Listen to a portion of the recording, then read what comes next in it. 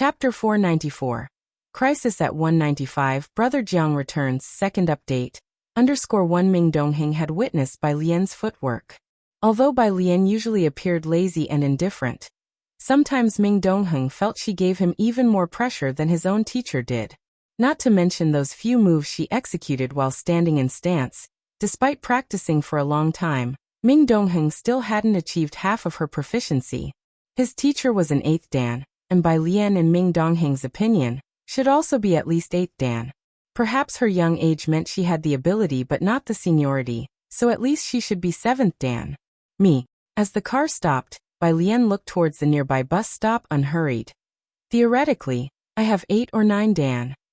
Theoretically? Ming Dongheng pressed a button, and the rear door automatically opened. He didn't understand what Bai Lian meant by theoretically. Bai Lian got out of the car very calmly. Because I've never taken the test. Ming Dongheng. Ming Dongheng was somewhat frustrated. Why wouldn't you take the test? Looking at Chen Jingyu, Yu Hongyi, and the others, every one of them seemed eager to test twice a year. What's the matter? Bai Lian stood outside the car window, speaking while also glancing at the mobile phone in her right hand. She was probably memorizing vocabulary. Ming Dongheng's expression was always cold, and he replied without a change in his demeanor. I just feel it doesn't match your temperament. Bai Lian. By coincidence, the bus also arrived, and Bai Lian boarded. Ming Dongheng left the car where it was, watching the bus drive away before taking out his phone to report to Jiang Fulai about Miss Bai coming to print, and then immediately leaving. After finishing his report, and just putting down the phone, it rang. It was Jin Kai, the current hall master of Xingyi Martial Arts School. While starting the car, Ming Dongheng pressed the hands-free button. Hall Master Jin, do you only have 5th Dan? Bai Lian was unwilling to take the test. Surely she had her reasons, like studying hard. But Hall Master Jin was from a martial arts family. They had run a martial arts school since he was a child. Why hadn't he taken the tests? After spending so much time together, Ming Dongheng knew Jin Kai's skills far exceeded 5th Dan. You already know? Yes, I only have 5th Dan. Jin Kai was startled and then chuckled bitterly. After the martial arts school closed down, I went to work on construction sites and didn't seriously test for any level. I tested last year, and now I'm still at 5th Dan. His real skills were definitely higher than 5th Dan. But to continue testing for higher levels, he had to wait until his 5th Dan reached the 6-year mark before he could test for the 6th Dan. He had missed over a decade. This wasn't something he could make up for in a short time. Now, with certificates and reputation being significant, even if Jin Kai had the skills of a 6th Dan or 7th Dan, without a certificate, he couldn't convince outsiders. Ming Dongheng drove slowly. Besides you, how are the other masters doing? 2 4th Dan and 1 5th Dan, the rest are all 3rd Dan, Jin Kai answered. They all had sat for the tests only after starting at Xingyi Martial Arts School last year. Before that, as the martial arts school declined, they were busy with their livelihoods and never imagined, under Secretary Zhou's suppression, the martial arts school could reopen, so they didn't continue testing. Come Here Friend went viral, and netizens scrutinized everything. Xingyi Martial Arts School already had students who came across similar video posts complaining about the school's teachers and hall master as being average with not even a 6th Dan instructor. They even said their spear performance wasn't as good as Yan Lu's. Many net users believed Xingyi Martial Arts School should live up to its name, and felt it was even inferior to Jingfeng Taekwondo. Meanwhile, the people from Jingfeng Taekwondo took this opportunity to market their Muay Thai 8th Dan instructor online. Jin Kai regretted for the first time not taking his levels more seriously. This month is the recruitment season, Jin Kai said gravely. I'm afraid they might be influenced by online chatter, and just like before, I'll go to Jingfeng Taekwondo. Miss Bai would be very disappointed, wouldn't she? Let's think of another way, Ming Dongheng squinted. Perhaps the situation isn't as bad as it seems. Sunday evening, 5:30 p.m. At Xiangqing Library, Ning Xiao packed up early, lowering his voice. I'm heading home first. Everyone should go, Bai Lian said to the others, methodically sorting files at a leisurely pace. After dinner, I'll be just in time to watch the 2nd episode. Tonight, the 2nd episode of Come Here Friend would be broadcast. Ning Xiao and Tang Ming walked in front, with Jianzhi trailing a step behind them. Yang Lin had left in the afternoon, while Pu Xiaohan couldn't sit still at noon, claiming she needed to go to Internet Celebrity Street to shoot a video. Bai Lian moved slowly, leisurely trailing behind everyone else. It seemed cold at the library's entrance. The three in front slowed their pace, and Tang Ming, who had been chattering nonstop, suddenly fell silent. Bai Lian, looking at her phone with downcast eyes, sensed something and looked up towards the street. A car was parked at the door. Beside it stood a tall, lean figure with a casual and relaxed posture, eyes lowered, looking at a child squatting by his feet, pinching the corner of a blanket with two pale fingers. In one hand he held a phone, only revealing his proud, cold profile. Ning Xiao, Tang Ming, and the others stopped walking. Having not seen him for several days, they seemed even more intimidated by Jiang Fulai, speaking in hushed tones, "Brother Jiang." Jiang Fulai withdrew his cold glance from Jiang He and looked up to nod at Ning Xiao and the others.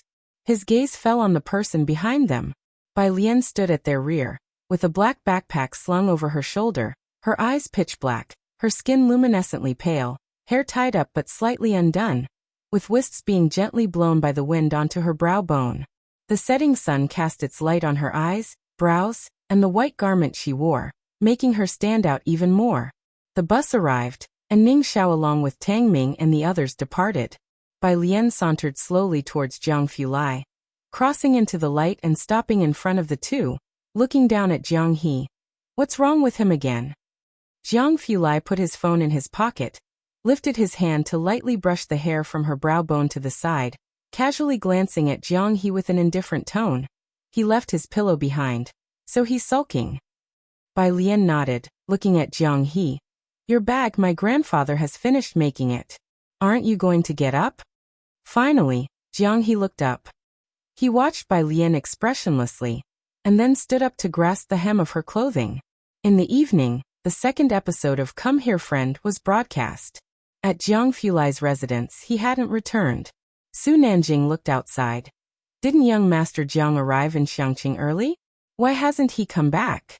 He knows many people. I don't know if he can get us an invitation. Can't buy one on the black market? Ming Dongheng came in from outside. Xiao Bingguan nodded. It's a bit difficult this time. They're auctioning off the last of the encrypted currency. You know how many around the world are waiting for it. Our country isn't at an advantage.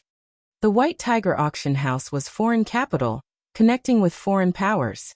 As he spoke, Xiao Bingguan noticed the time had come. 8 p.m. He placed the computer beside him on the coffee table, opened the web page, and jumped to the live broadcast of Come Here Friend. The computer emitted the sounds of Yan Lu and Mei Yi. There was also the cheering of the crowd and commentary from the fighting ring. 5 minutes later. "Are you watching the TV program Yan Lu's?" Su Nanjing recognized the match they had watched back then. He wasn't much interested in variety shows, leaning back lazily with a teacup, giving the computer only a glance, sipping lightly. Why bother watching without seeing her? Before he could finish, a giant logo of White Tiger Auction House appeared on the screen. Then the camera panned up from below to capture the majestic lion. Su Nanjing coughed violently. Cough cough. Chapter 495. 196 Issue 2. Only Bai Lian and her classmate are strong. Third update. _1 After the last episode aired, Come Here Friend saw its discussion soar on various platforms. Ordinary people have an innate curiosity, especially about places like Bakhtar Street, which they had never heard of before. Initially, major media outlets began educating the public about Bakhtar Street, but later many videos were censored by officials, and netizens only dared to share videos in private. If the authorities hadn't acted, they might not have cared, but once they did, the public's curiosity only intensified. At this moment, the right side of the screen kept flashing. White tank top. Sandai King. White tank top's previous battle had gone viral online. He could be ranked within the top 10 UFC fighters, and being the second to emerge in China, he had a big reputation in the world of Sanda. Production team, who exactly are you? How could you even film this? If the production team can interview White Tank Top, it'll be your fan for life. Right after the fight scene aired, the audience was boiling with excitement, and the next second, the scene switched to White Tiger Auction House. The barrage was not as fervent. White Tiger Auction House, where is that? So luxurious. I've also experienced being rich for once. Not many people knew about White Tiger Auction House. When they were filming, White Tiger Auction House wasn't open for business, so the audience just enjoyed something novel. The filming of Backter Street stopped there, and on Weibo, Sandai King slowly climbed to the top of the trending searches. No, said Su Nanjing, placing his teacup on the table. He stopped coughing and eased the shock in his heart, turning to look at Xiao Bingwen beside him. What kind of production team did Yan Lu join?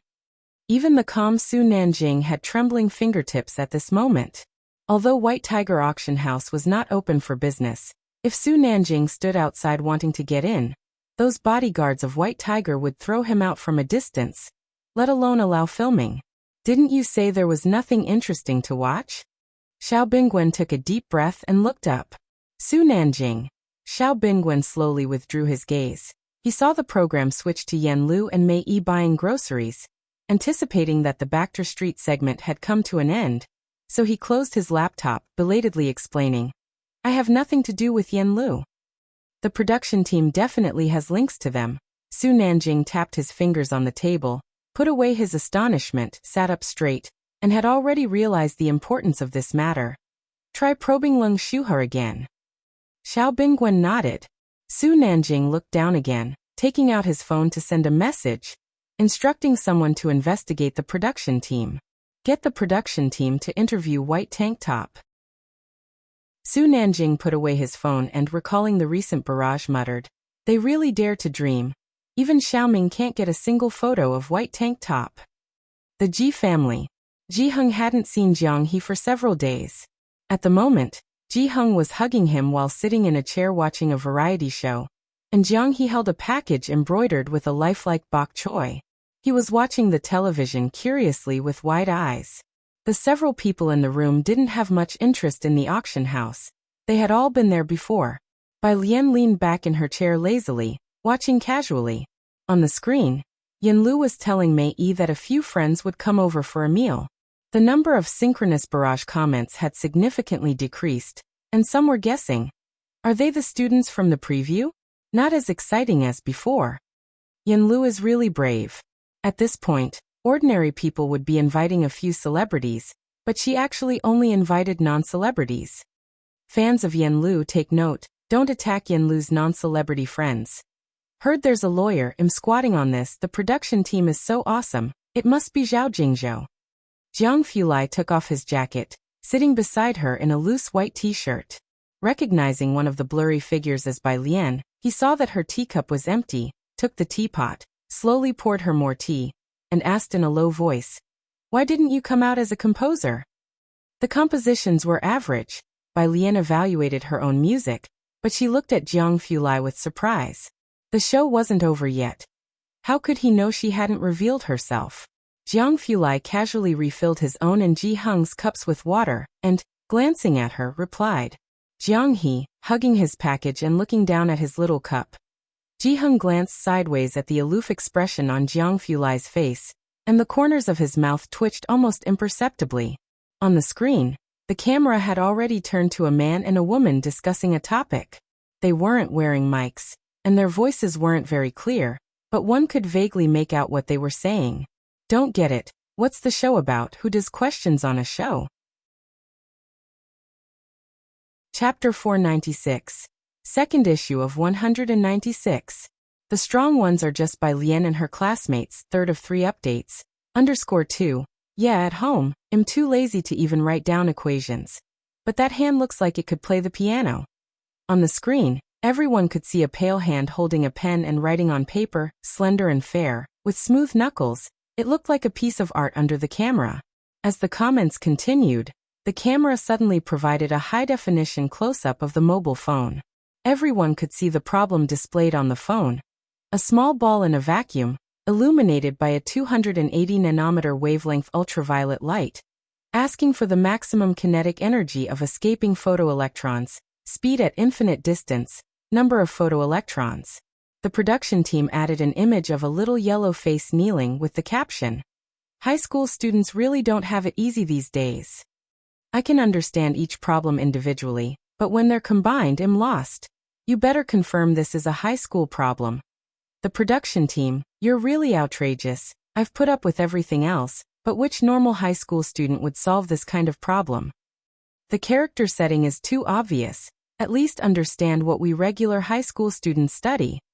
Comments continued to flood in, with several mentioning Jiangjing. Jiang Fulai looked at these comments, his delicate brows betraying some hesitation. "Is this problem difficult?" "It's all right." Bai Lian lazily sipped water. "I know the answer, it's just that Ning Xiao didn't have enough time." Jiang Fulai leaned back and commented indifferently, "He's always been a bit slow." Next to them, Ji Heng, who understood nothing. He felt like he was one of those netizens commenting. However, it was only for a moment before Chi Yundai's arrival shifted the topic again. The moment Chi Yundai appeared on screen, the production team highlighted his full title. Chi Yundai, a 39-year-old practicing lawyer. Yin Lu respectfully called him Chi Lu. "Chi Lu? Never heard of him. Is this to hype him up?" +1. I thought the production team would invite Zhao Jingzhou. You were so good in the first half. Why did the quality drop in the second half? Soon, the scene of Chi Lu cutting potatoes made viewers satisfied. "Just admit it, production team, he must be a 5-star chef, right? Haha, teacher May had me dying of laughter. He actually went back to secretly cut potatoes. Come here, friend," made the hot search once again because of the Sonda King. The last episode was a smash hit. This episode's first half was even more explosive than the previous one, especially since White Tank Top was already famous in the fighting ring. Now his popularity soared even higher, to the point where there were inquiries about White Tank Top's social media account. It was only the latter half that dragged on. At least Chi Yundai managed to earn the nickname 5-star chef from netizens. But viewers found the segment with the physics problems critically poor. At Yen Lu's place, as someone who had been consistently disparaged, her sixth sense was sharp. She immediately called Wang Xian. "Sister Xian, didn't you watch before airing the episode?" Wang Xian had also seen the online sentiment. She rubbed her brow. "I did, but we had no idea the problems Miss Bai and the others were working on were so hard. If I'd known, I wouldn't have allowed the director to air them." The director was trying to evoke empathy from senior year students who had left school for so long, thinking that the current senior students must be very strong. Little did he know, it was only Bai Lian and her classmates who were strong. Yen Lu opened her computer, and there were already people spontaneously joining the backlash online. A new entry appeared on the trending search.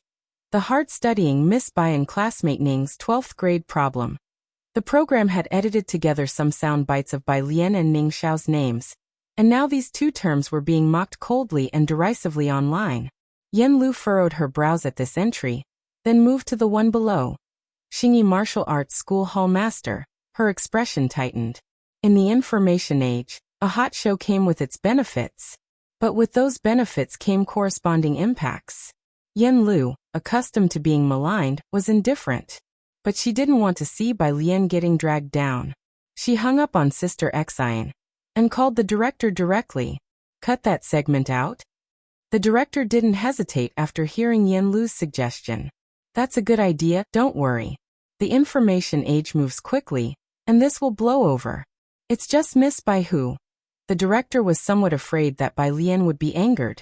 After all, people online were accusing her and Ning Xiao of putting on an act. She doesn't go online, Yen Lu sighed. And she believed that Bai Lian wouldn't be bothered by others' opinions.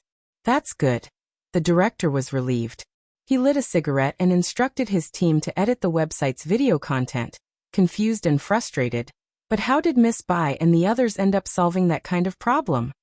He was genuinely perplexed. Bai Lian and Ning Xiao were students from Xiangqing. How could education resources there have such outlandish problems to excite netizens like this? This stumped Yen Lu. Yen Lu was not academically inclined and simply answered. She does whatever problems she wants to. Indeed. On the other end of the phone, the director shrugged. After all, Miss Bai was so cool that the industry big shots had already called him. What was the big deal about her doing a problem? The director hung up the phone. Beside him, the assistant director stood up from his chair. They're editing it now. Hopefully, the audiences will quickly forget about Miss Bai and Ning Xiao. The director nodded, still holding his cigarette, his brow unrelenting. How's Lawyer Chi doing right now? As you know, our show is on fire right now, the assistant director said, resigned. When they recorded the show, they never imagined it would become this popular. They just wanted to give Lawyer Chi some exposure, but ended up overshooting. The show was too popular, and the audience's expectations were too high. Chi Yun-dai seemed too ordinary compared to Sun Dan on Bachter Street, and the presence of white tank top. Editing could shave off segments with Bai Lian and Ning Xiao, but for Chi Yun-dai, the latter half was all about him. There was no way to make cuts. The director exhaled a ring of smoke and lowered his head to check his phone, opening the official Weibo account for "Come here, friend. We can cut out Miss Bai's segments, but it's tricky with Lawyer Kai's part." As he spoke, he began to read the comments to gauge the current sentiment.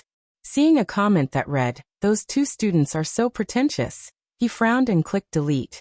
Yen Lu's and Mei Yi's fans were trying their best to control the situation, but there were too many outside viewers, and they couldn't keep things under control. Scrolling to sort by popular comments, he saw the top one. "The production team is so amazing, you even invited Sun Dan. It's fine you couldn't get Dean Jian, and Bai Jian for the latter part, but I thought the coming lawyer would be at Zhao Jingzhou." Feeling somewhat disappointed, Zhao Jingzhou, a lawyer so renowned online as Zhao Dazhuang, was the archetype of a strong first-class lawyer in the minds of netizens. The director couldn't help but laugh with irritation. Why don't they ask me to invite God over? Chapter 497, 197 Choices. Creating a God_1. The director stretched out his hand to delete the comment, and instructed the PR department to pay attention to the pace of the internet. After all, Sun Dan of Bachter Street was also connected to Yen Lu, so how could the production team have such incredible influence? If they had those connections, they'd invite stars like Gao Shu and Wei Shiyuan to be regulars on the show. They even dared to talk about Zhao Dazhuang. The assistant director spoke up, not afraid of getting a cease and desist letter from attorney Zhao Lu at all. "The heat is too high," the director, holding his phone, looked towards the door. "On such thin ice, I wonder if our show can continue." The official website's video was quickly re-edited and uploaded, and the editing related to Bai Lian and Chi Yun-dai was rapidly trimmed to minimize the issue. The online storm seemed to subside. Over at Bai Lian's side, neither she nor Jiang Fulai saw any problem, and they didn't go online often, just watch TV. Jiang Fulai picked up his coat and left, while Jiang He stayed with Ji Hung. He didn't bring his Legos when he returned to Jiangjing, and had been sneakily keeping them at Ji Hung's place. Only after everyone left did Jiang He grab his bag to retrieve his Legos. Ji Hung brought over the pajamas he had left for him, took him to bathe, and even though Jiang He was big enough to bathe himself, Ji Hung, worried that he might be scared alone, sat beside the tub on a small stool to wait for him. Jiang He bathed obediently, and Ji Hung had even bought him a rubber duck for the tub. But Jiang He was always aloof, never playing with the rubber duck. Ji Hung, focusing on his own drawing, noticed that Jiang He began to play with the rubber duck only when he wasn't being watched, repeatedly pushing its head underwater, and then watching it bob back up. After doing this dozens of times, Ji Hung, maintaining one position for 5 minutes and feeling a strain in his neck, saw that Jiang He was still poking the rubber duck and couldn't help but cough. Jiang He immediately let go of the rubber duck and scooped up water to wash his face. Only then did Ji Hung slowly lift his head. "Are you done washing?" Jiang He nodded. Ji Hung handed him a dry towel, and after Jiang He put on his pajamas himself, he glanced over at Bai Lian's tiny room. Bai Lian was in the next little room, the light inside on, allowing him to catch a glimpse of her busy silhouette through the crack of the door. Ji Hung suddenly lowered his voice. "Xiaohe, do you know what a wave function is?" Jiang He looked up at Ji Hung, blinking in confusion. Ji Hung, okay, he didn't know. Ji Hung wondered, wasn't this kid a genius? He had an expression that said he had overestimated him. Jiang he silently finished dressing. In the tiny room, Bai Lian was carefully polishing a piece of jade with a triangular file, water dripping down the edge of the jade onto the machine. As the shape of a Kylan's leg started to emerge, she polished for a bit and then looked at it leisurely in the light. Not bad. What a master could polish in a few days took her a month, and even then it was barely passable. Fortunately, only Jiang Fulai's piece was urgent, Ji Hing's was not. It gave her time to take her time with it. Monday, classes as usual. Some students in class 15 were discussing the show from the day before. Yang Lin arrived early, and by the time Bai Lian got there, she was already earnestly working on her paper. Bai Lian pulled out a chair to sit down and took a notebook from her bag, pushing it towards Yang Lin. The notebook bumped against Yang Lin's elbow, and she turned her head. A notebook with physics and mathematics, Bai Lian said succinctly as she set down her bag. Glancing at her phone, she saw that Hewen had sent her a document. Hewen, it's been too long since the college entrance exam, just take a look. Hewen, the results of that last experiment were a bit strange. He seemed to be busy, brief, and to the point. Bai Lian opened the document Hewen had organized and forwarded it to the class group. The results from last time were strange? As she pondered, she pulled out a pen and her exercises. She had already finished the weekend's paper. Being a senior meant endlessly practicing problems and identifying one's own weak spots.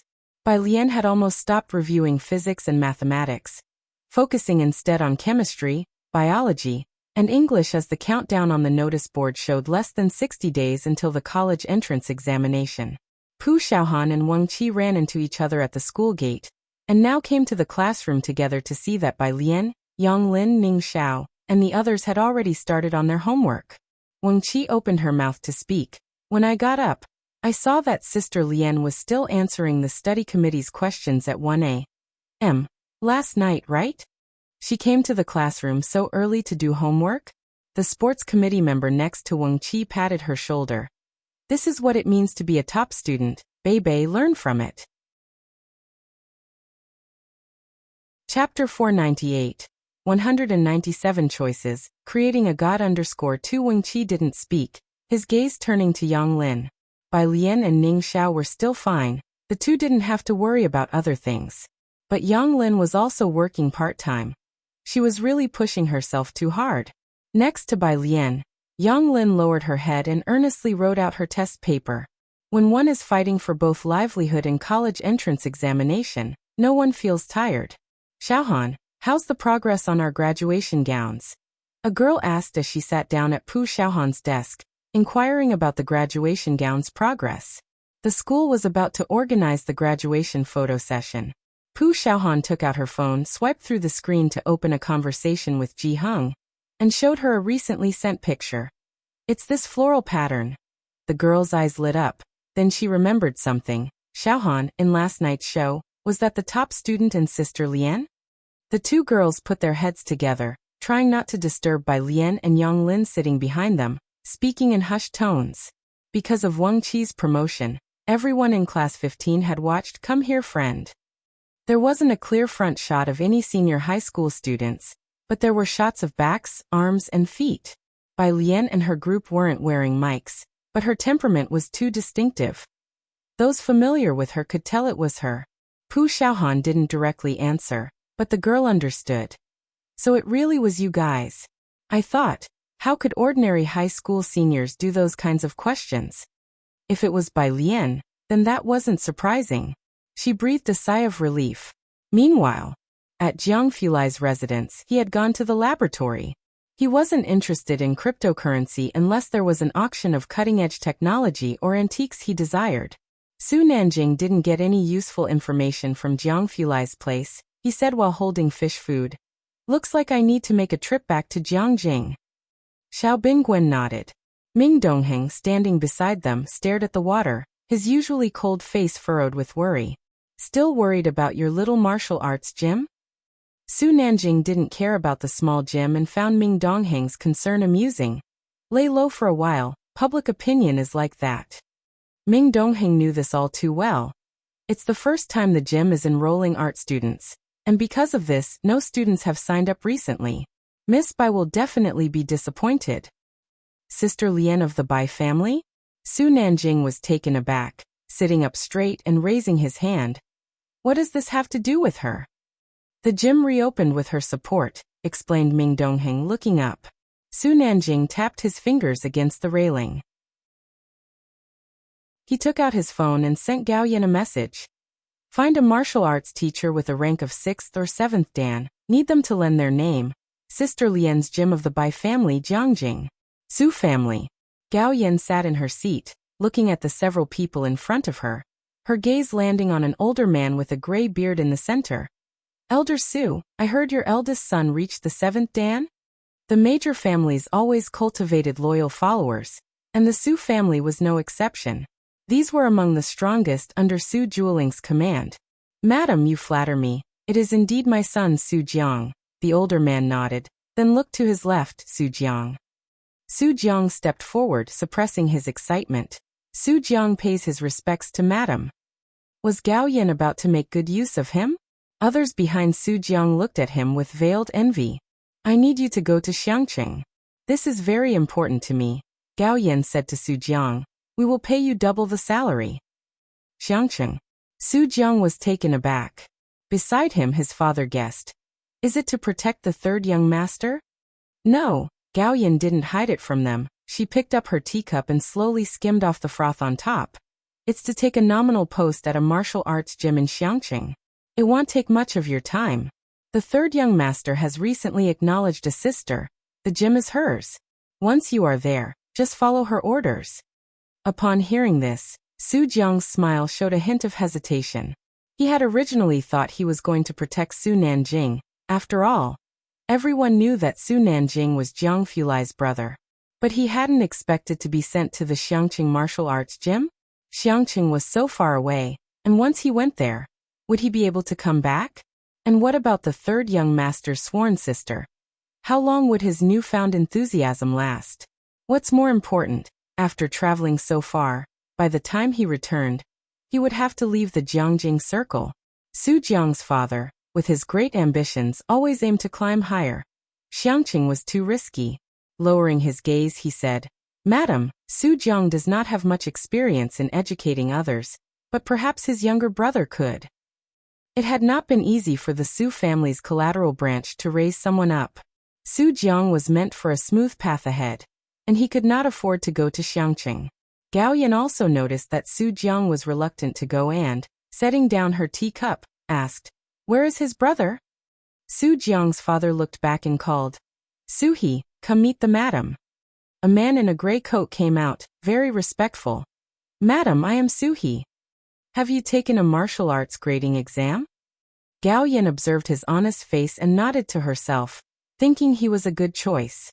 No cunning about him. 6th Dan. He had even met the minimum requirement set by Su Nanjing. Are you willing to go to the Xiangqing martial arts gym? Su-hee is willing. Gao Yin, satisfied, said, All right, pack your things and head to Xiangqing tomorrow. The third young master's people will meet you there. Beicheng. In the evening at Lu Yang's side. Lu Yang's fan group had many people discussing the program, Come Here Friend. It was common knowledge among insiders that it was originally Lu Yang who was approached by the production team. But he feared that participating would affect his image as a pretty boy, so he declined. After the show became popular, Lu Yang was also mocked online, accused of dropping the watermelon while picking up sesame seeds. His main fans all knew about it. Lu Yang's agent, seeing the constant mentions in the group, couldn't help but take a look. It was a rich female fan of Lu Yang, Strawberry Ice Cream. This shitty show even does biased editing. Was Come Here Friend trying to create a god with Lu Gu, and he refused to play along, so he dropped out? It's not what the internet rumors say about glorifying some and belittling others. Lu Gu was badly smeared last week. Seeing the messages in the group, the agent did not deny them, nor did he stop the fans from speculating. The popularity of Come Here Friend was still fermenting. Netizens like to build up idols, but they also love to tear them down.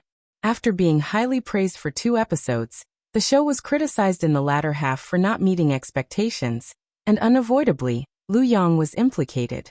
Strawberry Ice Cream, being wealthy, had more sway over Lu Yang's fans than his own studio.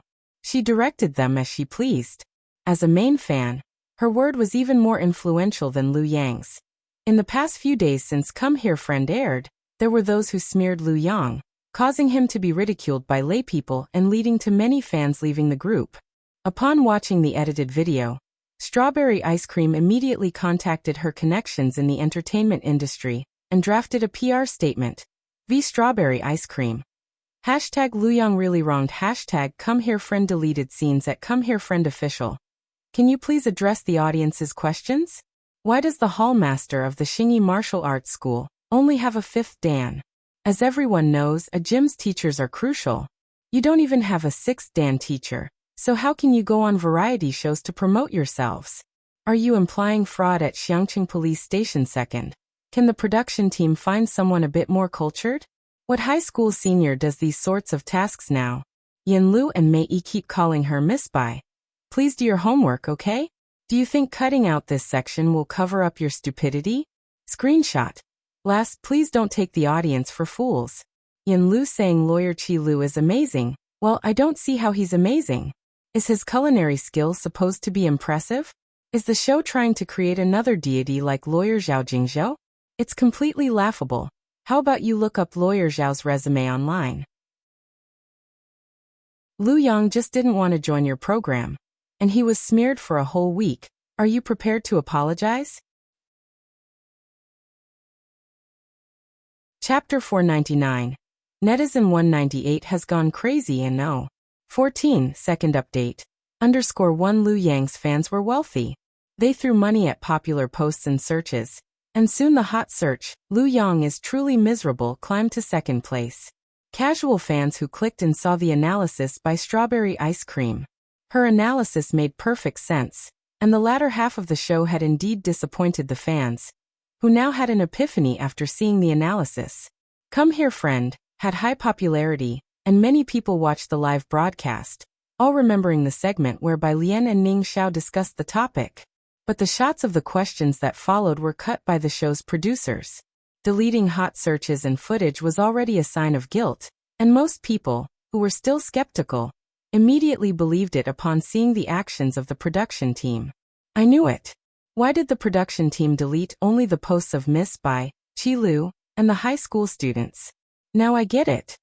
Does the production team think the viewers are fools? Sorry. I was also bashing Lu Yang last week. Looking at it now, Lu Yang is truly a lotus untainted by mud. There are few artists like him in the entertainment industry. The fervor online was fermenting, and Yin Lu, Mei Yi, and the production team all faced varying degrees of slander. Many people were asking underneath the official Weibo account of Lu Yang, Lu bro, is it really like that? Lu Yang's agent's phone rang. It was Sister Xian. Sister Xian. Lu Yang's agent walked to the window and answered the phone. What does a busy person like you need from me? Let's not beat around the bush.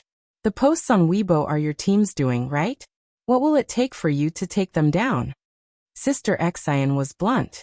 You know better than I do why Lu Yang isn't in the production team. Lu Yang's agent pretended to be dumbfounded and hesitated. Sister Xian, what are you talking about? What's happened on Weibo?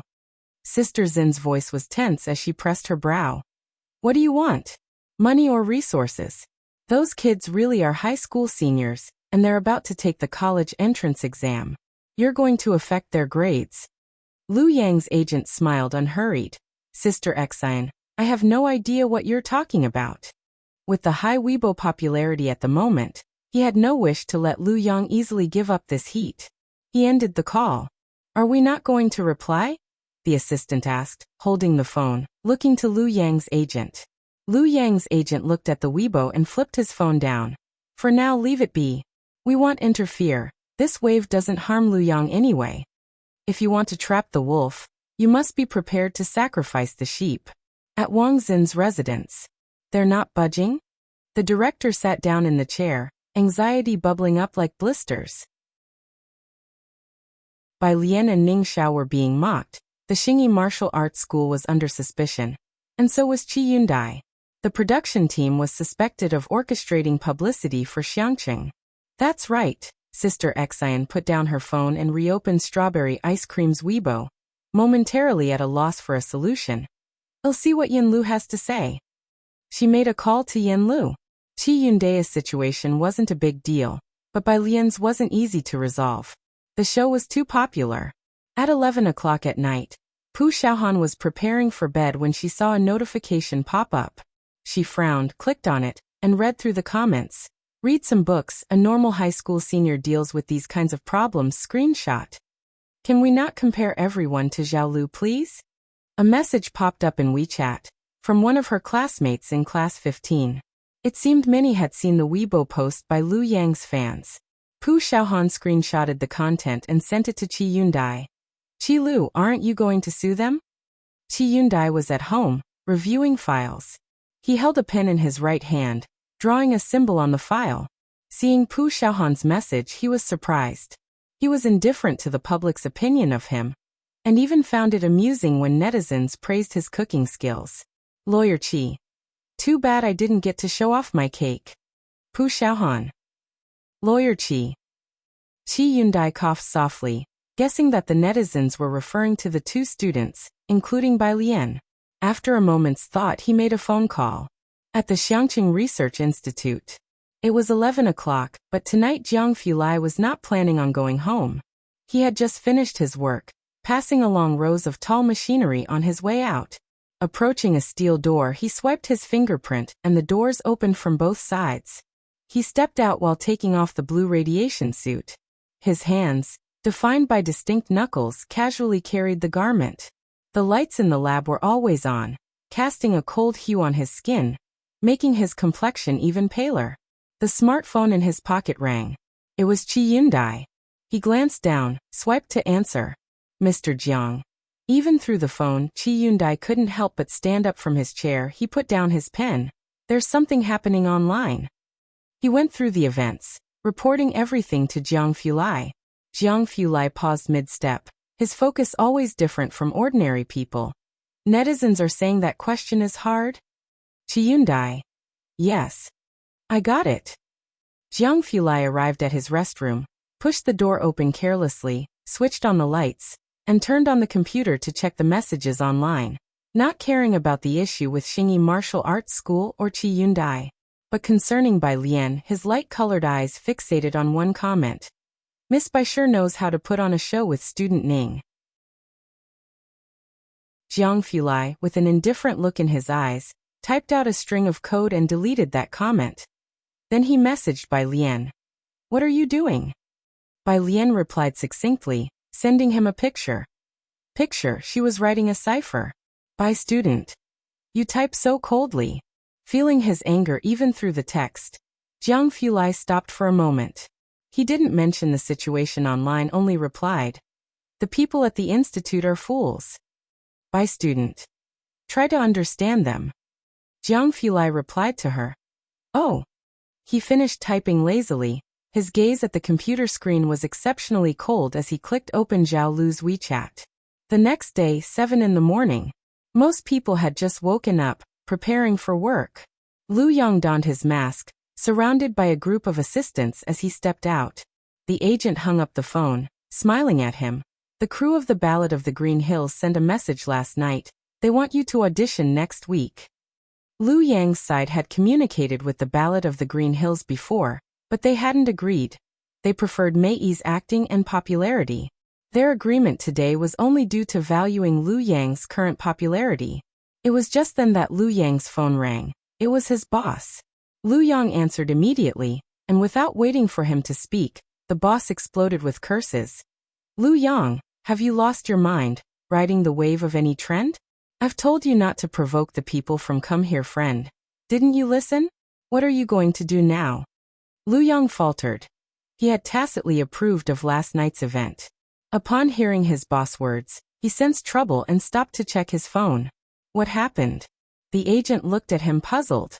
Lu Yang shook his head without speaking and just opened Weibo. The app was slow to respond, so he waited a moment before proceeding. Check what Yan Lu's side has done. The trending searches had changed to Zhaojingzhou and Jingjiang Preparatory Camp. As the larger online community continued to indulge in the spectacle, Yan Lu's fans mourned in their groups, saying they didn't believe it and awaited Yan Lu's denial. But the night passed without any word from Yin Lu. Even at 6 in the morning, she posted a Weibo of the sun, driving her fans to despair. It was only then that Yin Lu retweeted 3 posts, and her fans, with a doomsday mentality, clicked in. The first post she retweeted was Come Here Friend official account reposting and commenting on Strawberry Ice Cream's post.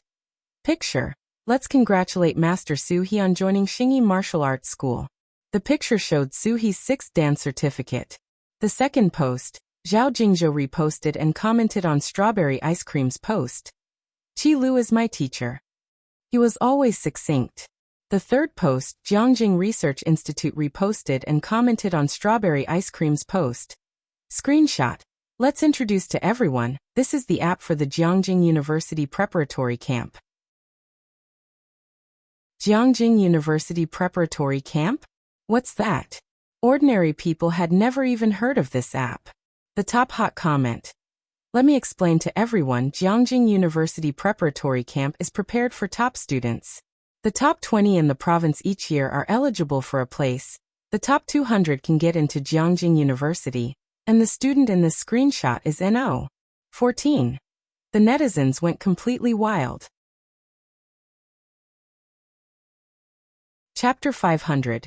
199 Aliens Calligraphy _1 Zhao Jingzhou was the hotshot lawyer on the internet, and everyone knew that the cases he handled almost never met with defeat.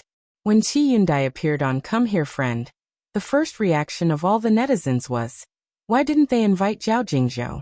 It wasn't until Zhao Jingzhou's Weibo post topped the trending search. Lu Yang's fans: Zhao Lu, if you're being forced, blink your eyes. Some puzzled bystanders also expressed, no, why haven't I heard about Qi Yundai online? 2 minutes later, an informed lawyer quietly commented in the section, of course you haven't heard of him. The cases he deals with are all international serious crimes. Have you heard about the financial loophole in the INS Group the year before last? A global top 100 enterprise, gone. Yes, he did it. Soon, another netizen threw out a screenshot. Image. People clicked on the image to find a codex of criminal law, and everyone saw the text on it. Participated in revising and writing the list. Qi Yundai. At this point, many people started reposting Strawberry Ice Cream's Weibo. You haven't heard of him, could it be possible that he plays in the high leagues?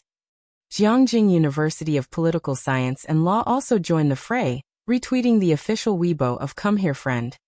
No wonder Professor Qi isn't coming back to give lectures. You've lured him away. Those who vie with us for Professor Qi, beware, smile.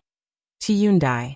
Seeing these corroborating pieces of evidence, the detractors had nothing to say about manufacturing a god. Was a resume like Qi Yundai's something that could be fabricated? Apart from Qi Yundai, the focus of netizens shifted to Jiangjing Research Institute.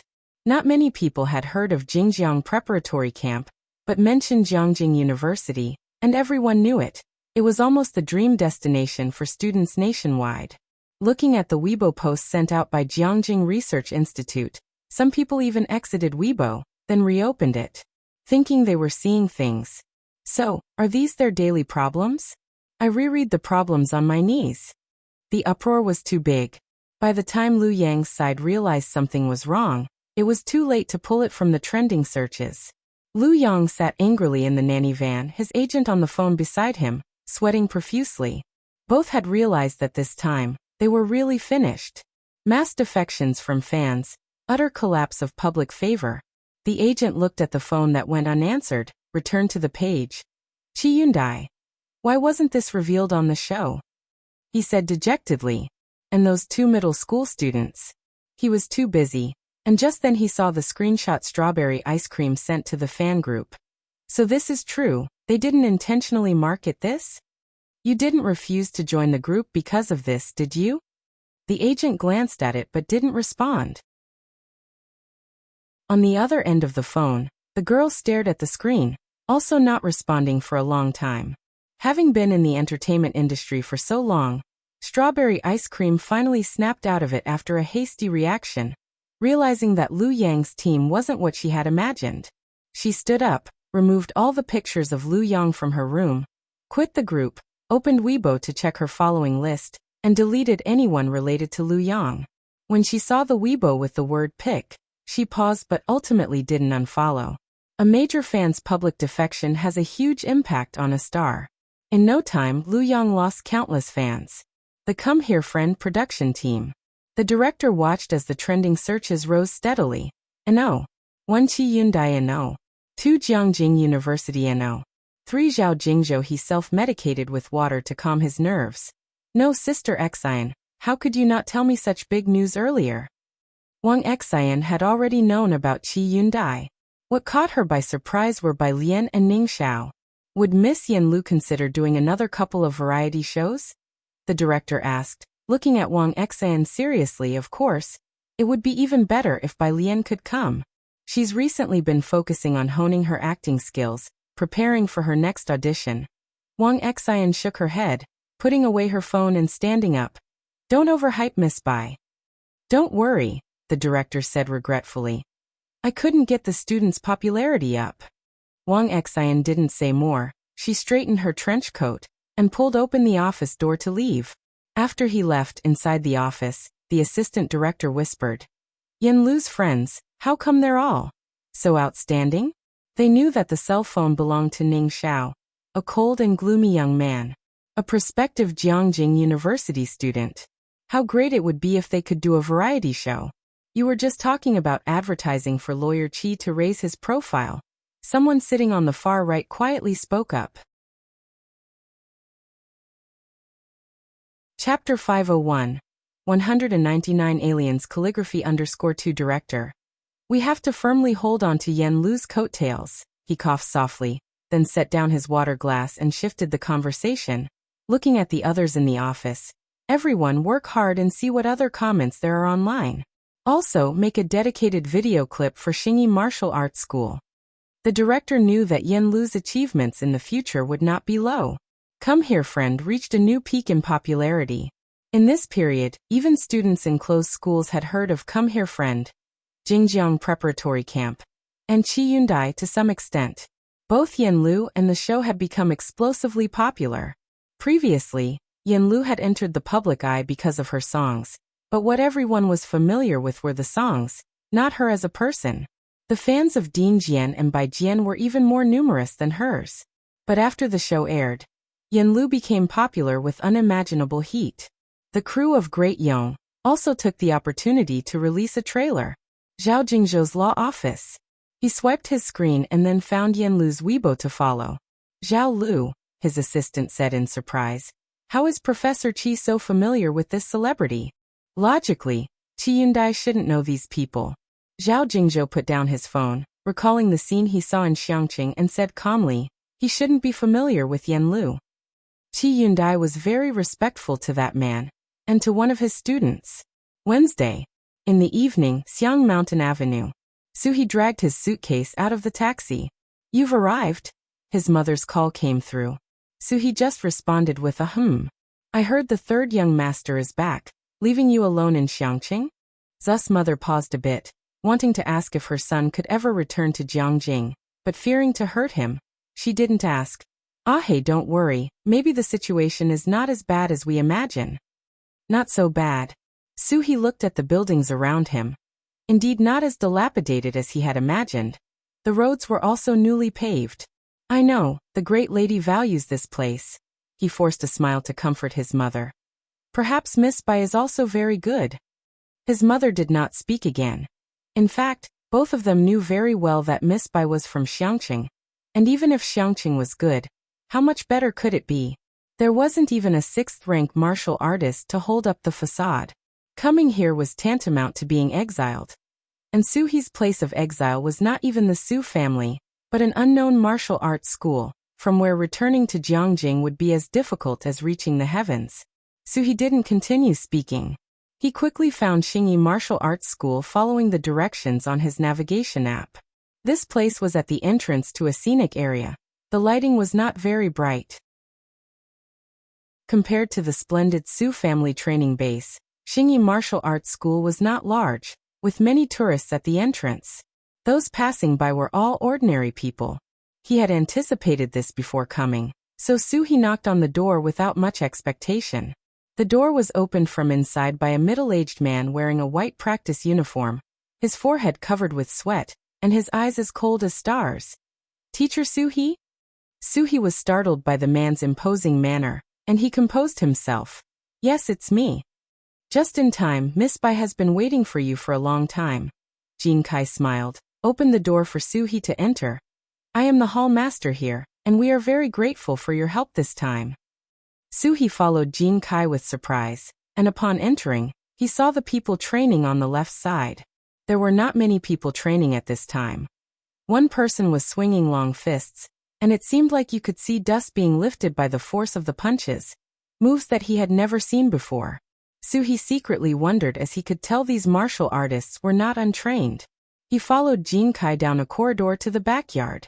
In front of the stone table in the backyard, a girl was lounging on a bench next to it, dressed in a blue and white school uniform, her top loose, her legs slightly crossed, and one hand tapping on her phone on the table. She was casually accepting an orange from a middle-aged woman, and the dim light in the yard cast a golden glow on her. "Miss Bai." Jin Kai took a step forward and reported to her, "He's here." Bai Lian slowly peeled the orange, looking at Suhi, and arched an eyebrow. 6th rank. Even though the girl in front of him looked young and delicate, Suhi felt an inexplicable pressure, and he tensed inwardly. "Yes, Miss Bai." Although he had suffered internal injuries, he was indeed of the 6th rank. Bai Lian had already heard from Jin Kai that Suhi was there as a substitute. She broke off a segment of the orange, tossed it into her mouth, leaned on the table with her elbow, and after a moment's thought said, "Have a go with Hall Master Jin." Facing a fight right away, Suhi hesitated for a moment, but then he set his luggage aside, and with an apologetic look toward Jin Kai said, "I apologize in advance, as in sparring punches and kicks can slip." Chapter 502, 199 Aliens Calligraphy _3 Although he had suffered internal injuries, with his experience in the Su family, dealing with an ordinary border town person was not a problem. Hall Master Jin tightened his belt and, with great elegance, raised his hand and flashed a grin at him. Suhi's expression was solemn as he stepped back with his left foot, and took out his signature guardian boxing technique, charging straight for Jin Kai's face. Jin Kai blocked his right hand and reversed the move to pin him down. He was strong. Bang. Suhi was thrown to the ground. "Ah!" Bai Lian stood up, closely observing Suhi's condition, then turned to Jin Kai and said, "He's a bit weak. Give him a medicinal bath tomorrow and see if he can adapt to it first." Jin Kai nodded, and went outside to prepare the medicinal herbs. Only Suhi lay on the ground, lost in confusion, staring up at the starry sky. Wasn't it said that there weren't even 6th-level practitioners here? Shouldn't he be the only 6th-level master? Why couldn't he even beat an ordinary hall master? The script was not playing out as he had expected. Only after dealing with Suhi did Bai Lian take out her smartphone and open her conversation with Mao Kuan. Mao Kuan. 2 million. He was referring to the invitation in her possession. 2 million, 4 times higher than the starting price on the black market. Bai Lian was expressionless. When Jiang Fulai parked the car, he saw her leaning lazily against a tree with her school bag, dressed in a school uniform, her eyes languid and her face clean and simple. Behind her was the entrance to Purist Street. These past few days, the street had surged in popularity, and the crowd streamed endlessly. Lights flickered into points, all fading into her backdrop. He rolled down the car window and honked the horn, signaling her to get in. This was not a good place to park. Bai Lian got into the car and fastened her seatbelt, her phone automatically connected to Bluetooth, and as Jiang Fulai merged with the traffic he asked, "Why weren't you listening to your vocabulary words?" "I forgot," Bai Lian said, looking down. She leisurely opened her vocabulary application. While listening, she switched to a message from Su Nanjing. "Will you come back?" On the other side of the phone, Su Nanjing had just boarded the plane, and was about to shut it off when he received Bai Lian's message, which amused him. "I can't come back for a short while, it takes too much time." Bai Lian tapped on her smartphone. "Give me an address, I'll send something." He sent her an address and then asked, "Are you going to send me some local specialty?" "Bai Lian." She leaned back and asked Jiang Fulai, Are you familiar with Su He? Jiang Fulai's driving was steady. Nanjing mentioned him. He's a collateral member of the Su family, trustworthy. Su Nanjing knew that the martial arts training hall was by Lian's place, so he would naturally inform Jiang Fulai when sending someone over. On the phone, Su Wenyo's concerned message popped up, asking if the pressure from her studies was too much recently. Bai Lian replied that it was manageable. As the car was nearing Purist Street, Jiang Fulai tapped his fingers leisurely on the steering wheel and asked, "Not going to eat first?"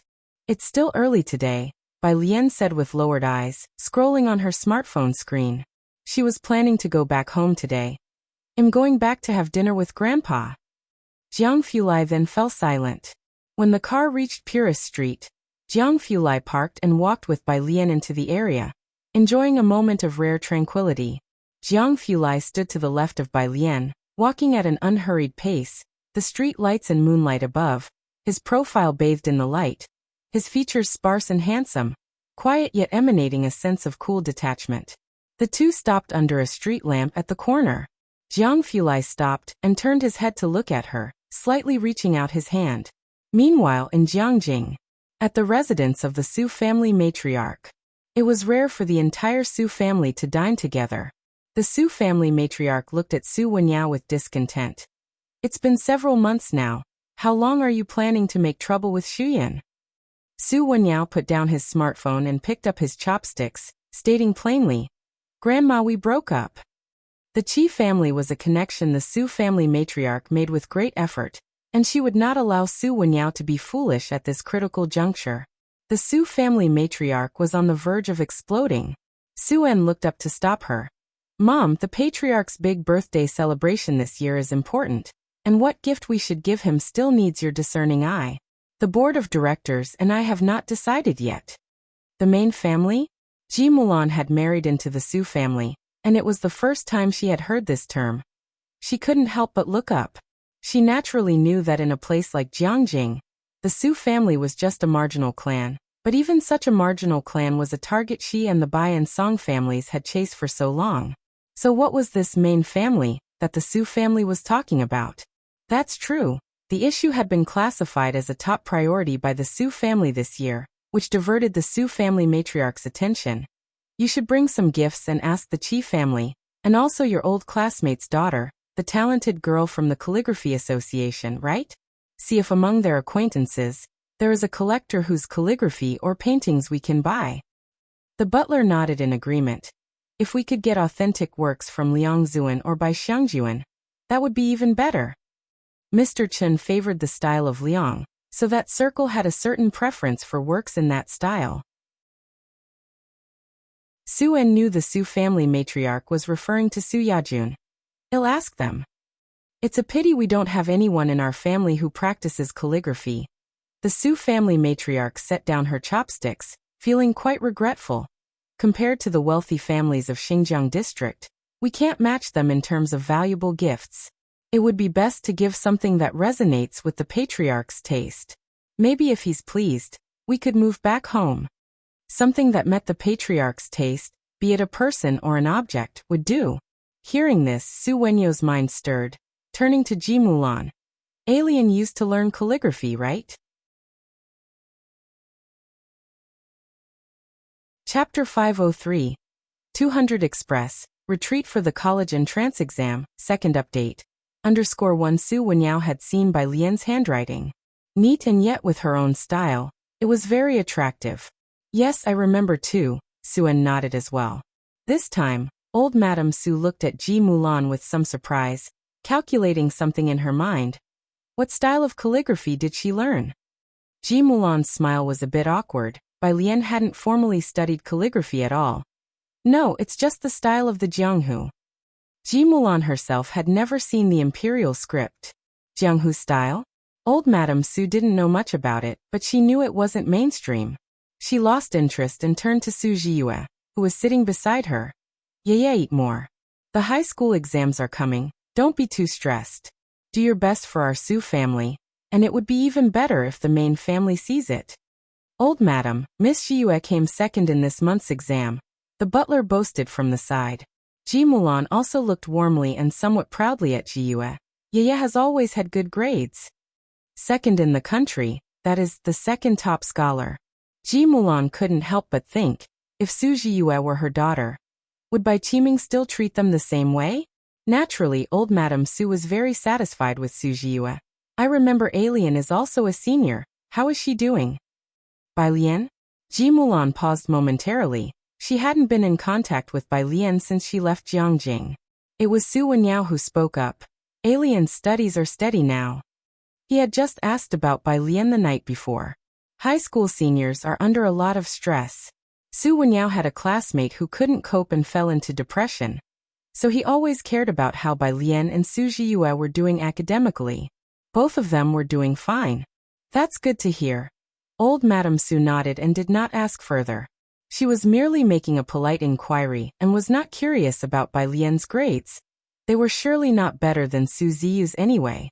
After the meal, old Madame Su took her Buddha beads to the temple to pray for Su Ziyu's smooth success in the high school exams.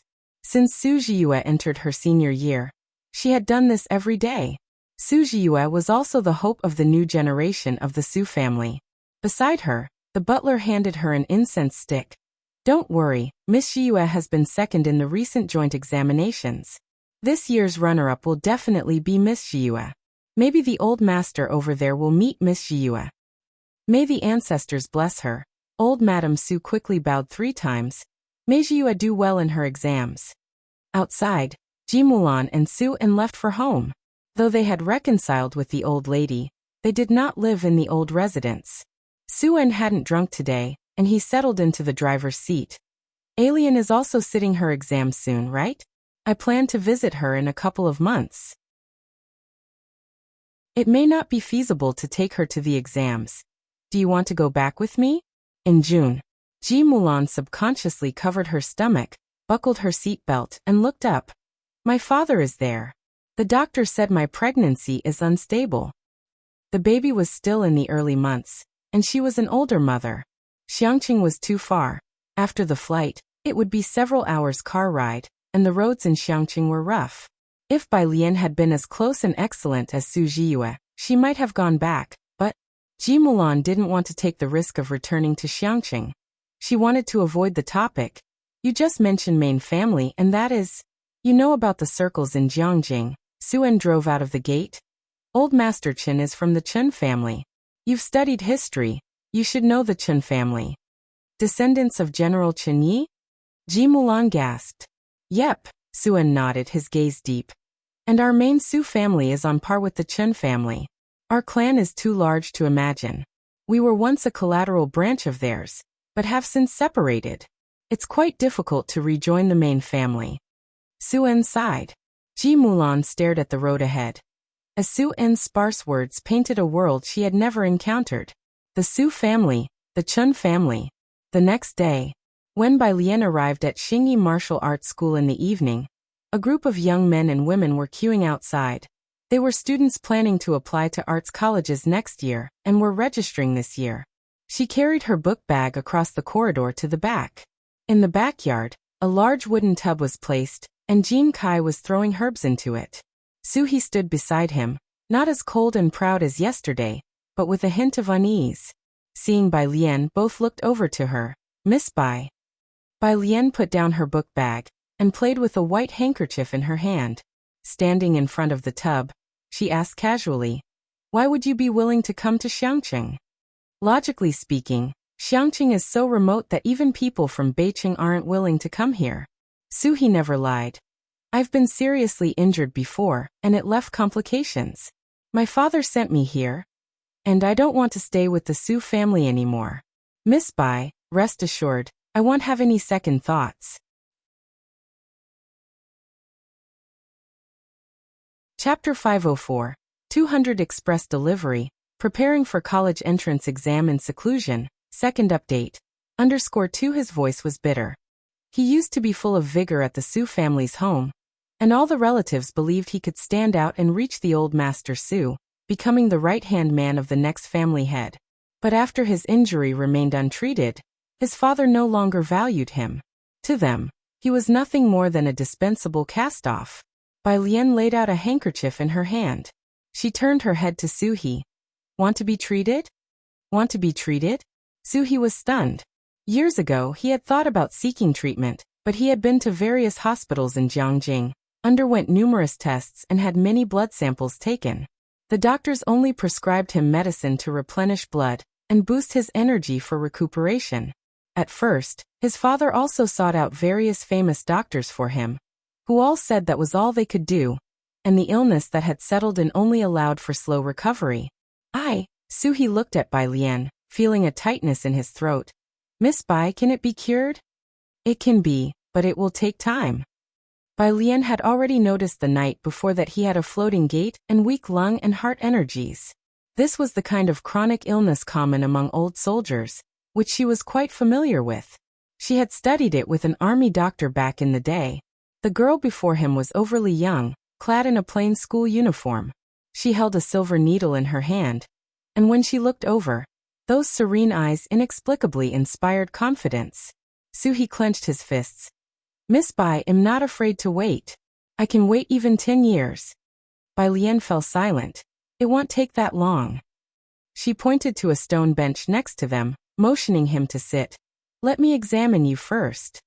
Suhi placed his hands flat on the stone table.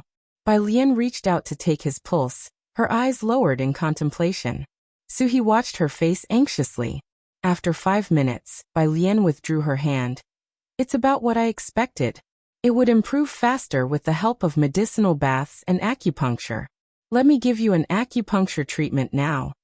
She rolled up the sleeve of her school uniform carelessly. A few strands of fringe fell over her forehead, casting a trace of indolence. Her slender fingers held the needle and located the Zhongxian point on his body. She inserted the needles one by one, the last one at the Zisani point, to supplement earth to produce metal, a principle in traditional Chinese medicine that treatment must target the root cause. How does it feel? Bai Lian stepped back and observed him. Suhi opened his eyes. It doesn't feel like much. Bai Lian slowly redirected her gaze, noting that being able to speak was a good sign. No paralysis. Outside, Pu Xiaohan was shooting the local customs and flavors outside. When Bai Lian came over, Pu Xiaohan was just packing up her camera. Are you done? She walked towards Bai Lian with the camera in hand. Not yet. Bai Lian remembered there was a cluster of courier stations at the street corner, convenient for travelers wanting to send local products home. I'm looking for a courier station. You're sending a courier? Pu Xiaohan greeted old Mr. Tao at the street corner before taking Bai Lian's sleeve and leading her towards the front. It's this way. Which company do you want to use? All kinds of courier stations were available here. Bai Lian followed Pu Xiaohan, looking to the side. Which courier is the cheapest? The post office. Pu Xiaohan led her to the far end. They passed by stations for SF Express, Zhongtong, and others before stopping in front of the Green Postal Express. It's the cheapest. The post office had the fewest people, with several couriers inside. Seeing someone approaching, the woman inside put down the package and took a couple of steps forward. Her eyes landed on Bai Lian. Are you sending a courier? Yes. Bai Lian took out her backpack and pulled out a golden red invitation, just this. The woman took a look, saw it was an invitation, and without much notice, bent down to rummage on the floor, finding a not too battered box. Can I use this to mail it for you, beauty? Bai Lian was not picky. That's fine. The woman handed her the form to fill out. Bai Lian, not wanting the writing to be unclear to others, filled out the courier form in very neat handwriting, and once finished, handed it over. The woman took it, and upon seeing Bai Lian's calligraphy, stared in surprise, then took an extra look at her. Then her eyes fell on the address. Is this going to Jiangjing? Yes. Bai Lian nodded. Remembering Nanjing had said he wouldn't be returning this time. The woman, not further inquiring into private matters, packed it skillfully. Out of concern for the invitation, she even carefully wrapped it in a layer of plastic film, 9 yuan. Bai Lian scanned the QR code with efficiency. Pu Xiaohan watched the woman pack the item, and after Bai Lian paid and walked out, she hesitantly asked, the one you just sent, Why does it look so much like the invitation used by good people playing ping pong? When Zhang Xiai showed Pu Xiaohan Bai Lian's invitation, she remembered it clearly.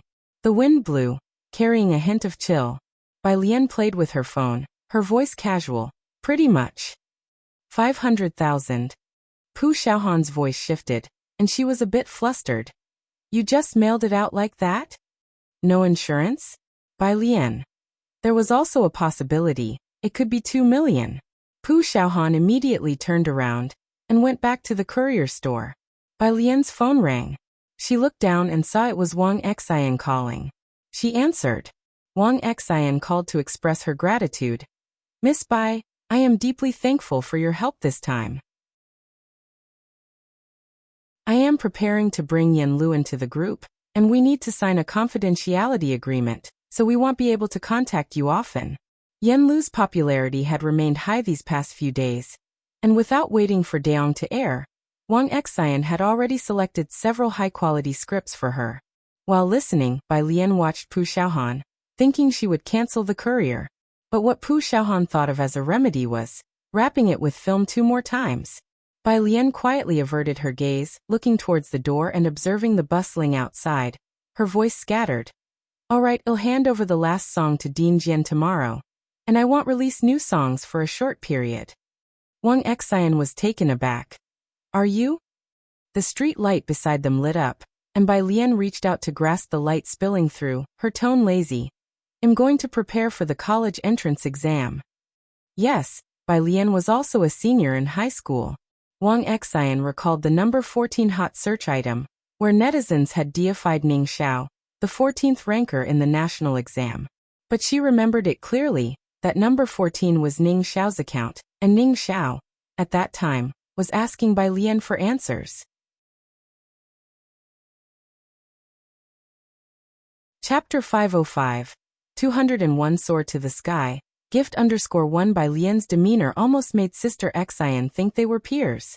It was only when she heard Bai Lian talk about the Gaokao that she vaguely realized Bai Lian was just a senior in high school, still needing to take the college entrance exams.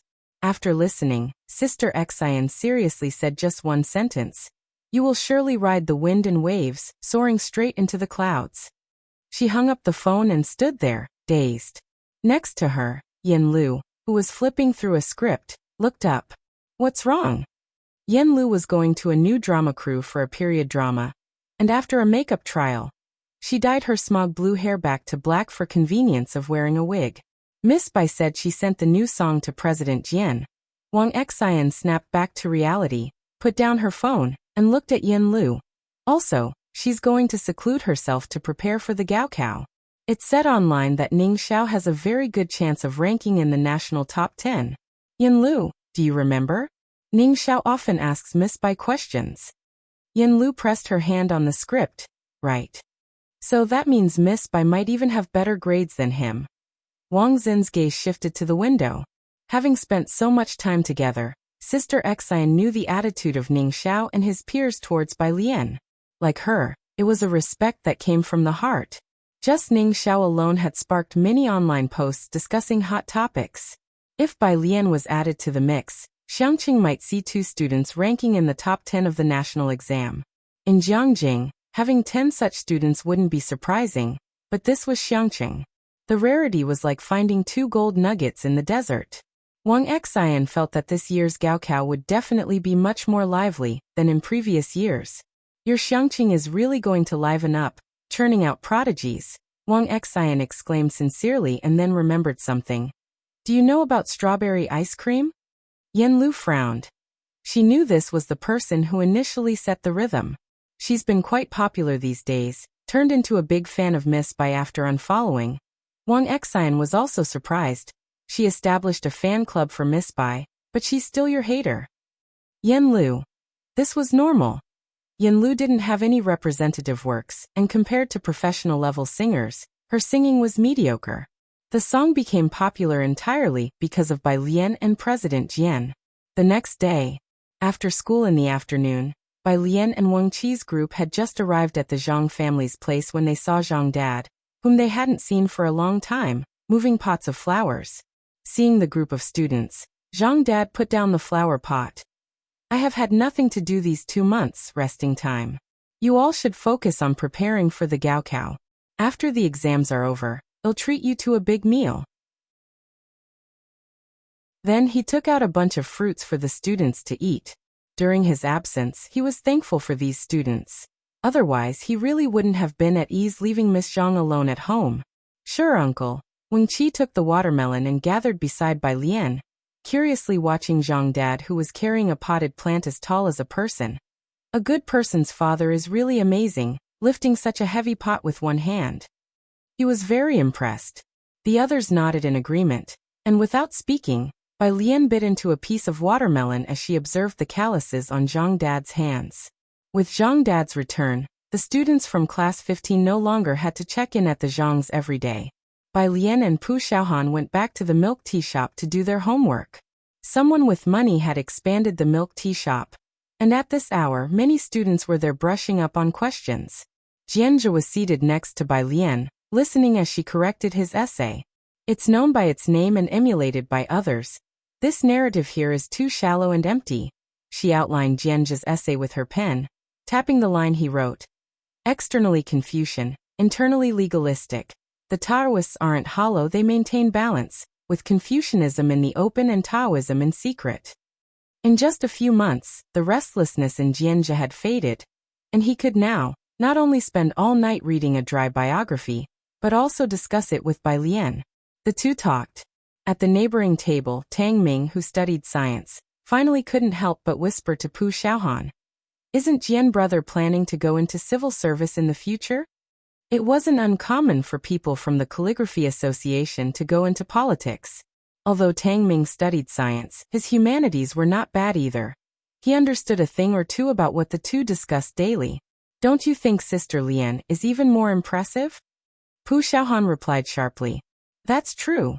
Tang Ming recalled how the literature teachers would loiter in front of class 15 for no reason, getting caught by the dean several times. After Bai Lian finished discussing with Jianzhe, Jianzhe remembered something and reported to her. In June, the Calligraphy Association assessment is in Beijing, around the 10th. Qiu Xuezheng was already preparing the materials, but with Bai Lian's Gaokao approaching, he didn't want to disturb her. Bai Lian estimated the timing. It would be right after the Gaokao, so she would have time. A message from President Jian had just come through. Recording. MP3. Chapter 506. 201 Soar to the Sky. Gift_2 President Jian. In seclusion. He spoke simply and to the point, probably having heard from Sister Xian about her decision not to consider new songs before her college entrance exams. Bai Lian wrote down a line, then took out her earphones, connected them to Bluetooth, and listened to President Jian's composition. Her new song was different from her previous style, leaning towards a traditional Chinese aesthetic, cold season tassels. President Jian started with a solo pipa performance, elegant and ethereal, imbued with an ancient and stable charm yet filled with exotic sentiments. In the first second, Bai Lian envisioned a scene of yellow sand and withered bones. After listening for a while, she remembered to reply to President Jian. By Jian. One, on the other end of the phone. Looking at this one, for the first time, President Jian felt a helplessness identical to that of Jiang Fulai. President Jian directly messaged Jianzhe to inquire about Bai Lian. Jianzhe candidly told him about Bai Lian's activities. Study and then more study, and everything else would have to wait until after the college entrance exams. As for after the exams, Bai Lian would first go to Beijing. President Jian. President Jian. When are you going to Beijing? Jianzhe. The Calligraphy Association's assessment, we should set off on the 9th. President Jian. Got it. Jianzhe looked at President Jian's reply, scratching his head. What did he mean? Was he also planning to go to Beijing? 3 days later. Afternoon, Jiangjing. The postal worker rode his bike to a stop at the entrance to Tall Street. With one foot on the ground, he looked up at the ancient and dignified buildings on both sides, then looked down to confirm the address on the ragged box in his hands. Tall Street, number 29. Hesitating, he rode the bike onto the main road and finally stopped in front of the grand entrance of Guangliang, where a pair of 2-meter-tall stone lions stood guard, exuding an air of deterrence. 2 security guards stood at the door. Barely stepping off his bike, the trembling postal worker was approached from a distance by one of the guards. "Hello, do you have a parcel for our third young master?" The young man handed over the tattered box from the back of his bike. The guard hesitantly took it, looking down at the address label. The sender's handwriting was neat and tidy, and his eyes settled on the recipient's name, Su Nanjing. Indeed, it was for the third young master. Looking up, the name of the sender was 2 characters, by Lian. By. The security guard couldn't bring to mind any family surnamed by that was on good terms with the Su family. He took the battered box and went back, running into Su Jueming coming out of the house. He promptly removed his cap. Second master. Dressed in a long gown, Su Jueming nodded slightly, his gaze falling onto the box in the guard's hand. The guard hurriedly explained. "This is a parcel for the third young master. I was just about to take it to him." "For Su Nanjing?" Su Jueming reached out, and the guard handed over the parcel to him. Looking down at the sender, Su Jueming's eyes landed on the place of dispatch. Seeing that it was sent from Xiangqing, Su Jueming casually threw the box back, not sparing it another glance. The guard let out a breath of relief, aware of the covert struggles within the Su family. Offending any of them was not an option, and if Su Jueming insisted on inspecting Su Nanjing's parcel, there would have been nothing he could do. Ahead, Su Jueming walked up the steps, speaking with someone beside him. "Nothing in the black market either?" CIA has already investigated. Before the invitation was sent out, it was divvied up by those people in the international circles. The man explained in a low voice. The invitations that leaked to the black market were bought up as soon as they appeared. However, you don't have to worry. I've heard that the third young master hasn't received any news either. Jiangjing Xijing Club. The club was exclusive. Qi Xuyan was visiting such a place for the first time. Following Leng Shuhe into a private room, she found it spacious inside, with groups of men and women sitting together. Some were playing cards, others were discussing matters. But most heads were turned, attention drifting towards someone on a sofa in the corner. There a young man sat, his coat removed, wearing only a light blue hoodie, leaning on the sofa, casually holding a rather tattered paper box. "Mr. Xiao." At the front, Leng Shuhe greeted Xiao Bingwen, and then introduced Qi Xuyan beside him. "This is the daughter of a teacher I knew long ago." Xiao Bingwen, who had gathered everyone, was still holding a pair of small scissors, moving briskly. Leng Shuhe spoke and Xiao Bingwen paused for a moment to nod at him. "Sun Feng, make sure Leng Miss and her company enjoy themselves." Then he immediately made his way to Su Nanjing. Sun Feng stood up from the card game, a cigarette dangling from his lips, to welcome Leng Shuhe and her companion. Seeing Qi Xuyan glance towards the corner, Sun Feng joked, "Ladies, the ancestor there has been in a foul mood recently. Don't provoke him." His words made Qi Xuyan wrap her coat tighter around herself and revert her gaze. She wondered inwardly who exactly this person was. In the corner, Su Nanjing carefully examined the paper box just delivered from the Su residence, silent and deliberate. She hasn't seen her teacher for several days. Xiao Bingwen remarked, eyeing the box in Su Nanjing's hands. "Forget it, I'll find a different birthday gift for the old man." Su Nanjing clicked his tongue. The auction was in 2 days and there was not enough time now. Xiao Bingwen casually passed the scissors to Su Nanjing. "What's this?" He stared at the tattered parcel in Su Nanjing's hands, feeling quite out of place that such a wrapped paper box had appeared in his possession. "Alien sent me a specialty. It's so light. Is there actually something inside?" Su Nanjing looked at the double-wrapped paper box and took the scissors passed to him. Su Nanjing was not like Jiang Fulai. He was not one to change course easily. Hence he was the one who flew away from Beicheng. Su Laoyi was in a hurry, and in his rush to catch the flight, he didn't have time to say goodbye to Bai Lian or Jiang Fulai, only leaving a message for both of them on WeChat. "Is this her handwriting?" Xiao Bingwen leaned in to look at the neatly written address and laughed. "I never thought your name looked so tidy." He had thought it was something important, but it turned out to be a parcel sent by Bai Lian. Xiao Bingwen withdrew his attention and poured himself a drink leisurely. Not so curious anymore. Su Nanjing cut along the edge unhurriedly, creating a slit.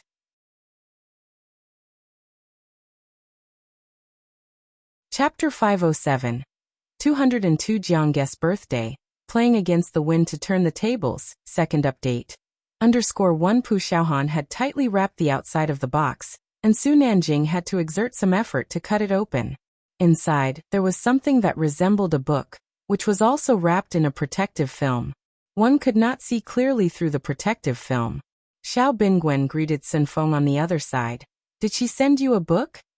This seemed like something Bai Lian could do.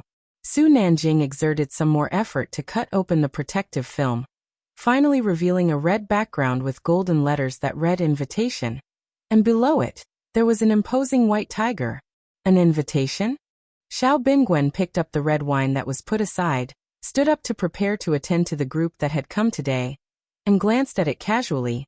What kind of invitation is this? A white tiger, from the White Tiger Auction House, huh? He said it offhandedly. In mid-sentence, his steps abruptly came to a halt.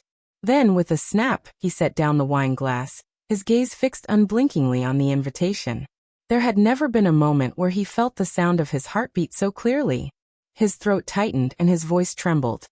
This is... They didn't have invitations, but they had seen them before.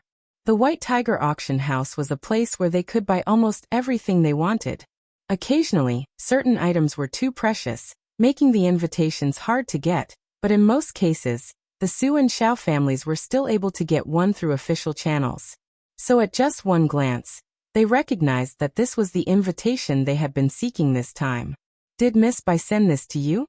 Xiao Bingwen looked at the tattered box beside him, and then at the understated and mysterious invitation in Su Nanjing's hands, finding it absurdly comical.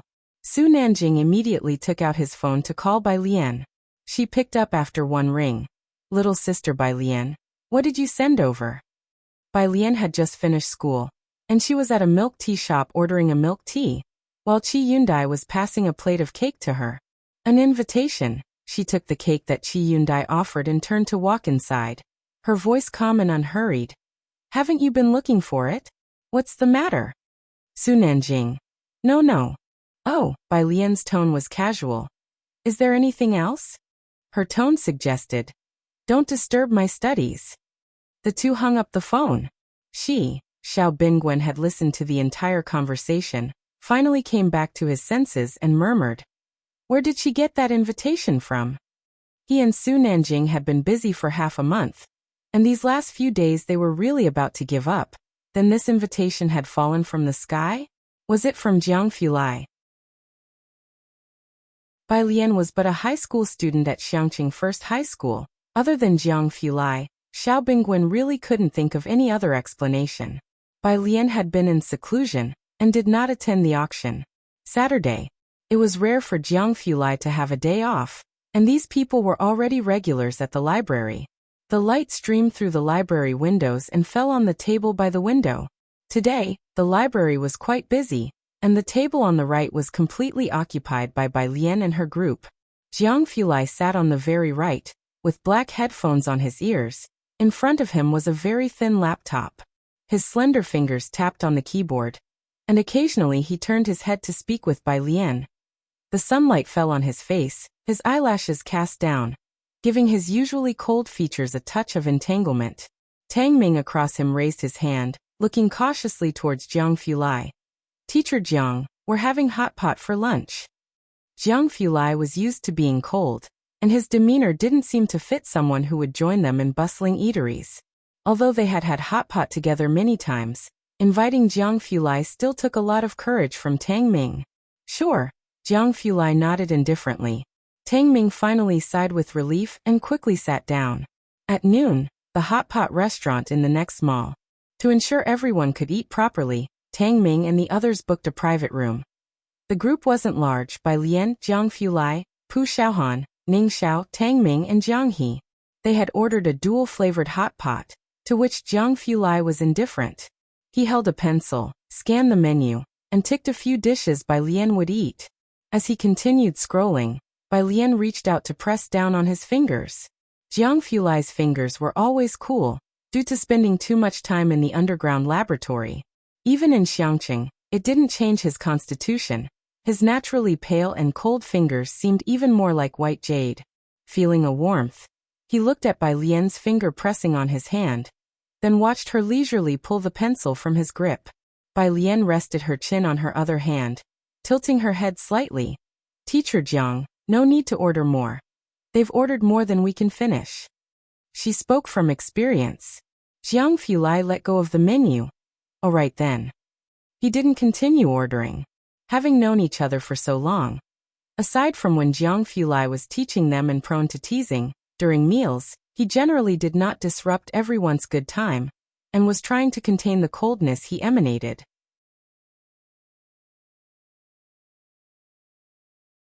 Chapter 508. Jiang Guest's 202nd birthday. It's all about turning the tables against the wind. Second update. _2 at the dining table. Pu Xiaohan was posting pictures in the group chat. Pu Xiaohan. Grandpa's clothes are almost done. After sending the message, she looked up at the people around the dining table. Grandpa's class uniform is ready. I've reserved a set for the good guy, but he won't be able to take the graduation photo with us next month. Especially Zhang Xiai's. Given the current atmosphere in Class 15, the merit of Zhang Xiai's and Wang Qi cannot be overstated. To take a graduation photo without Zhang Xiai's would make Class 15 seem somewhat imperfect, Pu Xiaohan felt. Although they joked and laughed when mentioning Zhang Xiai's, Pu Xiaohan and the others knew they could only adopt such an attitude. A year in jail would have too large a psychological impact on a high school student. Don't worry, Bai Lian said as she picked up public chopsticks to serve food. Xiaobei mentioned that they've prepared a banner for the good guy. Banner. The mood livened up at the mention of Wang Qi. Tang Ming, curious, asked, "What kind of banner? What good deed could Bei have done?" "Hey, I was even thinking that at the time. I could wear his clothes and take a photo with you all in his stead." Pu Xiaohan clapped the table. "Right, you could print out a large picture of the good guy and paste it over your face." A group of teenagers were eating hot pot. Worries came suddenly and left just as quickly. Jiang Fulai quietly listened to their conversation, occasionally helping Jiang He reach for dishes he couldn't, without interrupting their chat. Bai Lian also listened in lazily. After finishing the meal, Pu Xiaohan called the waiter over to clean up the table. Jiang Fulai was sitting on the same side as Bai Lian. To his left was Bai Lian, to his right was Jiang He. After the meal, the waiter had also cleared away the excess bowls and chopsticks from the table. He thought Bai Lian would be in a hurry to return to the library to do homework. But Bai Lian didn't leave. The others at the table were still discussing post-graduation matters, with Tang Ming expressing a desire to take a photo with Class 15. Since Bai Lian was there, Jiang Fulai wasn't in a rush either. He leaned back slightly and spoke to Bai Lian. "They're talking about a graduation trip. Have you thought about it?" "A graduation trip? Have you ever traveled?" Bai Lian asked as she heard the term for the first time. She opened a can of cola with one hand for Jiang He and turned to look at Jiang Fulai. No, Jiang Fulai hadn't gone traveling either. His life consisted of nothing but research. "Then you still talk about taking me to the snow mountains." Bai Lian remembered this. The private room was warm. Jiang Fulai had already taken off his coat. He was wearing a white shirt with the collar slightly open. He hadn't expected Bai Lian to remember that, and he softly replied, "You could go during the summer break as well, but the snow won't be as thick then." "No rush," Bai Lian suddenly said, recalling something. "But I kind of want to go to the grasslands." She flipped through history. There lay the tomb of the third princess. The grasslands. Jiang Fulai tapped his fingertips on the table, picturing the map in his mind, planning the route. "That works too." As he was speaking, the private room's door was pushed open, and the waiter brought in the disassembled cake. Creamy white frosting, red roses spreading along the center all the way to the base of the cake. Clusters of roses, nestled against the green vines, were blooming together. It was like a passionate oil painting, irresistible to the eyes. Ning Xiao stood up to receive the cake, and after thanking the waiter, he placed it on the table. But the waiter didn't leave, instead looking longingly at the cake that resembled a handicraft. "Handsome, Where did you buy your cake from? This wasn't bought. Pu Xiaohan smiled at her. It was made by our friend. The cake maker, of course, was Qi Lu. Tang Ming motioned to Jiang Fulai to blow out the candles. Happy birthday, Brother Jiang. Blow out the candles and make a wish. Jiang Fulai looked at the slowly burning candles. For the first time, the usually calm and composed him didn't know how to react. Perhaps because his family was no longer around, he didn't celebrate his birthday. He usually spent his birthdays in the lab to avoid trouble. If others couldn't find him, it would just be dropped. Even Su Nanjing and Jiang Shijue would only send a gift when the time came. Blowing out candles and making a wish. This was his first experience. The windows in the private room were closed. The candlelight reflected on his cold face. Under the urging of Tang Ming and the others, Jiang Fulai slowly closed his eyes and made a wish. He didn't have any particular wishes. If it were before, he might have wished to find dark matter. But now he quietly thought, may Miss Bai be safe and sound year after year. Jiang He stood by his side and helped him blow out the candles. In the evening, Jiang Fulai leisurely strolled in the setting sun. He escorted Bai Lian back to the Ji family. Ji Heng invited them to have dinner. He had specially gone fishing with Chief Chen that day, and the neighbor auntie helped with cooking. By the time the two returned, the meal was ready. Chapter 509. Jiang Guest's 202nd birthday. It's all about turning the tables against the wind. Second update. _3 The dishes were very rich. At the dining table, Ji Heng gave Jiang Fulai the set of clothes meant for him. A silver-gray overcoat, made of silk-like material that looked very high-end, fastened with Chinese frog buttons. Patterns were embroidered across the middle of the sleeves and the front. Jiang Fulai carefully accepted the set of clothes, his fingertips grazing the cool fabric. One glance was enough to see the dense stitches. Ji Heng had put a lot of thought into it. Chief Chen and Ji Heng both enjoyed drinking. The two chatted as they sipped their liquor. And an hour passed by without finishing their meal. That's when Jiang He found time to go to his room and bring out his Lego for him. The Lego was a custom-designed castle tower. The blueprint was drawn by Jiang He, and his teacher helped him make numerous revisions. It was 30 centimeters wide and about 40 centimeters tall.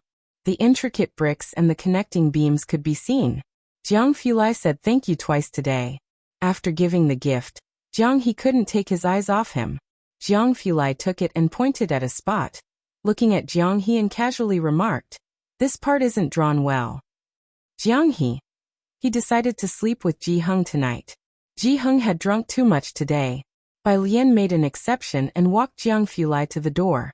At 9 o'clock, Jiang Fulai looked down the long, dark alley. Just as he reached the bend at the entrance, he stopped and told Bai Lian to go back first. Bai Lian was dressed in a pale green outfit today, her jet black hair half up. She stopped, stretched out her left hand and opened it. A piece of Kailan jade almost melting under the lamplight appeared before Jiang Fulai. Happy birthday, Teacher Jiang. Jiang Fulai was taken aback, presumably not expecting her to have prepared a gift for him. He reached out to take it, still able to feel the warmth of the jade in his palm. End of May. With the college entrance examination approaching, the school arranged for a graduation photo to be taken. The location was the central stone of the school, with 5 steps beneath it, perfectly accommodating the students to line up. Class 15 prepared uniform attire.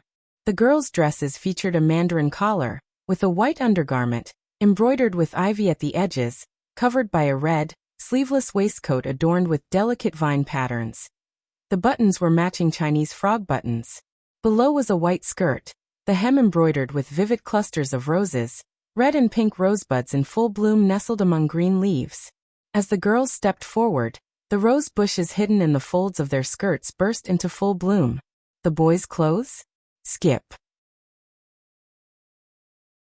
The students of Class 14 were currently taking their graduation photos below, while the photographer snapped pictures and they stood on the steps, involuntarily gazing at the students of Class 15, their eyes resting on the last tall girl. Bai Lian, with her phone in hand, nonchalantly followed Lu Lingxi at the end of the line. Her hair, still half up as usual, her almond-shaped eyes half closed. Her hair was too long, loosely curling over her shoulders beneath the wooden hairpin. Bai Lian, who was used to wearing plain clothes, wore such a brightly colored outfit for the first time today. The traditional Chinese-style clothes seemed to have been tailored specifically for her, set against a backdrop of blue sky and white clouds. The wind scattered her skirt's hem. A girl of roses blossoming in the wind. More than half the students from class 14 were stunned, and the photographer had to remind them to come back to their senses. They all say I look stupid like this. Lian Jia Xiaohan, take a look, do I look dumb? Wang Qi unfurled his custom-made banner, about 70 centimeters long, with the words written on it. Posing with Zhang Xiai's a Mr. Nice Guy. Red background with white characters. Pu Xiaohan looked up, imagining her gorgeous graduation photo marred by this thing. No wonder the cultural committee member had been complaining non-stop. She refused. Bai Lian looked at the line of text and nodded. I think it's fine, the color matches our clothes well. Wang Qi's eyes lit up. Right? I knew you'd get it, Sister Lian. You really think so? Pu Xiaohan asked incredulously, clutching at Bai Lian's arm. Bai Lian was puzzled. Yeah. Pu Xiaohan. It was the first time Pu Xiaohan realized that Bai Lian was actually quite straightforward. The graduation photo for class 14 was taken, and the principal, vice principals, and teachers from various subjects stood up from the front row. The principal couldn't leave since he had to take photos all day. Wang Qi, Lu Lingxi called for Wang Qi, her gaze briefly pausing on Wang Qi's banner before she said, the chemistry teacher hasn't arrived yet. He's teaching in class 9. Go call him, will you? Wang Qi put away the banner and went to summon the chemistry teacher. The principal and vice principals came over looking for Lu Lingxi and Bai Lian. The end of the college entrance exams was finally approaching, and the principal looked at Bai Lian with mixed emotions. Bai student, relax. No matter how the tests go, just do your best. Okay, consented Bai Lian with a nod. Time flies. Lu Lingxi adjusted Bai Lian's clothes, looking at the girl in front of her. I remember the first time you came to take the test, you scored 50 points in comprehensive science. Back then, I thought you would need to repeat a year. From the nearby steps, Pu Xiaohan called Bai Lian over to line up. Bai Lian walked over. The principal watched her walk away, musing. From 50 points to now, I wonder how she will fare in the college entrance exams. She hasn't been in the joint exams, so I have no idea how much Songmin has improved. I have a feeling this year's exams won't be easy. The vice principal had now become a die-hard supporter of Lian. There's no need for won't be easy. The valedictorian will definitely be our Bai student. As he spoke, he murmured to himself, don't think I don't know you've already prepared the valedictorian banner. The principal, the homeroom teacher of class 8, stood next to the principal, watching Bai Lian in the crowd without saying anything. Bai Lian stood in the second row, next to Pu Xiaohan, the breeze gently lifting the wisps of hair on her forehead, with a stone carved with Bai Xiangjin's words behind her, flaunting the youthful spirit and ambition of their generation. Wang Qi had called the chemistry teacher over. The students of class 15 had already lined up. He stood behind Bai Lian and Pu Xiaohan holding a flag, whispering. They were just discussing how Sister Lian managed to come this far from 50 points in comprehensive science. How did she come this far? Bai Lian slightly tilted her head towards Wang Qi, raising an eyebrow in her usual casual way, yet with a hint of playful arrogance Wang Qi had never seen before. She didn't speak but looked through the gap at the line of poetry on the stone behind. The Bai family's army won many battles by turning defeat into victory. That was what she was best at, playing the game of turning the tides against the wind. Do you understand, young one? Requesting monthly votes, dear readers.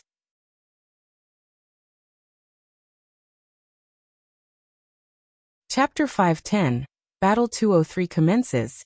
A clash of two champions _1 at 10 in the morning. The sun was plenty strong. Light passed through the clouds and settled on Xiangqing No. 1 Middle School, falling upon the boulder that had stood for 1,000 years. Bai Lian reached out her hand to shield her eyes from the glare, her gaze fixed on the powerful and resonant characters inscribed on the stone. In the interplay of light and shadow, it was as if she saw the comrades who had fought the last battle with her 1,000 years ago. The interweaving of light and shadow was blurry.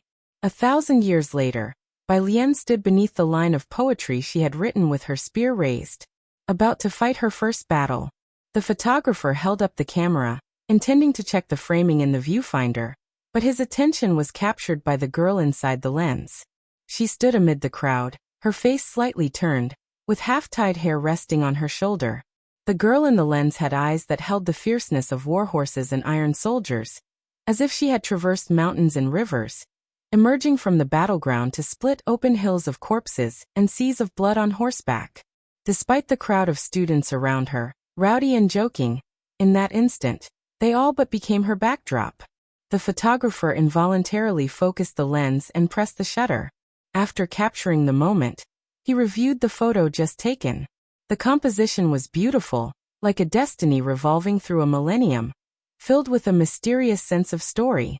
He admired it for a while, planning to send it to the student later. The students of Class 15 had mostly lined up, and the photographer put down his camera, amplifying his voice. Students, quickly get into place. The teachers can take their positions now too. The disciplinary teacher, who was negotiating with the principal about exactly how many banners were ordered, stopped upon hearing this. He adjusted his shirt and walked forward solemnly. In the crowd, Pu Xiaohan was holding her video camera, filming the making of footage. When everyone was almost ready, she put down her camera and stood up. Seeing Wang Qi actually pulling up the banner, she said, "Wait a moment, let the photographer take a picture of us without the banner first. Then we can take one with the banner later." This was the result of Pu Xiaohan's discussion with Lu Lingxi. Take one without the banner first?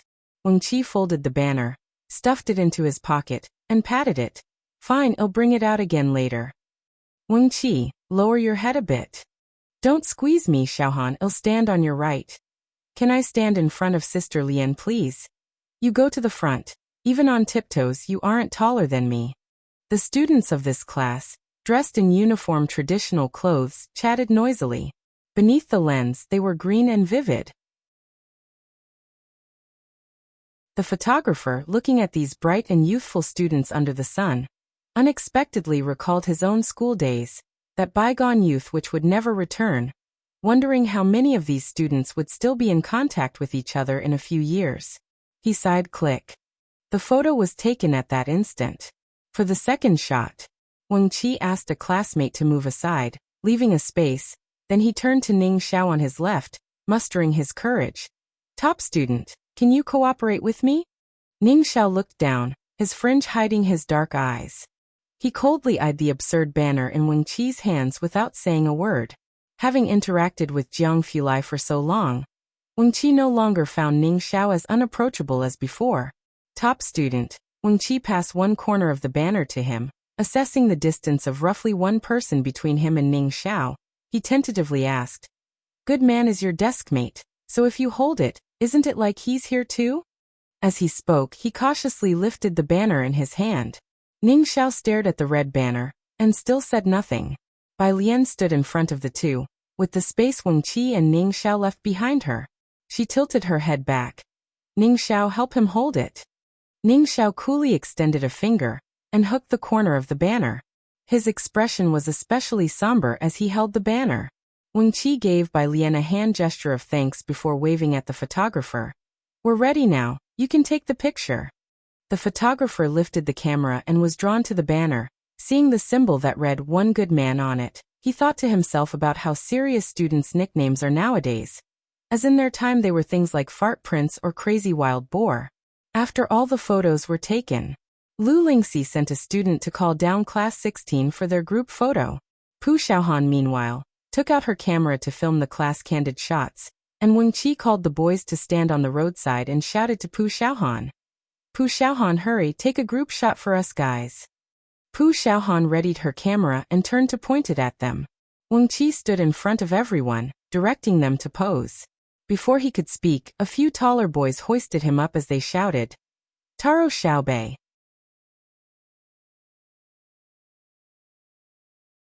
Chapter 511. 203 starts the first battle. A pair of heroes _2 Pu Xiaohan captured this scene on video from the side. Class 16 students came down. They were on the 4th floor, and hadn't seen Class 15's graduation outfits that morning. Upon coming down now, the girls immediately gasped in astonishment. The photographer taking the graduation photos was discussing the placement positions with Class 16's teacher. Two girls from Class 16 walked over with their smartphones and stopped beside Bai Lian. Bai Lian, could we take a picture with you? There were many photos of Bai Lian in the school forum, most of which were of her back.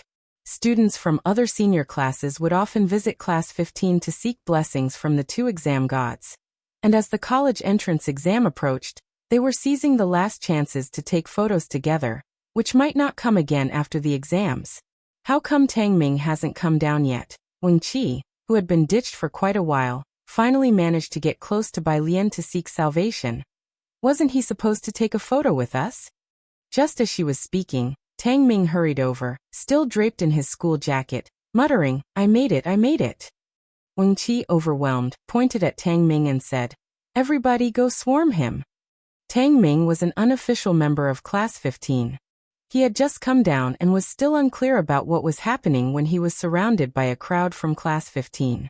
A lot of them had brought smartphones and took many photos to share in the group chat.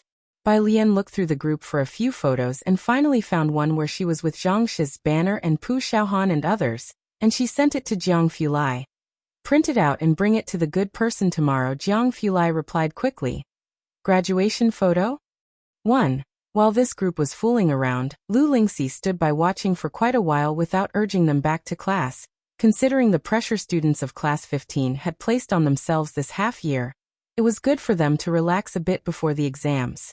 Her gaze landed on Bai Lian, who was standing to the side looking down at her phone, and she walked over to her, pausing.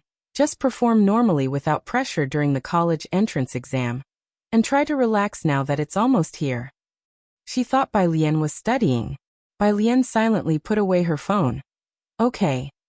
The Research Institute.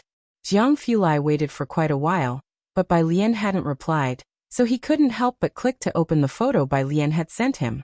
The photo was taken with a smartphone, with Wang Qi and Pu Xiaohan holding up Zhang Shi's banner standing to the left of Bai Lian, and another girl standing to her right, while Ning Xiao and Tang Ming and others were in the background. The sunlight above was just right, making the group of young boys and girls radiate with youth. He looked at the girl in the center, who stood amidst the crowd, her dark apricot eyes looking at the camera, a smile playing on her lips, her posture slightly lazy and facing the wind, with her half-tied ink-black hair fluttering, blending in with the surrounding youngsters. A group of spirited senior high school students. Jiang Fulai tapped on the photo with his fingertip, then reached out to press save. After exiting, he opened up the Beiqing High School forum. Since Bai Lian arrived at Beiqing High School, she had become a frequenter on the forum. What score she got, what she wore today, encountering her in the cafeteria. At first, Jiang Fulai intended to delete it, but as he scrolled through, the forum seemed like a journal of her growth. From the first mention of Bai the Great to now, the graduation photo, Jiang Fulai lowered his head, thinking about checking for new posts from today. He instantly saw the pinned photo. I took a photo with Senior Bai. She's super beautiful. Scrolling down, there were more photos with her. It was one thing with senior students, but even the first and second year students went to take photos? Jiang Fulai looked on coldly. After school in the afternoon, Class 15 students had a 100% head-turning rate as they walked on the street. Bai Lian carried her backpack in her hand, walking on the very edge of the group, with Pu Xiaohan by her side, while people from Class 15 were urging Pu Xiaohan to hurry home and post the video she had taken to the group chat. The milk tea shop was still packed as ever. Jiang Fulai was speaking to Qi Yundai across from the milk tea shop, wearing a garment made for him by Ji Heng today. A silver-gray silk shirt, elegant and cool, subtly shimmering with a cold light in the sunlight. He listened quietly to Qi Yundai, his eyes occasionally sweeping over the school gate in a somewhat absent-minded manner. It was only when he saw Bai Lian and her group, dressed in rose-colored graduation robes, did he pause for a moment. Mr. Su has already spoken to Jiang's butler. Qi Yundai was saying something to Jiang Fulai when he noticed Jiang's gaze shift and belatedly looked behind him. Upon seeing Bai Lian emerging from the school gate, Qi Yundai stopped. They're taking their graduation photos today. As the college entrance examination approached, The school was plastered with banners.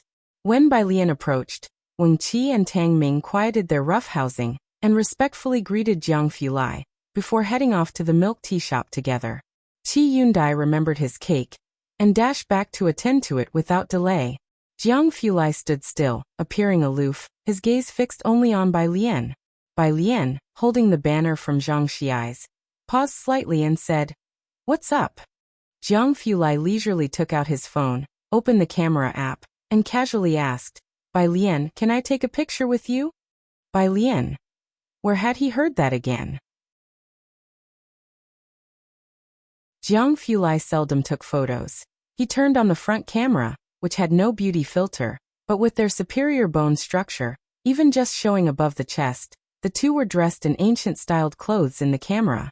The two looked like they were part of a painting set in ink and wash, with a wisp of sunset in the background, exquisitely beautiful. There were no compositional techniques in use. Their good looks alone carried the photo. After Jiang Fulai finished taking the photo, he checked it, was satisfied with it, and remembering that Bai Lian had once criticized his photography skills, showed it to her. "Bai Lian, what do you think?" Bai Lian looked down at the photo and let out a sigh. Across at the milk tea shop, Pu Xiaohan, holding an order, stood by the counter and whispered to Yang Lin, "Teacher Jiang's angle is so fatal, his photography is really not up to par."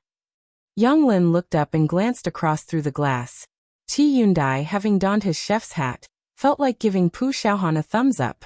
Meanwhile, in Beicheng, approaching the college entrance exam, Bai Qiming had specially invited the principal of Beicheng High School and the head teacher of the international class to a meal at a hotel to inquire about Bai Shaoqi's situation for the exam. The principal of Beicheng High School spoke highly of both Bai Shaoqi and Song Min. Both students have made rapid progress this semester, and there's no need for concern. President Bai, President Song. Always serious, Bai Qiming couldn't help but smile, and he and the Song family had already booked the hotel. "Do you think Shaoqi stands a chance of being admitted to Jiangjing University?" "Of course," the principal nodded, smiling with a sense of admiration. "Though she's not as good as her brother academically, she's improved significantly this semester. Without any mistakes, there's a 90% chance she can get into Jiangjing University." Bai Qiming had no clear concept of their academic achievements, but hearing the principal's affirmation that Bai Shaoqi could indeed gain entry, the surprise on his face was unmistakable. His hand clenched the wine glass tightly to prevent himself from showing too much emotion. Would their Bai family really produce two champions? Two outstanding students at Jiangjing University? Even though the principal mentioned Bai Shaoqi wasn't quite on par with Bai Shaoka, Bai Qiming was still pleased. Now that Bai Shaoka had begun an internship at the Jiangjing laboratory and had met many professors and doctoral students, with the addition of Bai Shaoqi, they were one step closer to making their mark in Jiangjing. Behind him, the Bai family butler looked on at this scene, feeling happy for the miss. Yet he couldn't help but remember Bai Lian, whose impression on him when she left the Bai family was unforgettable. Bai Lian was in the same grade as Bai Shaoqi, but since moving to Xiangqing, there had been no word from her. Bai Qiming was happy for his daughter, but couldn't help feeling regretful. It's a shame she ran into Song Min. This year Song Min is probably going to be the Beicheng top scorer. He had already heard from the Song family on several occasions that Song Min had been first in all the recent joint exams, far outstripping the second-place student. Bai Qiming had thought the principal would agree, but unexpectedly, both the principal and the head teacher remained silent. Bai Qiming paused, slightly puzzled. Did I say something wrong?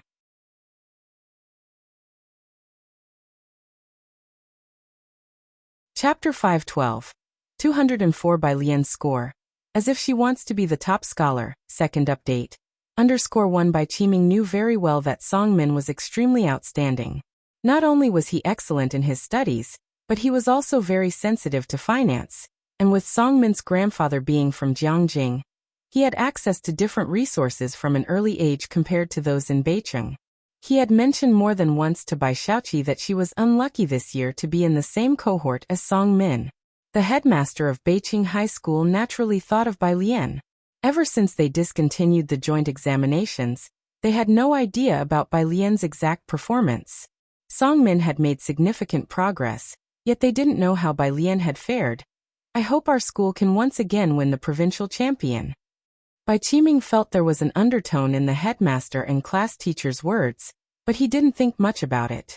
As long as Bai Xiaoqi could get into Jiangjing University, that was enough. After dinner, he sent the two of them off and returned to the Bai family residence, where he shared the good news with the Bai family clan. I said it, these two siblings have potential, an authoritative uncle from the clan declared. I will notify the people in the village right away, and when the college entrance examination results come out, we will celebrate at the ancestral hall. Aside from the new year, the clan seldom opened the ancestral hall. Last year, they had opened it once for Bai Xiaoke when he became the provincial champion, but they only opened the side door. The central door was not to be opened easily unless there was a significant contribution. This was the most exciting time for the Bai family clan in the past few years. Bai Qiming, speaking with the clan members, could not hide his pride on his usually stern face. Glorifying the ancestors was something no one could refuse. June 1st, Saturday. Bai Lian and Ning Xiao were preparing for the college entrance examination. And since Beijing High School did not close for the holiday, she did not visit Zhang Xiai's today. Jiang Fulai went with Qi Yundai instead. Without Bai Lian around, Zhang Xiai's became even more unapproachable, and the two prison guards dared not get too close to him. Qi Yundai, upon entering, immediately adopted an expression that could send someone away for 10 years. After escorting the two to the visiting room, the prison guards exchanged glances and breathed a sigh of relief. Inside the room, Zhang Xiai's had been waiting there. Seeing Jiang Fulai and Qi Yundai, he was startled for a moment before standing up and speaking in a muffled voice. Brother Jiang, Teacher Qi. Qi Yundai tossed the keys to Zhang Xiai's. Zhang Xiai's bowed his head and used the keys to unlock the handcuffs. Qi Yundai glanced over and commented, "Quite skilled, aren't you?" Zhang Xiai's placed the handcuffs down, loosened his wrists, and followed Jiang Fulai's instructions for a while. Without Bai Lian there, Jiang Fulai's patience was limited. Even Hewen got scolded for making mistakes in front of Jiang Fulai. Seated across from Zhang Xiai's, his white shirt sleeves rolled up neatly, his delicate features frosted over, Hewen asked, "Are you the one applying for the University of Political Science and Law?" Qi Yundai watched for a while and his brow twitched. "Let me handle this, young Master Jiang." Jiang Fulai coldly stood up, pulling at his collar. An hour later, Qi Yundai calmly asked, "Would you mind spending another 10 years in here?" Zhang Xiai's. Without Bai Lian present, it would have been good even if Senior Hewen was there. Yet why did two King Yamas have to come today? The lengthy prison visit finally ended. Zhang Xiai's would rather go back and spend another 10 days inside. As he was leaving, Jiang Fulai handed him 2 items. Zhang Xiai's took them and looked. He opened the red banner first. "What's this?" As he unfolded it, he soon saw the words written on it. "Take a picture with Zhang Xiai's, a good man. Zhang Xiai's." At this moment, he turned his attention to the other item, a photograph.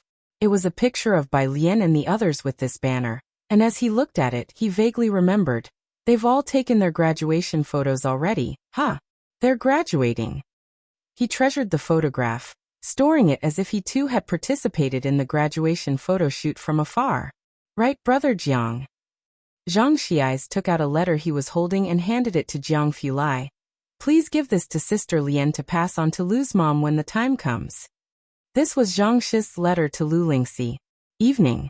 The courtyard at Ji Hing's.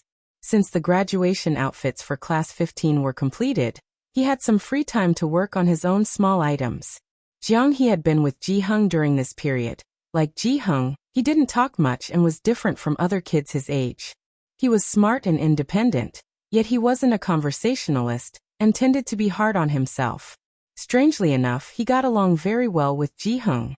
Usually one would be drawing while the other would be embroidering, passing the days quietly. When Su En arrived carrying a bunch of gifts, the courtyard gate was open, and he immediately noticed Jiang He sitting leisurely at the stone table with his paintbrush. Ji Heng looked up, saw Su En, and was somewhat surprised. "Why did you suddenly come back?" He stood up. Zu's assistant followed Su En, also carrying a lot of items. Chairman Su was worried about disturbing Miss Bay's exam preparation and didn't inform you in advance. I don't plan to stay long, just came to see you and Alien. Alien has her exams, so I have to rush back tomorrow. Su-en placed the heap of gifts in the living room, pausing when he saw the TV there.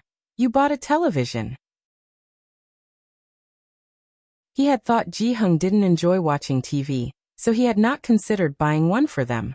Su-en had brought a bunch of gifts this time, including tobacco as well as clothes and accessories prepared for by Lien. Alien bought it. Ji-hung brewed 2 cups of tea and asked them to sit down. After a long wait without anyone else showing up, he pondered for a moment. Has Mulan not come back? Su-en placed the items down and replied. Xiangqing is far, and the doctor said her pregnancy is not stable, so I didn't let her come back. Ji-hung glanced at Su-en as he lit his tobacco pipe. You don't need to explain for her. What Ji Mulan was thinking, Ji-hung knew very well. Even if the journey wasn't so long, Ji Mulan hadn't even phoned to ask about Bai Lian's high school exam results. Now, as long as she didn't coerce Bai Lian, Ji-hung preferred not to get overly involved in Ji Mulan's affairs. He was aware that Ji Mulan's attention was solely on the unborn child within her. Ji-hung lowered his head and took a puff of smoke. His gaze was heavy. Bai Lian had returned with Jiang Fulai. When the two arrived, Su-en was in the hall talking to Ji-hung. Seeing Bai Lian and her companion return, Su-en couldn't help but stand up. He went outside to greet Bai Lian, his eyes pausing briefly on Jiang Fulai. Jiang Fulai wore a white shirt today, and under the lights, all of his usual sharpness seemed to be hidden away. Yet, those light-colored eyes that glanced over still felt very oppressive. Su-en pondered deep down, wondering exactly who Mr. Jiang was. Jiang, surname Jiang. Su-en pondered for only a moment before shifting his thoughts. He reached out and handed a gold top of the list pendant to Bai Lian. Your high school exams are in a couple of days. I wish you success in leaping through the Dragon's Gate in advance. He had the pendant specially made by a goldsmith, and both Su Jiyue and Bai Lian had one. Beside him, Zu's assistant chimed in with auspicious words. Miss Jiyue said that with Miss Bei's math skills, you will surely make it to the top of the list. Thank you, Bai Lian said humbly, accepting the pendant. Jiangjing. Su family old house. Su Jiyue was still at school. Only the old Madame Su Wenyao and Ji Mulan dined together. I'll be sending Jiyue to the exams on the day of her high school exams. The old lady held chopsticks in her right hand while turning Buddha beads in her left. Wenyao, you're busy with school, so there's no need to rush back especially. Su Wenyao nodded in agreement. With the high school exams approaching, the old Madame Su was also anxious. After having a few bites, she suddenly remembered something. What about your father? He's gone back to Xiangqing, began Su Wenyao. Alien also has her high school exams, so he went back to visit them in advance. The old Madame Su knew about Bai Lian's exams, but she never expected Su-en to make a special trip back for it. She looked at Ji Mulan across from her, thinking it odd that while the child's own mother didn't return, he, on the other hand, made sure to rush back. The old Madame Su refrained from further comment. After finishing the meal, the old lady still went to the temple at the back to offer incense to the Buddha, praying for Su Ziyu's exam results. Madam, the butler respectfully reported at her side. According to the news, Miss Qi seems to have met the third young Master Su. The third young Master Su, a character of renown among the Su family clan. Su Jin and Su Jini were both overshadowed by the third young Master Su. And many people said that the next clan leader of the Su family should bypass the older generation and fall directly to the third young master. Are you serious? The old Madame Su opened her eyes wide, the murk in her eyes giving way to a sharp glint. Although she had no privilege to meet the third young master's group, it didn't stop her from always tracking their movements. The butler replied, most likely. The old Madame Su hung the Buddha beads on her wrist and clasped her hands together. In a few days, I'll make a trip to the Qi family. June 4th. At Ji Shayan's place, after finishing a day's worth of classes, Ji Xiaojun and the house butler among others voiced their intention to return to Xiangqing. And they were planning to go back early tomorrow morning. The Dragon Boat Festival is coming up. The house butler looked at Ji Xiaojun, disagreeing with his decision to go back. I was planning to take you to meet the old master. Why are you heading back to Xiangqing at this time? Ji Xiaojun poured himself a cup of tea without looking up and didn't hide his intentions from the house butler, speaking at a leisurely pace. Going back to see my dad and Alien. You can see people anytime. The house butler set down his teacup, his fingers etched with deep lines. The old master has taken time out to meet you now. House butler. Shenqing joined the conversation to explain. It's different. Alien has her high school exams. Xiaojun and I plan to go back and send her off. She sat next to Ji Xiaojun, no longer as awkward as when she first arrived in Jiangjing. High school exams. The house butler paused, remembering Bai Lian indeed had her exams this year. And send off. He knew of Bai Lian, who lived with Ji Heng and attended Beijing High School. With a stern expression, the house butler wondered. I understand your care for her, but is a high school exam so significant that you need to go back especially to send her off? He knew Shenqing and Ji Xiaojun always cared for Bai Lian, but it seemed that they were placing too much importance on Bai Lian's exams. He could understand paying a bit more attention, but was it really necessary to make the long trip back to Xiangqing just for this? Why were Shenqing and Ji Xiaojun so agitated, as if she were vying for the top scholar position? It's a holiday today, so let's ask for monthly votes to update more.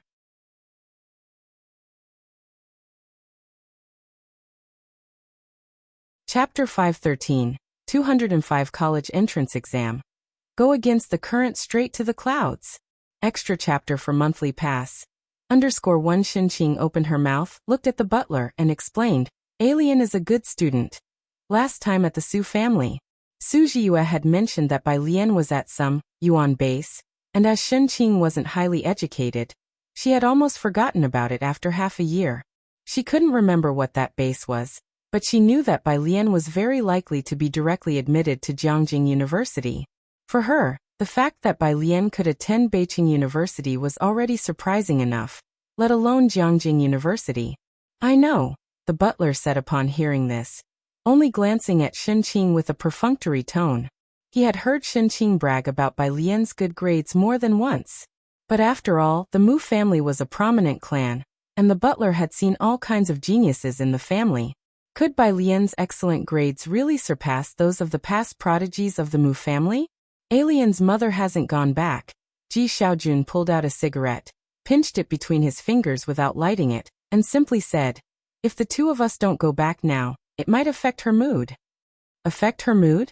The butler thought to himself, does it really matter to her whether it affects or not? But having been around them for so long, the butler knew Ji Xian's character, and didn't insist on keeping Ji Xiaojun and Shenqing. He simply said, all right, I'll have Xiaojie take you back. Make sure to return as soon as possible. He calculated the time. After the college entrance exam was over, it would be the Dragon Boat Festival. If Ji Xiaojun left right after her exams, he might be able to make it in time. June 5th. Class 15, high school's last class. Even the usually most lively Wang Qi was quiet at this time. Lu Lingxi, with her hands on the lectern, swept her gaze across all the students, pausing on the seat next to Ning Xiao. Classmates, the day after tomorrow you will be on the battlefield. It is a struggle where each of you will fight alone. I will be here waiting for your triumphant return. Outside the window, the setting sun lay on the jungle, partly hidden in the clouds, with its light refracting from all around, casting a reddish twilight. Lu Lingxi began to talk about the exam precautions again, though she had already mentioned them many times. The classroom was very quiet. All the students were listening to her. It was unclear whether they were listening to her talk about the exam details, or listening to the final high school exam precautions. For quite a while, Wang Qi was the first to jest. Lu Mom, you owe us a hot pot meal. Right, Lu Mom? The boys started to chuckle and laugh again. They seemed to be the carefree young lads they once were. Okay, Lu Lingxi also laughed. After the college entrance exam, I'll treat you all. Pu Xiaohan's deskmate turned back gently, and looking at Pu Xiaohan and Bai Lian she asked, after the exams, will we be able to be in the same city? Or will we ever meet again? Bai Lian sat quietly at her seat, with many pieces of paper on her desk. All classmate autograph books passed to her by classmates or students from other classes. She bowed her head, slowly writing and listening to the other person's words, then slowly lifted her head. The light from the outside window fell on her profile, with her eyebrows and eyes as casual as always, pressing the paper in her hands deliberately with a finger. Her voice very soft. "We will." Pu Xiaohan hugged her deskmate's shoulder. "Don't worry, no matter where you go to school, I will come to see you." After the last class ended, Lu Lingxi stood at the lectern, watching all the students pack up and leave. Bai Lian finished the autograph books and handed the stack of papers to Pu Xiaohan, all of which were entrusted by students from other classes to Pu Xiaohan. Pu Xiaohan walked ahead of her, and Bai Lian one step behind, carrying her backpack, stopped beside Lu Lingxi. She handed Zhang Shi's letter to Lu Lingxi. Zhang Shi's handwriting was so poor that Lu Lingxi recognized it at a glance. Her students were about to take their college exams, and of all the people in the class, even Wang Qi had settled down to study seriously in the latter half of the semester. The only one she hadn't let go of was Zhang Shi's. Lu Lingxi lowered her head to open the letter. "Hi Lu Mom, it's Zhang Shi's. I never thought I'd be writing to you from a place like this. I'm sorry Lu Mom." Zhang Shi's letter was very long. Lu Lingxi didn't know. Since the incident with Zhang Shi's, he had never apologized to anyone, nor admitted his wrongs to anyone, because he didn't feel he was wrong. The only person he had said sorry to was Lu Lingxi. He says he's seriously reforming and studying there, and that he wants to become a lawyer later. Lu Lingxi carefully put away the letter. "Then I'm also relieved." June 7th. Early in the morning, Ji Xiaojun and Xinqing arrived at Ji Hing's yard early to accompany Bai Lian to her college exams. Bai Lian still got up very early, rising at 6 in the morning to read for a while. Xinqing dressed in festive red for the day. Seeing Bai Lian's room door open, she brought in the food she made in the morning. "Alien, why don't you sleep a bit more?"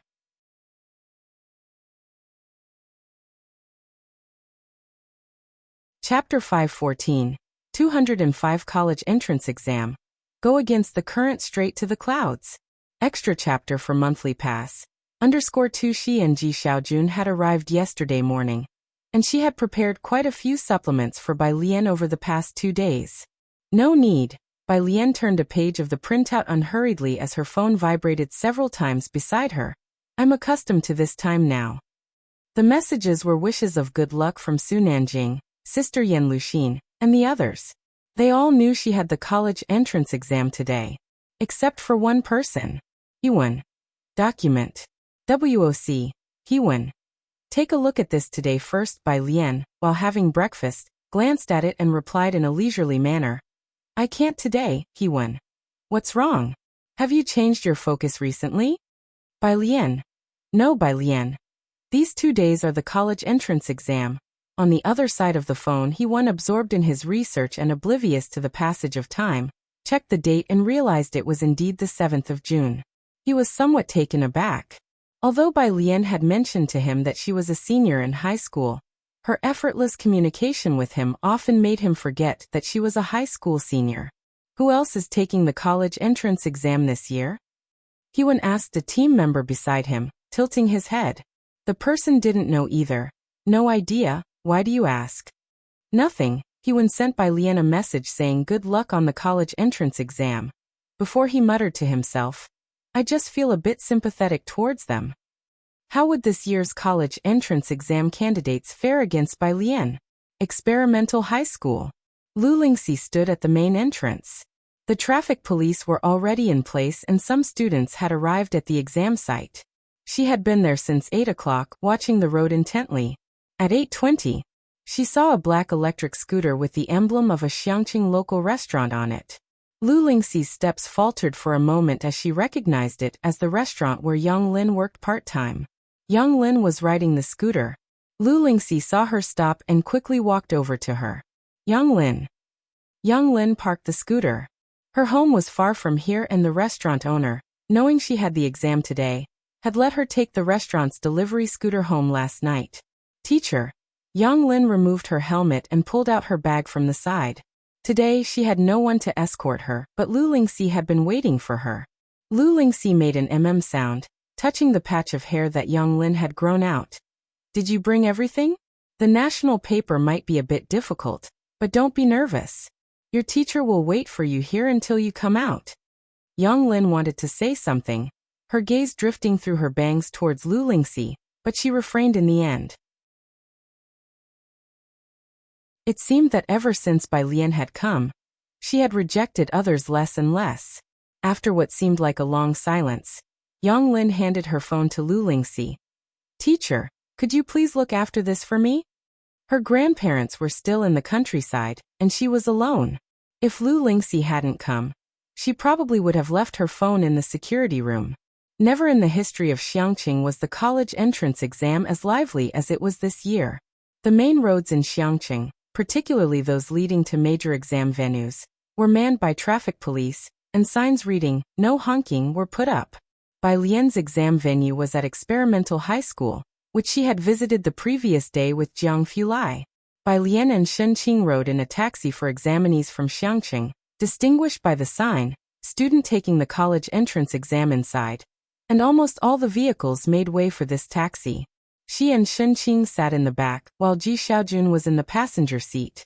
It was Bai Lian's first time taking the college entrance exam, and the cars behind their taxi didn't honk their horns, a scene she had never witnessed before. Today, everyone was making way for these high school seniors heading to their battlefield. The people here really cared about their students. At 8:30, their taxi stopped at Experimental High School. There were many people there to see off the examinees. As soon as Bai Lian got out of the car, she saw Jiang Fulai standing under a tree. Today he wore a deep gray casual jacket, his silhouette tall and straight. Amidst the bustling school entrance, only the space around him was serene. Xiaojiang. Shen Qing called out to Jiang Fulai, and led Bai Lian toward him. Today, Bai Lian wore a white satin blouse embroidered with light yellow flowers at the cuffs and collar, and a peach-colored long skirt that shimmered delicately in the vivid daylight, as though she was wearing jade the color of peach blossoms, the fabric smooth and the luster warm. It seemed that after the graduation photo, she became less resistant to wearing brightly colored clothes. Jiang Fulai stood under the tree, quietly watching Bai Lian approach. Her figure was backlit, her face somewhat indistinct. Watching her walk towards him, he felt momentarily disoriented. Once they reached him, he greeted Shen Qing and Ji Xiaojun before looking down at Bai Lian. Did you bring your pen, ID card, and admission ticket? Bai Lian raised an eyebrow, not expecting him to say that. I did. Good. Jiang Fulai's eyelashes drooped as he said. You go to the exam room, and I will watch you go in. No one else was allowed to enter the exam site. Xiaojiang, we can wait here. Do you want to head back? Shen Qing glanced around, remembering that Jiang Fulai was usually very busy. It's fine, Jiang Fulai replied softly. Ji Xiaojun looked at Jiang Fulai, and then took out a pack of cigarettes from his pocket, but he said nothing. Jiang Fulai just stood there, watching Bai Lian carry only a pencil case as she walked step by step into the exam room. Her silhouette calm and resolute. She marched into battle alone. Yet it was as if she had the support of a mighty army at her back. Bai Lian remembered her exam room and seat, and after going through the security check and showing her admission ticket, she went inside. Most of the candidates were already there, and her arrival still drew quite a bit of attention. At 8:50, the two invigilators had calm expressions. After the preparation bell, they distributed the test papers and instructed the examinees. Everyone, please write your name and admission number first. Don't forget. Bai Lian looked down at the handed-out test paper. National College Entrance Examination Paper, a Chinese. She glanced at the paper, unzipped her pencil case, and took out the black pen she was used to. At 9 o'clock, the sunlight outside the classroom was just right. Bai Lian looked down at her pen, and pulled off the cap. Lu Lingxi had said they were going into this day alone, but Bai Lian felt she wasn't alone. She took the pen and wrote her name on the answer sheet with bold strokes. Bai Lian. She began what she had truly come to this world for, her first real battle. Today her pen would be her spear, aiming straight for the top amidst the trials.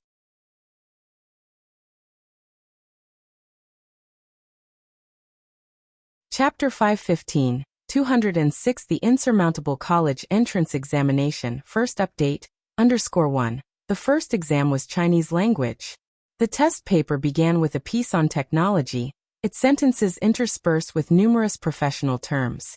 Bai Lian glanced over the test and estimated its difficulty, feeling a bit worried for Wen Qi. As she pondered, she began writing down answers on her test paper. The proctor made a round and paused for a few seconds next to Bai Lian. Since the Guanga style lacked uniqueness and was not accepted into the Calligraphy Association, fewer people studied it. Guanga style emphasizes brushwork and endurance, as well as layout. Bai Lian's Guanga calligraphy, infused with the techniques of the Liang style, was considered excellent wherever it was placed. They had never seen such neat and pretty test papers. Proctors during the national examination are not allowed to stand beside a student for too long, to avoid pressuring the examinees, or else the proctor would have liked to take another look at that test paper. Time slowly passed. Having completed the previous questions, Bai Lian finally turned to the essay. The proctor at the lectern had been keeping an eye on this girl whose writing was very pretty. Seeing her flipping through the test paper for a long time without writing, he couldn't help but be surprised. Was the national exam hard by default? But he had seen that student writing smoothly all along. So why was she stuck on the essay? Was this year's essay particularly difficult? He wondered. At 11:30, the bell rang, and the proctor instructed all students to put down their pens and stop working on the test. Two teachers began collecting answer sheets, starting from both ends of the classroom. When they reached Bai Lian, the proctor saw the girl pressing down on the test paper with her left hand, tapping her fingertips on the desk intermittently, while supporting her chin with her right hand, her long eyelashes casting shadows, seemingly looking at the test paper, yet possibly lost in thought. "Student, it's time to hand in your answer sheet," the proctor reminded. Bai Lian finally snapped back to reality, pulling out her answer sheet from under the test paper and handing it to the teacher. After finishing the exam, Ji Xiaojun and Shen Qing went home early to cook, leaving only Jiang Fulai waiting for her at the gate. Jiang Fulai was still standing under that tree, looking at his phone with his black fringe slightly drooping. The temperature difference between morning and noon was big, so he had taken off his jacket, wearing only a loose white t-shirt.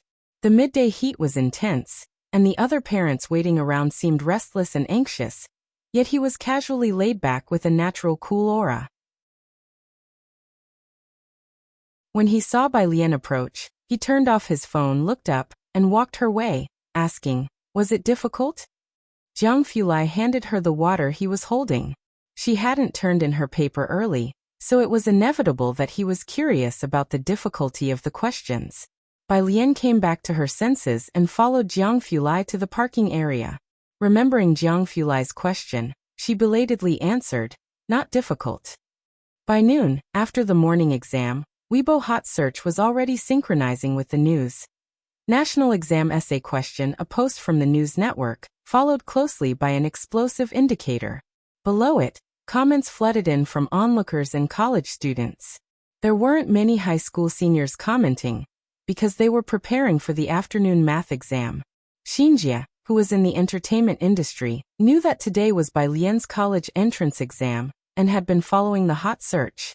Seeing that the Chinese composition topic had exploded, she discussed with Yan Lu. Netizens are saying this year's essay question was too simple, but the reading comprehension and classical Chinese sections were simply brutal. I wonder how Miss Bai did. Miss Bai has a profound foundation in literature. Yan Lu closed the script book, seriously commenting. The afternoon exam was mathematics. Math has always been the most feared subject by students in both the arts and sciences, and this year's last 3 questions were progressively more difficult. Bai Lian worked her way from the front to the back, not using much of the draft paper on the desk for multiple choice and fill-in-the-blank questions, only starting to use it for the major problems. This year's third major problem was to prove an inequality where xyz equals 1, to demonstrate that a certain quartic equation in 3 variables was greater than 1. Almost all students in the examination hall wrote solution when they encountered this problem. Until it was time to collect the answer sheets and test papers, not a single student spoke. Journalists had been crouching early at the entrance to Xiangqing First High School. Seeing the first student come out, A reporter hurriedly approached with a microphone asking, "Student, was the math test difficult this year?" Every year, the national exam papers are criticized. The student looked up, and after seeing the camera, he even adjusted his hair. Don't know. Don't know. The reporter found this interesting. Do you feel that it's difficult to evaluate? Student. No, it's that I didn't understand a single question. Reporter. Math was indeed difficult, and the expressions on the students' faces as they left the examination room were wilted. After finishing the exam, Lu Lingxi immediately sent a message in the group. Everyone forget about this exam as soon as you're done and rest well. Be at peace to welcome the final 2 exams tomorrow. Most students were quite devastated as they exited the examination hall. If you find any errors, ads pop up, ads redirect, broken links, non-standard content, etc., please let us know. Report so we can fix it as soon as possible.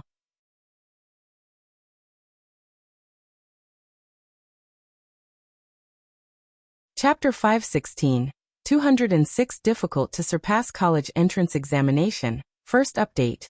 _2 Mathematics and Mandarin are always headline news during the annual college entrance examination. After the math exam, National College Entrance Mathematics exam quickly topped the trending searches, and the high school seniors who had held in their anxiety all day finally let loose, venting about the difficulty of the math exam. Top comment: frowny face. I've competed in math contests, but I only managed to draw an auxiliary line on the penultimate problem. Smile. Netizens clicked in and indeed saw the provincial team medal that this student had boasted about last year. They were somewhat surprised. It was one thing for the average person to find it difficult, but why was it hard even for a prodigy who made it into the provincial team? In the afternoon, Shen Qing and Ji Xiaojun both waited for Bai Lian at the school gate. Seeing the collapsed state of a group of students, they didn't dare to ask Bai Lian a single question. Jiang Fulai stood beside Bai Lian, looking down and about to ask how Bai Lian did on the math test. Shen Qing cleared her throat lightly. Xiao Jiang, come have dinner with us tonight. She interrupted Jiang Fulai. Jiang Fulai just glanced at Bai Lian and didn't ask any more questions. The group returned to Ji Heng's courtyard, where Ji Heng was playing Go with Jiang He. When they arrived, Ji Heng saw Jiang Fulai, let out a sigh of relief, and quickly stood up with his smoking pipe in hand. Xiao Jiang, come here. Jiang He slowly looked up, saw Jiang Fulai, and his casually swinging legs slowly came to a halt. Jiang Fulai sat casually opposite Jiang He and picked up a white stone at random. 2 minutes later, Jiang Fulai glanced at Jiang He and stood up unhurriedly. We must respect our elders. Jiang He. Ji Xiaojun and Shen Qing were busy in the kitchen when he received a call from the butler. On the other end of the phone, the butler was standing in the courtyard. What time are you leaving tomorrow? I'll arrange for a car to take you to Beicheng. They were going to fly to Jiangjing from Beicheng. The college entrance examination would end tomorrow. I can't come back tomorrow, Ji Xiaojun pondered slightly. Let's leave on the 9th in the afternoon. The 9th was the Dragon Boat Festival, and Ji Xiaojun wanted to have a meal with Ji Heng before he left. The butler was silent for a long time. He pressed against his brow, his eyebrows soaked in numerous weathered experiences now revealing his age. That's fine. How did your niece do on the exam? I don't know. Ji Xiaojun rinsed vegetables with one hand, his voice lightening a bit. We heard the math problems were too difficult, so we didn't ask her about it. The butler was merely making a polite inquiry, and he was not surprised to hear Ji Xiaojun respond in that way. If possible, I still hope you can return before the Dragon Boat Festival. The following day, the last 2 exams. Comprehensive Science and English. There was no hardest, only harder. In the afternoon, the last exam, English. In the examination room. After Bai Lian finished writing the last word of her English essay, after double-checking the questions, and after confirming her multiple-choice answers on the answer sheet were correct, she just looked at the black pen in her hand.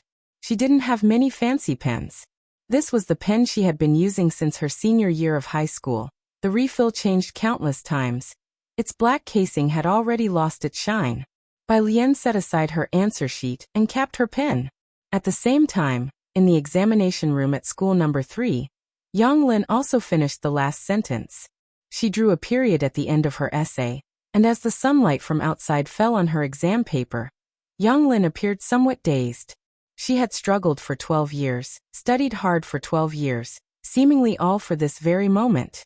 5 o'clock.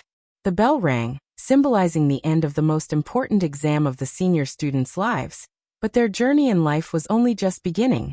After handing in her exam paper and answer sheet, Bai Lian followed the flow of people out. It was earlier than the usual end of class, and the sunlight was slightly glaring. Bai Lian carried her pencil case lazily through the crowd. Under the tree at the school gate, Jiang Fulai wore a loose short-sleeve shirt and stood casually under the tree, looking somewhat relaxed. There were many parents waiting for students at the school gate, most of them holding bouquets of sunflowers, but Jiang Fulai was different. What he held in his hand was a bouquet of flowers most people wouldn't recognize. Single-layered petals, each as light as a cloud and swaying gently with the wind, stood tall and delicate. They were red and radiant, pink as peach blossoms, white as snow, and blue like mist, simultaneously elegant and magnificent, dazzling in their brilliance. Many around him glanced in his direction with sidelong looks.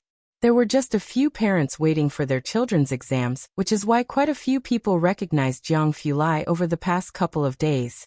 His demeanor was excessively cold. His presence, even when subdued, was still so daunting that it kept people at bay, making him seem like an unattainable flower on a high cliff. Now seeing him with flowers, most were surprised. Jiang Fulai's light-colored eyes casually scanned the crowd. When he saw Bai Lian, he stood up straight. As she approached him, he didn't speak but instead handed her the bouquet of flowers. Bai Lian took them, raised her eyebrows at Jiang Fulai, and he also handed her phone back to her. Right after the test, the Class 15 group chat was buzzing non-stop. Wang Qi was stirring things up again. Wang Qi. Others lined up to chime in below. Bai Lian put her phone back into her pocket, and began gently fidgeting with the petals again before looking up at Jiang Fulai.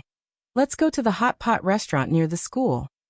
Jiang Fulai knew they had a gathering today, and led Bai Lian toward the car. As they passed through the crowd, many watched their retreating figures, speculating in whispers whether they were celebrities from somewhere else. Xiangqing remained the same. The girl was still the same girl.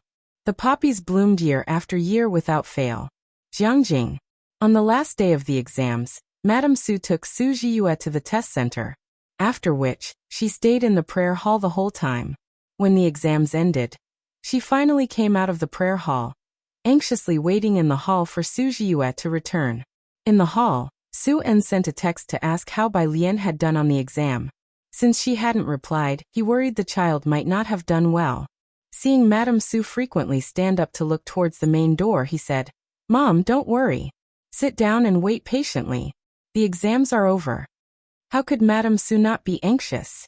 She sat back down and asked the people in the hall, "Do you think Jiyue did well this time?" "Of course," nodded Ji Mulan, who always had great faith in Su Jiyue. "Jiyue is the smartest child I've ever met." The butler even laughed. "Just get ready to celebrate being the top scholar's grandmother." The old lady felt reassured.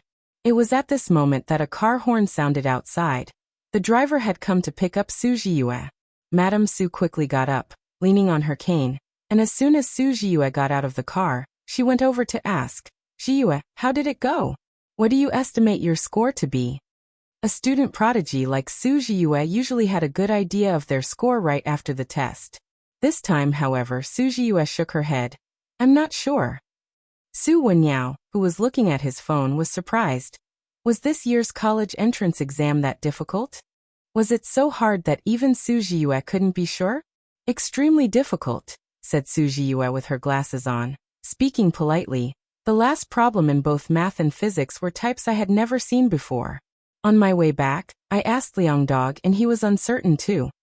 Su Jiyue and Liang Wuyu were both considered geniuses in Su Wenyao's eyes, especially Liang Wuyu, who had been participating in various competitions since middle school, finished high school curriculum in his freshman year, and by his senior year, he was studying in a laboratory with a mentor. One could say his knowledge had surpassed 99.9% of senior students. Even Liang Wuyu was unsure. How difficult were the questions this year? That hard? Su Wenyao clenched his phone, standing up surprised. What happened? The difficulty level of the college entrance exam was usually similar each year, unless there was an exception. Su Wenyao remembered that several years ago, there was a particularly hard set of exam questions that came to be known as the toughest college entrance exam ever. And to this day, no other exams had surpassed its difficulty. But this year, what happened? If you find any errors, ads pop up, ads redirect, broken links, non-standard content, etc., please let us know. Report so we can fix it as soon as possible.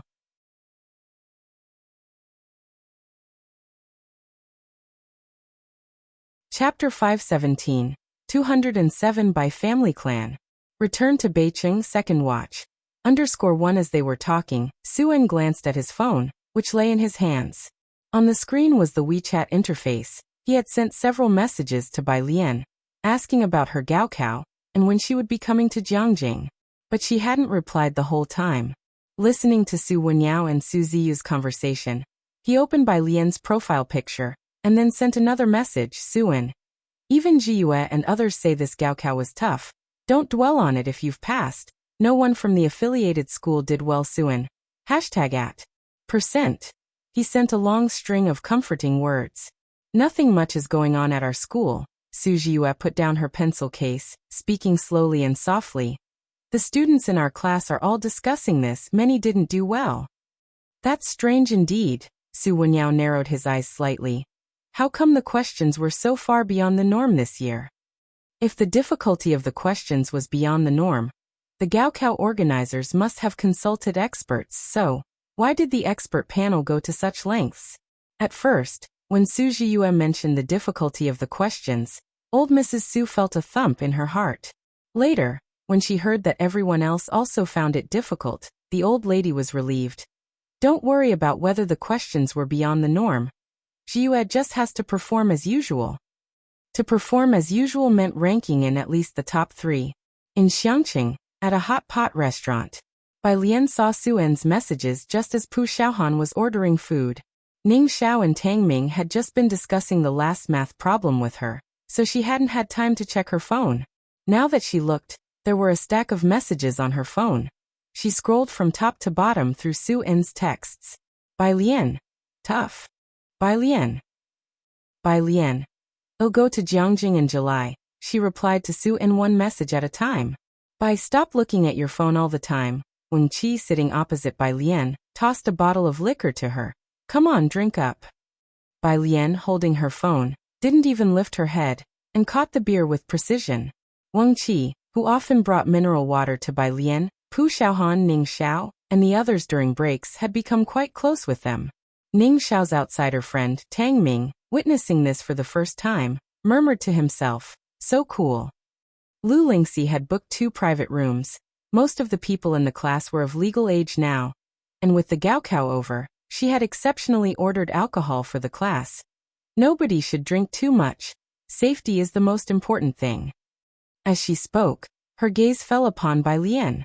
Seeing Wang Qi hand Bai Lian the drink, Lu Lingxi was about to stop them but saw Bai Lian take the bottle and nonchalantly pull open the tab with one hand.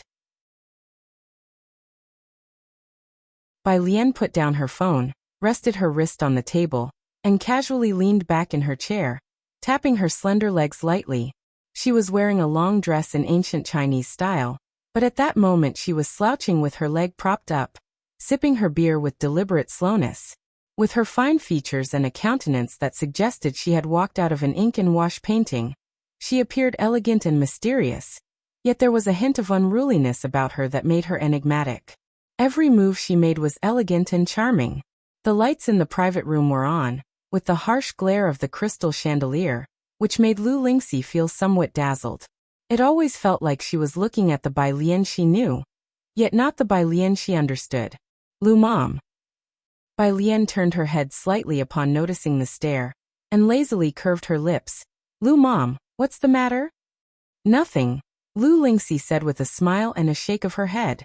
The gaokao was over and she really shouldn't be putting pressure on the students, but she still couldn't help but ask, how did you do in the Chinese exam? Lu Lingxi finished speaking and focused on Bai Lian's expression. Bai Lian swirled her beer glass. Not too bad. As casual as ever, Lu Lingxi couldn't discern anything from her eyes and didn't ask further. All of you have fun. Everything else can wait until the Gaokao results come out. The 9th Dragon Boat Festival. Bai Lian had just finished lunch with Ji Xiaojun and others at Ji Hing's place. After lunch, Ji Xiaojun had to hurry to Beijing. His plane was in the evening. The person coming to take Ji Xiaojun to Beijing was Xiaojia. Seeing Bai Lian also sitting in the car, Xiaojia recognized her and after a pause he asked softly, "Mr. Ji, is Miss Bai also going to Jiangjing?" The plane tickets were arranged by the family butler. Only 3 were bought, for Ji Xiaojun, Shen Qing, and Xiaojia.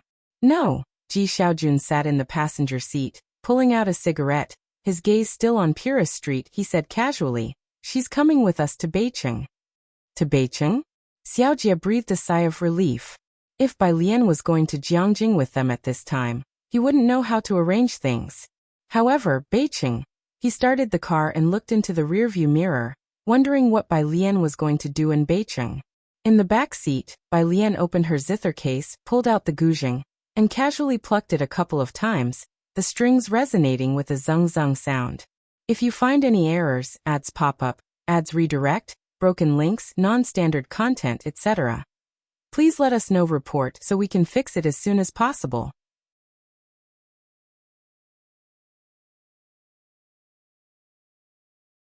Chapter 518, 207 by Family Clan.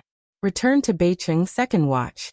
_2 Jianzhe and Qiu Xuezhing had led several teachers from the Xiangqing Calligraphy Association, along with the official instructors, to Beijing before the college entrance examination. She would arrive later due to the exam.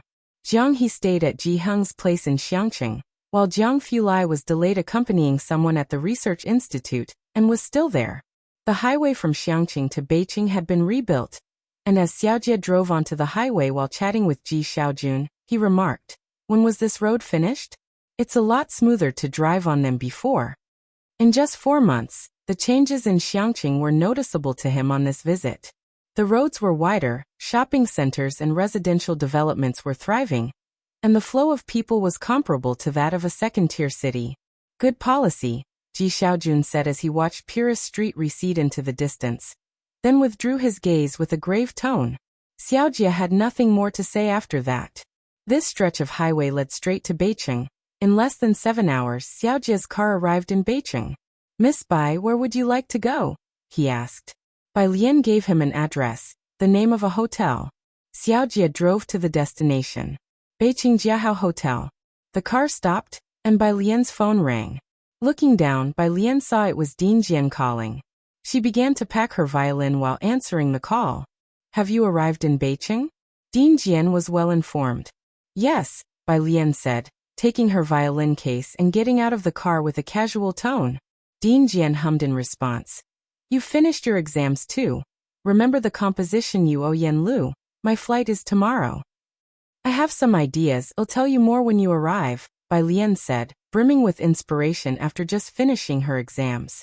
As she spoke with Ding Jian, Xiaojia opened the trunk behind her and handed her the little suitcase, which was quite heavy as he lifted it with both hands. "Thank you," Bai Lian said, reaching out to take it. Shen Qing bid farewell to Bai Lian reluctantly, and after getting into the car, she rolled down the window for a last look at Bai Lian standing at the hotel entrance. Seeing Bai Lian disappear from the rearview mirror, Xiaojia grew curious. "Miss Bai, are you writing a song for someone?" He had heard Bai Lian mention composing. "I don't know," Shen Qing was not sure, "but Mr. Jian says she's very talented." "Mr. Jian? Who was that?"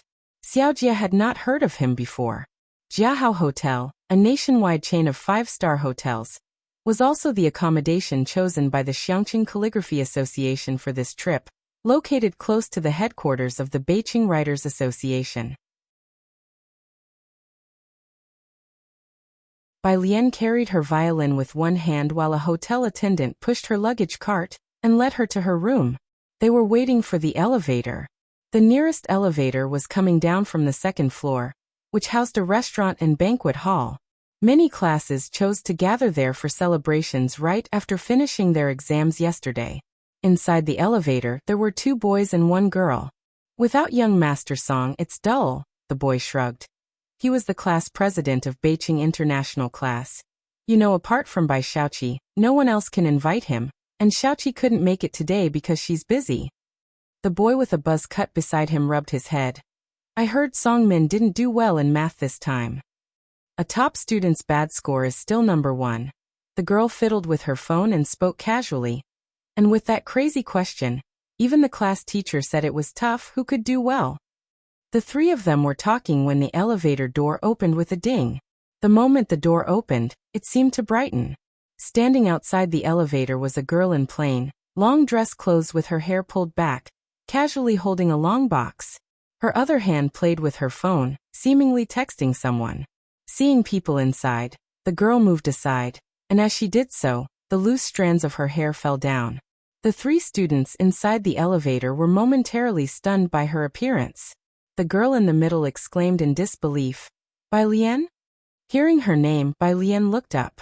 She squinted her eyes as she recognized the student committee member from Beijing High's 12th grade 2nd class, Sun Yi. Class 2 of grade 11 at Beijing High School was a liberal arts class, which was also the class Bai Lian, a former student, had attended for 2 years. Bai Lian glanced at them, didn't speak, but simply stepped aside to bypass them and walked into the elevator. After the elevator doors closed, the 2 boys next to Sunny finally realized what had happened. They were in the international class and had only interacted with Bai Lian for 1 day, but because Bai Lian often went to the international class to find Song Min, they were quite familiar with her. The class president of the international class, Kong Yifan, came back to his senses. Was that Bai Lian who just passed by? I feel like she's changed a lot. I heard she was in Xiangqing, so how come she's back? Snorted the boy with the crew cut, upon learning it was Bai Lian. Who knows if she can even make it into Beijing? It's a good thing she left our class, otherwise our class 100% undergraduate rate would have been dragged down by her. Word of Bai Lian's return spread in the Class 2 and International Class group chats. The Bai family. Bai Xiaoqi had just finished her college entrance examination the day before, and the patriarch of the Bai family clan came early to discuss the opening of the family shrine with Bai Qiming. If Bai Xiaoqi were the only one entering Jiangjing University, perhaps the clan wouldn't make such a fuss, but having 2 talents in one family was indeed rare. And the patriarch valued Bai Xiaoqi very highly. The Bai family originated from scholars, and always prioritized those who had achieved scholarly honor, or made contributions to the state. Since Bai Qiming was a businessman, there wasn't much reaction to him within the Bai family clan. It was only after Bai Xiaoka that the clan began to pay attention to Bai Qiming's lineage. Today, with the patriarch's visit, Bai Qiming also threw a banquet. He even specially invited Song Min and his parents. At the table, the clan patriarch discussed Bai Xiaoqi and Bai Xiaoka with Bai Qiming. Ding Jian, is it the senior from the Jian family? Hearing Bai Qiming mention Ding Jian, the Bai patriarch was surprised. The Jian family also had a long-standing history in Beijing, being a genuine family of scholarly reputation. Having some acquaintance with the patriarch, he knew Jian Zhongye was an important national cultural heritage figure, who held the positions of both the director of Jiangjing Culture Bureau and the president of Jiangjing Music Academy. He represented the national cultural heritage. In the past, he would have been a royal or a high-ranking official, worthy of worship in the royal temple. Unfortunately, the Jian family had not yet been able to bring him back. If such a person were to appear in the Bai family, the patriarch would enshrine him. Yes, Bai Qiming looked at Bai Xiaoqi beside him. Not only is Xiaoqi excellent in her academic studies, but she is also quite accomplished on the guzheng. Xiaoka mentioned that Ding Jian might come to Beijing soon, and I want Xiaoqi to push herself even harder to seize the opportunity. The patriarch's gaze towards Bai Xiaoqi grew more astonished. Indeed, she must strive. These kids are good, Mr. Song. Your Song family will also produce a top scholar. The Bai patriarch then looked towards Song Min, who was next to Bai Xiaoqi. Mr. Song raised his glass to the patriarch with a smile. Not necessarily. This child said he didn't do well in math. The math this time was difficult. No one could do well, Bai Xiaoqi looked at Song Min consoling. My brother even said it was tough. Bai Xiaoqi was at Jiangjing University and being last year's top scholar, had authoritative opinions. Just then Song Min, looking at his phone, suddenly hesitated, and his soup spoon struck his bowl, making a loud noise. Everyone at the table looked over at him, and Mrs. Song lowered her voice. What's wrong? Song Min looked up, seemingly in a trance. Bai Lian has returned to Beicheng. He alone knew that Bai Lian had worked with Hewen on a mathematical modeling project. How well had she done on this math exam? A touch of stiffness appeared on Xiaoqi's smiling face. Bai Qiming frowned at the mention of Bai Lian. The patriarch was yet unaware that, for the sake of Bai Xiaoqi and her brother, Bai Qiming had unilaterally removed Bai Lian's name from the family register without consulting the great-uncle. Upon hearing the name Bai, the patriarch was puzzled. Who is Bai Lian? A member of our Bai family? The butler, topping off the patriarch's drink, explained. She is the eldest daughter born to the former madam. The master previously placed her in the international class. Bai Qiming's face darkened once again upon hearing these things. The butler spoke vaguely. The patriarch understood that Bai Lian, due to her poor performance in the sciences, had been moved by the exasperated international class teacher to the liberal arts class. If you find any errors, ads pop up, ads redirect, broken links, non-standard content, etc., please let us know. Report so we can fix it as soon as possible.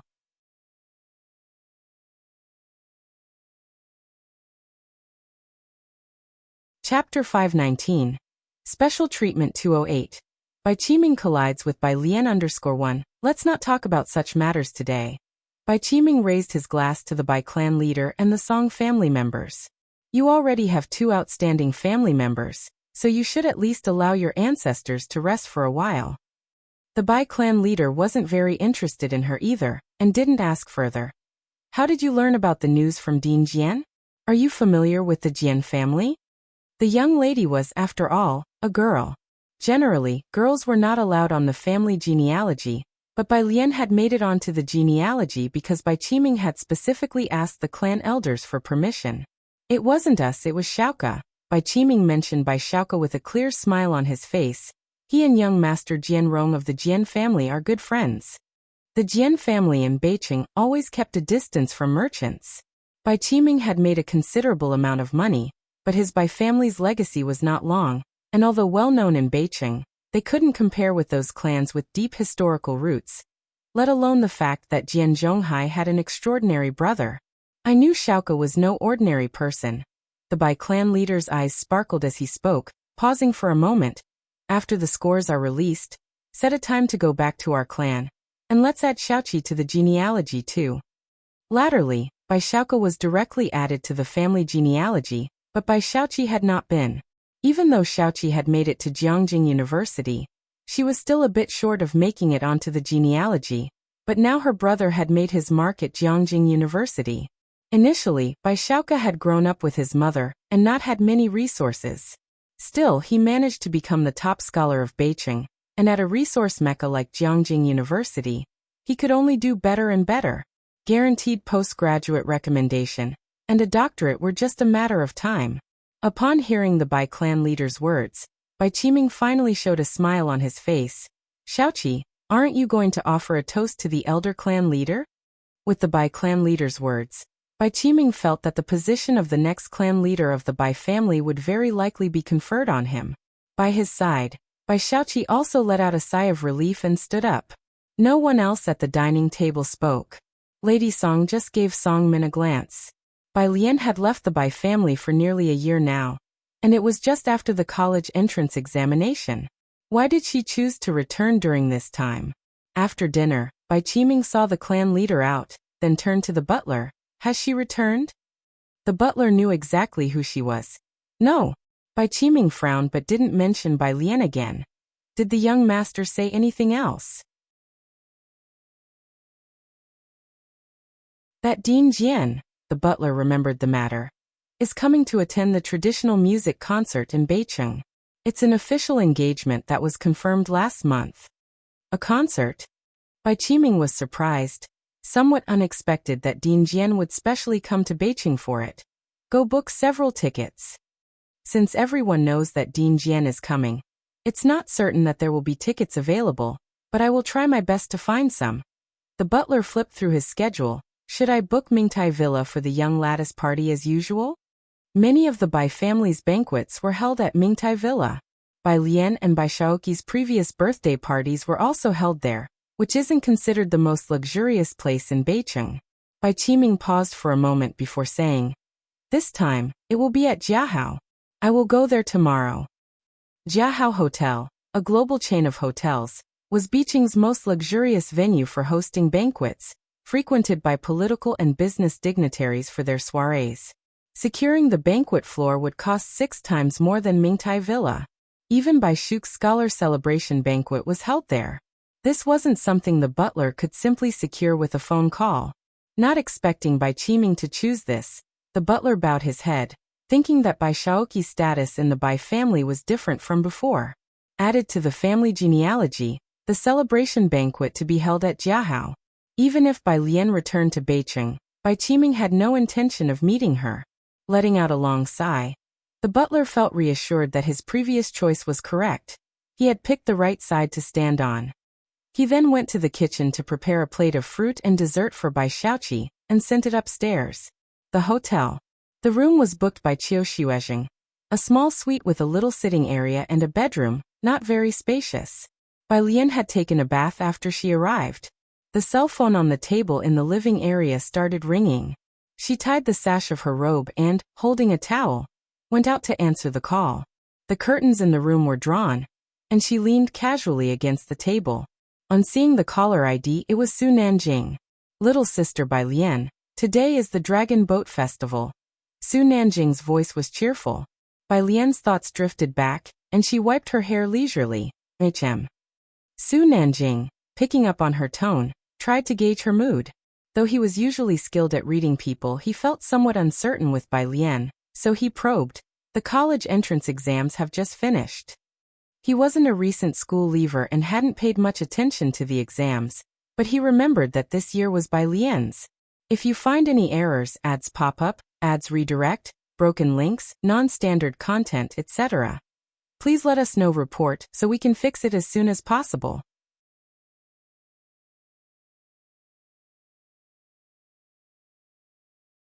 Chapter 520, Special Treatment 208. Bai Qiming collides with Bai Lian _2. Those who pay attention to the college entrance exams generally have children or relatives participating. Most adults already in the workforce only briefly notice when some related videos pop up. Su Nanjing timed her call to wish Bai Lian good luck with the exams, and also reached out to her after the exams to see how she did. But no matter how she tried to ask indirectly, she couldn't get anything out of Bai Lian, who always seemed nonchalant with a rather restrained emotion. "Right." Bai Lian casually wiped her hair a few times before grabbing a remote and turning on the TV. Hearing the sound of the television, Su Nanjing figured Bai Lian must have done okay and laughed. "So when are you coming to Jiangjing?" Recently, everyone who contacted Bai Lian asked her this question. Bai Lian switched channels. "In July, not sure exactly when." The hotel's TV seemed different from the one at home, requiring membership for everything. Bai Lian flipped through several channels to find the same situation. She threw the remote aside. "July." Su Nanjing calculated the time. The old man's birthday was in July, and if Bai Lian came early enough, she should be able to make it. "Okay, then I'll wait for you in Jiangjing." After hanging up the phone, Bai Lian opened WeChat to message Jiang Fulai. "By classmate." Image. By classmate frowny face. She was now adept at typing with the 26-key input method, but still preferred to be concise. On the other side of the phone, today was the Dragon Boat Festival, and half the research team had gone home. Jiang Fulai was still occupied, and when he saw the message, 10 minutes had already passed. He cradled a record book in his left hand while writing lines of text with his right. The handwriting flowed like moving clouds and flowing water. As he walked to the office, the arc of his anti-radiation coat fluttered. Reaching his desk, he casually placed the record book on the table. With a detached demeanor, he didn't bother to look at the middle-aged man following him, simply picking up his phone to say, "No quota." The Jiang family's eldest son couldn't be bothered to appease anyone, whether in the lab or at home with the Jiangs. He held the power of decision, and trying to sneak any additional people onto his team was nearly impossible. Even the Gao family had to back down. The middle-aged man, having lost face, had to offer a forced smile. There was no helping it. He couldn't influence this man who, though absorbed in research, had long before his official admission to Jiangjing University tightly organized the Jiangs to the point where everyone in the Jiang family feared Jiang Shijue. But in that circle of old foxes, who didn't know whom Jiang Shijue belonged to? Both the Chen family and the Su family were desperate for a marriage alliance with the Jiangs, but could never even get a meeting. The middle-aged man stepped out, closing the door behind him, and cast a last glance inside before leaving. At the desk, the man glanced at his phone, tapping his fingertips on the table. Although his expression was hidden by downcast eyes, something about him seemed more approachable than before. Jiang Fulai was unusually silent. He looked at Bai Lian's message, tapping the screen to force calm. "It's the hotel's issue, don't worry about it." He waited a while, but Bai Lian didn't reply, and the young master of the Jiang switched out of the app somewhat sullenly, only to see several messages below, two of which were from Su Nanjing, asking if he would return for the summer break. Jiang Fulai. Yes, this one-word reply made Su Nanjing, who was at a club in Jiangjing, stand up abruptly. "What's the matter, third young master?" Xia Shiming by his side was quite surprised since it took something significant to astonish Su Nanjing like this. Su Nanjing only glanced at him, nothing special. After a moment he clicked his tongue. "I knew it." Jiang Fulai had been engrossed in scientific research for years, rarely getting involved with external affairs. Everyone in Jiangjing's circles knew of him, but few had ever seen him. Over the years, only old Master Chen had managed to meet him a few times. This was a national treasure, holding the keys to several critical projects. This summer, his grandfather's birthday was coming up, and Su Nanjing had not expected Jiang Fulai to show up. But knowing that Bai Lian was coming to Jiangjing, perhaps afterward Su Nanjing thought that the young Master Jiang might start living in Jiangjing more permanently. The next day, Bai Lian got up before 6 in the morning. The hotel was soundproofed, so after getting ready, she first opened the curtains. She took out a printed research paper from her suitcase and started reading it on the balcony. The paper was by academician Ma himself, a recent analytical literature piece in English, which included many new terms. Bai Lian laid the document on the glass table of the balcony, her wrist holding it down, occasionally underlining something of note. After the college entrance exams, she had stopped working on chemistry and biology. She understood English but had mostly been exploring new problems in physics and math. At 7, someone rang the doorbell. Bai Lian, holding the document, answered the door to find a middle-aged man and a hotel service employee. The middle-aged man smiled at the sight of Bai Lian. "Good morning, Miss Bai. I'm Xie Zhongfei, here to deliver your breakfast. If you find any errors, ads pop up, ads redirect, broken links, non-standard content, etc., please let us know report so we can fix it as soon as possible."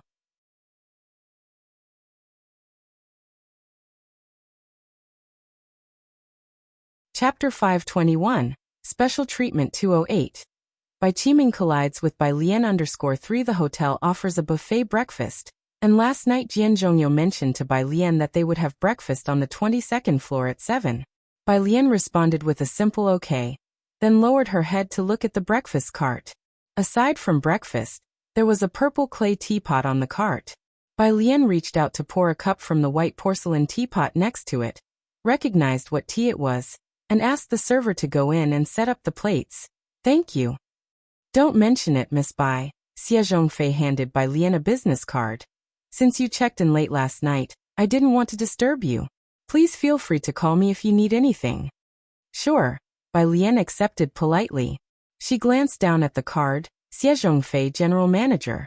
Inside, the floor supervisor placed breakfast on the table on the balcony, being very respectful towards Bai Lian. "Miss Bai, if you need anything, just dial the internal line and press the number 1 button." After the supervisor left, he noted down the room number, 1108, and finally instructed the service department that calls from the guest in room 1108 needed to be answered immediately, and they were to notify her. 1108 isn't even the presidential suite, several of the receptionists commented in surprise. The supervisor only gave them a stern look, without explaining the reason. Even for the presidential suite, the general manager had never handled it personally. 8 o'clock, Jiahao Hotel lobby. Vice President Zhou was speaking with Qiu Xuezheng. Do you really have a special class member this time? The Xiangqing Calligraphy Association came for an evaluation, and Vice President Zhou knew Qiu Xuezheng well. As a candidate for the next president, Vice President Zhou had heard some news. You'll find out when the time comes, Qiu Xuezheng said coolly. As they were talking, a black Qian stopped at the hotel entrance, and a hotel concierge immediately went to open the door. From the back seat, Bai Qiming got out. The assistant from the front passenger seat also got out and followed closely behind Bai Qiming. Manager Lu said that the 28th has been booked, but everything is still subject to your discussion with him. Bai Qiming nodded. He entered the hotel, planning to go to the hotel office to find Manager Lu when he spotted a familiar figure in the center of the hotel lobby. He hesitated for a moment, then took a few steps forward. President Zhou. Vice President Zhou, of the Beijing Writers Association, and also a public official of Beijing. Bai Qiming had seen Vice President Zhou at government tender meetings, the son of Zhou Wennan, the highest ruling authority in Beijing. Mr. Bai, Vice President Zhou stopped mid-sentence, looking at Bai Qiming politely yet distantly. Bai Qiming knew Vice President Zhou was as unapproachable as the members of the Jian family. He noticed there was an elderly man beside Vice President Zhou, but Vice President Zhou didn't introduce him. He just smiled, extending an olive branch. I wonder if President Zhou would have the time to attend the party I'm hosting for my daughter at the end of the month. Vice President Zhou smiled, but didn't immediately respond. He wasn't close with the Bai family. Bai Qiming still needed to arrange a venue with the hotel, so he planned to exchange a few words with Vice President Zhou before leaving. At that moment, the lift nearby opened and Bai Lian stepped out. Bai Qiming, catching sight of the figure from the corner of his eye, paused mid-sentence. He squinted at Bai Lian's figure. Today she was wearing a white, loose-fitting t-shirt with 2 diagonally crossed green bamboos embroidered on it, simple and elegant. Her demeanor was restrained. She was a stark contrast to the rebellious and uneducated Bai Lian in Bai Qiming's memory. When he first saw Bai Lian, Bai Qiming was taken aback for quite some time. Beside Bai Qiming, Vice President Zhou took a step forward as Qiu Xuezheng said to Bai Lian. Perfect timing, the car is waiting outside. I'm late, I'm sorry. Bai Lian didn't look at Bai Qiming but apologized to Qiu Xuezheng. I didn't realize you were waiting for me downstairs. Vice President Zhou smiled and explained to Bai Lian. Miss Bai, I told Master Qiu not to disturb you, worried that it might interrupt your practice. Qiu Xuezheng led Bai Lian outside. Vice President, I'll take her to wait outside for you. As he escorted Bai Lian out, they both ignored Bai Qiming. Vice President Zhou was still curious who the special class member was, so he said to Bai Qiming, Mr. Bai, let's meet again some other time. As Vice President Zhou spoke to Bai Qiming, the smile on his face faded, becoming more formal. It was clear that he had a good relationship with Bai Lian.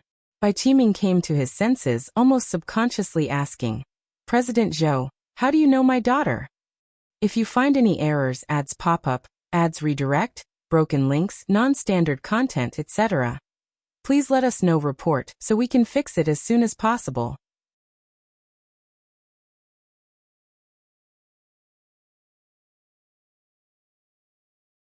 Chapter 522, 209, It's Your Turn by Jian. Second update. _1 Bai Qiming had not seen Bai Lian for a very long time. In his memory, Bai Lian was too extravagant, never studying properly from childhood. She only hung around a bunch of bad influences, frequenting bars and racing cars. Even when Ji Mulan personally taught her calligraphy and painting, she couldn't learn, dozing off at the sight of books. She could even infuriate her music teachers. Her academic performance at school was poor, and she couldn't even understand the Bai family's financial reports. She was practically good for nothing.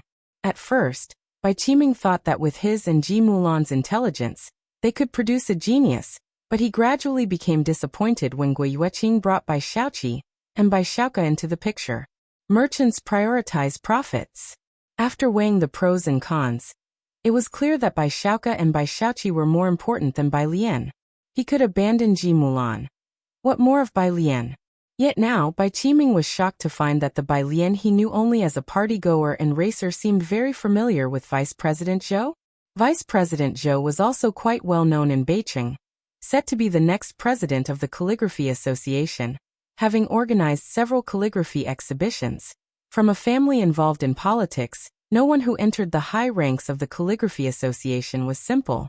Jian Zhonghai was one such example. But the Jian family was even more inaccessible than the Zhou family. How did someone like her come to know President Zhou? Your daughter. Vice President Zhou was about to leave, but upon hearing Bai Qiming's words, he couldn't hide his surprise. You mean Bai Lian? Vice President Zhou remembered that Bai Lian came from Xiangqing. When she took the assessment in Jiangjing, she caused a sensation. Vice President Zhou had specifically checked her profile, from Xiangqing with her household registration also in Xiangqing. Bai Qiming shifted his gaze away from Bai Lian. Yes. Bai Lian, she's a member of the Calligraphy Association. Vice President Zhou glanced at Bai Qiming, then said, she won first place in the youth category at last year's Lanting Award. None of the young talents from the Jiangjing Calligraphy Association could surpass her. I came here today especially to take her to the Calligraphy Association. A special member of the Jiangjing Calligraphy Association had joined the Xiangqing Calligraphy Association, and Vice President Zhou believed Bai Lian had great potential for the future. Her talent not only gained Vice President Zhou's recognition, but her potential also made it natural for him to personally come to the hotel to pick her up. After saying this, he smiled at Bai Qiming and left. Bai Lian's residence was in Xiangqing, and the way she acted as if she didn't know Bai Qiming indicated something to Vice President Zhou. Vice President Zhou left with a carefree attitude. In the hotel lobby, it took Bai Qiming a long time to come back to his senses. He knew nothing about calligraphy, nor the significance of the Lanting Award, and was only shocked by Vice President Zhou's remark about specially taking her to the Calligraphy Association. Bai Lian, she knew calligraphy? In his memory, Bai Lian seemed to have never learned it, and Vice President Zhou appeared to hold her in high esteem. President Bai, the assistant, who had also been watching Bai Lian leave, softly called out to Bai Qiming. Bai Qiming snapped back to reality, remembering that today was for Bai Xiaoqi's celebratory banquet, Jiangjing University's celebratory banquet. Jiangjing University. He let go of the matter with Bai Lian. In the hotel manager's office behind the lobby, the manager was out, and Bai Qiming waited for an extra 10 minutes. The Bai family was a VIP client of the hotel, so as soon as the manager came in, he greeted Bai Qiming with an apologetic smile. President Bai, sorry for the wait. Mr. Xie was delayed by an impromptu meeting. Mr. Xie is here? Bai Qiming set down his teacup, temporarily shelving the matter about Bai Lian surprised. Yes, whispered the lobby manager. The hotel is hosting a VIP, and Mr. Xie is personally attending to them. To whom exactly was a detail the lobby manager had no clearance to know. He only knew Mr. Xie and the floor manager were personally hosting, not even the floor they were on. Bai Qiming looked up. Might it be that Ding Jian? 5 in the afternoon. At Beijing Airport, Ding Jian got off the airplane. A middle-aged man with a suitcase followed him. Ding Jian, are we heading to the Beijing guest house? Their car is waiting. As soon as Beijing Conservatory of Music heard that Ding Jian was coming, they quickly got in touch with old Hu, who was accompanying the dean. Not yet. Ding Jian stopped and took out his phone to make a call. The call was to Bai Lian. It was picked up after just 2 rings. Ding Jian? It's me, Ding Jian casually remarked as he watched the cars outside. How is your writing coming along? He was referring to composing. Bai Lian always refrained from writing new songs, which made Ding Jian anxious. I had some inspiration last night and wrote a segment. Bai Lian had just returned from a trip to the Calligraphy Association with Qiu Xuezheng, and the qualification assessment of the Xiangqing Calligraphy Association would take a few more days. Is that so? Hearing that she had written a segment, Ding Jian quickly said, Where are you staying? He was eager to know what style Bai Lian had composed this time. Jiahao. Okay. Ding Jian hung up the call and then told old Hu, Let's go to Jiahao. Ding Jian had 2 personal assistants, being a busy man with 3 students, a school to manage, and the Cultural Bureau's gouging issues. His assistants were people who had been with him for a while. If you find any errors, ads pop up, ads redirect, broken links, non-standard content, etc., please let us know report so we can fix it as soon as possible.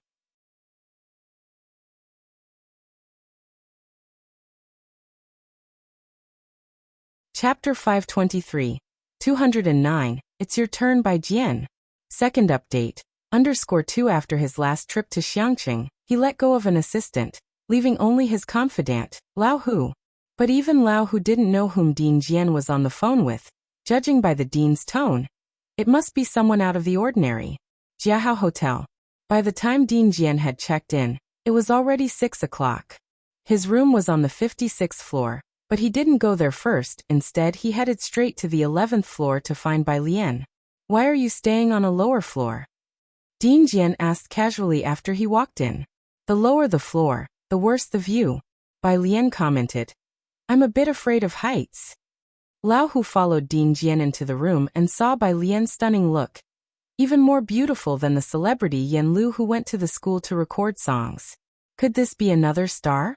Lao Hu thought to himself. Ding Jian was here for her compositions.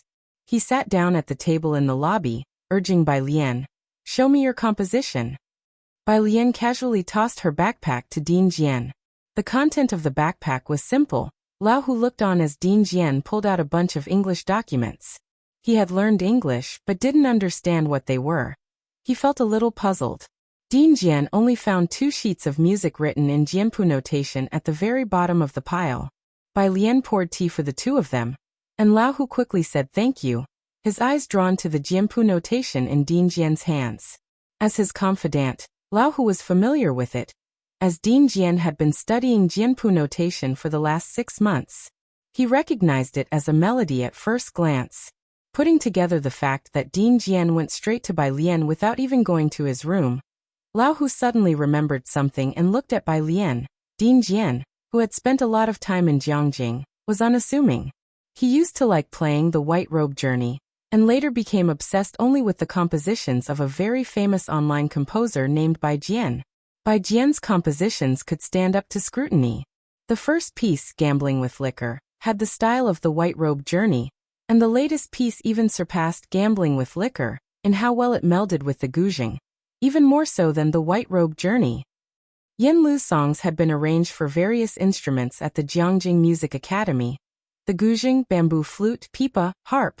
Many speculated about Bai Jian's identity, most believing it was one of the few musical giants who were on a par with Ding Jian. Lao Hu had also speculated this before. But now as he looked at Bai Lian, a preposterous idea surged in his mind. Ding Jian took note of the Jianpu notation, and having grasped Bai Lian's current style, he began to rush her to continue writing. Hurry up and write. Bai Lian sat across from Ding Jian and leisurely poured herself a cup of tea. It takes time. Oh. When Ding Jian arrived, he saw high school graduates taking group photos downstairs and thought of Bai Lian. How did the exams go for you? What he really wanted to ask was, can you really make it to Jiang University? Bai Lian's eyes drifted toward the window, and she just smiled. Not bad. She replied. College entrance exam? Lao Hu's face was expressionless. Was she a college entrance exam candidate? So, was she going to Jiangyin next? Lao Hu could already predict how lively it would be at Jiangyin once Ding Jian's favored person arrived. There's a national-style music festival in Beijing in a few days. I have a program. Why don't you go look for some inspiration? Ding Jian remembered this and drank some tea, then looked down at the teapot, surprised. When had this damned hotel's tea gotten so good? National-style music consisted of instruments like gouging, pipa, bamboo flute. Bai Lian also took a sip of tea, her eyes narrowing slightly, lazily saying, it depends. Her dog friend was still waiting for her. she had a bit of a headache. This trip to Beijing was not only for the Calligraphy Association, but also to check on that person for the original owner of her body. Next to Dean Jian, Lao Hu with an impassive face, was thinking. A program by Dean Jian was something others would vie for intensely. Dean Jian personally invited her and she could still say, "It depends." It must be you by Jian. It wasn't just Dean Jian who was concerned about how Bai Lian did on her exams. Beijing High School. In the principal's office he spoke to Guo Yueqing. "Mrs. Guo, I'm well acquainted with the principal of Beijing, but I'm not sure I can get the tickets. You also know who is going to be there. Students from Jiangyin will all rush over." "I understand." Guo Yueqing set down her gift, her smile gentle. "Xiaoka and Xiaoqi have troubled you with so many things. Next month, Xiaoka is going to have dinner with Professor Jiang. I wonder if you might be available?" Professor Jiang, a professor at Jiangjing University, also the teacher of Bai Shuk's lab, the principal replied gravely, "Mrs. Guo, don't worry." Guo Yueqing nodded at him, then left. After she left, the homeroom teacher of the international class came in from outside. Looking at the gift Guo Yueqing had left, he told the principal, "Bai Lian has returned." "Bai Lian? What has she come back for?" The principal was stunned. "I saw it in the class group." The homeroom teacher thought of the last scores he saw. Bai Lian was weak in the sciences, but her mathematics were always perfect. "Math is so difficult. Do you think she can still get a perfect score this time?" The principal wasn't sure what to think either, and Guo Yueqing's intentions were easy to guess. But he couldn't see through Bai Lian. With such good grades, why didn't she show it when she was at Beijing High School? Xiangqing doesn't have teaching resources for 3 months. The principal sat down, his fingers drumming on the desk, shaking his head. "The math problems have changed so much. None of us expected this. She probably doesn't have an advantage. And the science part is even harder. Her sciences are weak. Song Min has a very good chance of becoming the provincial top scorer." That made sense. The homeroom teacher of the international class felt unease. But what does it mean for Jiangjing to make the exam so difficult this time? Those in the field of education are much more sensitive than the average person. Jiangjing didn't make its exams difficult often, but this time the difficulty was beyond everyone's expectations. It felt as though a change was coming. They, like the teachers at Xiangqing High School, all thought that Song Min was the one Bai Lian was competing against, not knowing that Bai Lian never set her sights on Beijing. If she really only aimed for the provincial top scorer, Liang Zuan might have to crawl out from the ground to her bedside. Teacher Liang asks for monthly votes at the beginning of the month. If you find any errors, ads pop up, ads redirect, broken links, non-standard content, etc., please let us know. Report so we can fix it as soon as possible.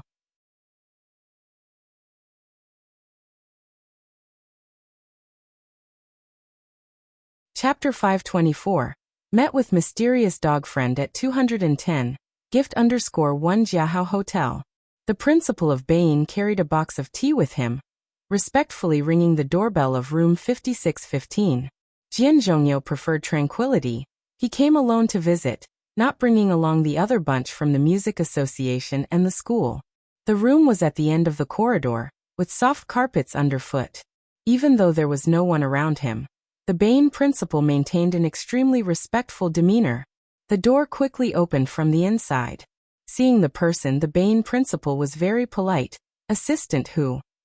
"Principal Luo." Old Hu nodded slightly to him, and then stepped aside to let Principal Luo in. The room booked by Dean Jian was also a small suite, all for the convenience of meeting guests.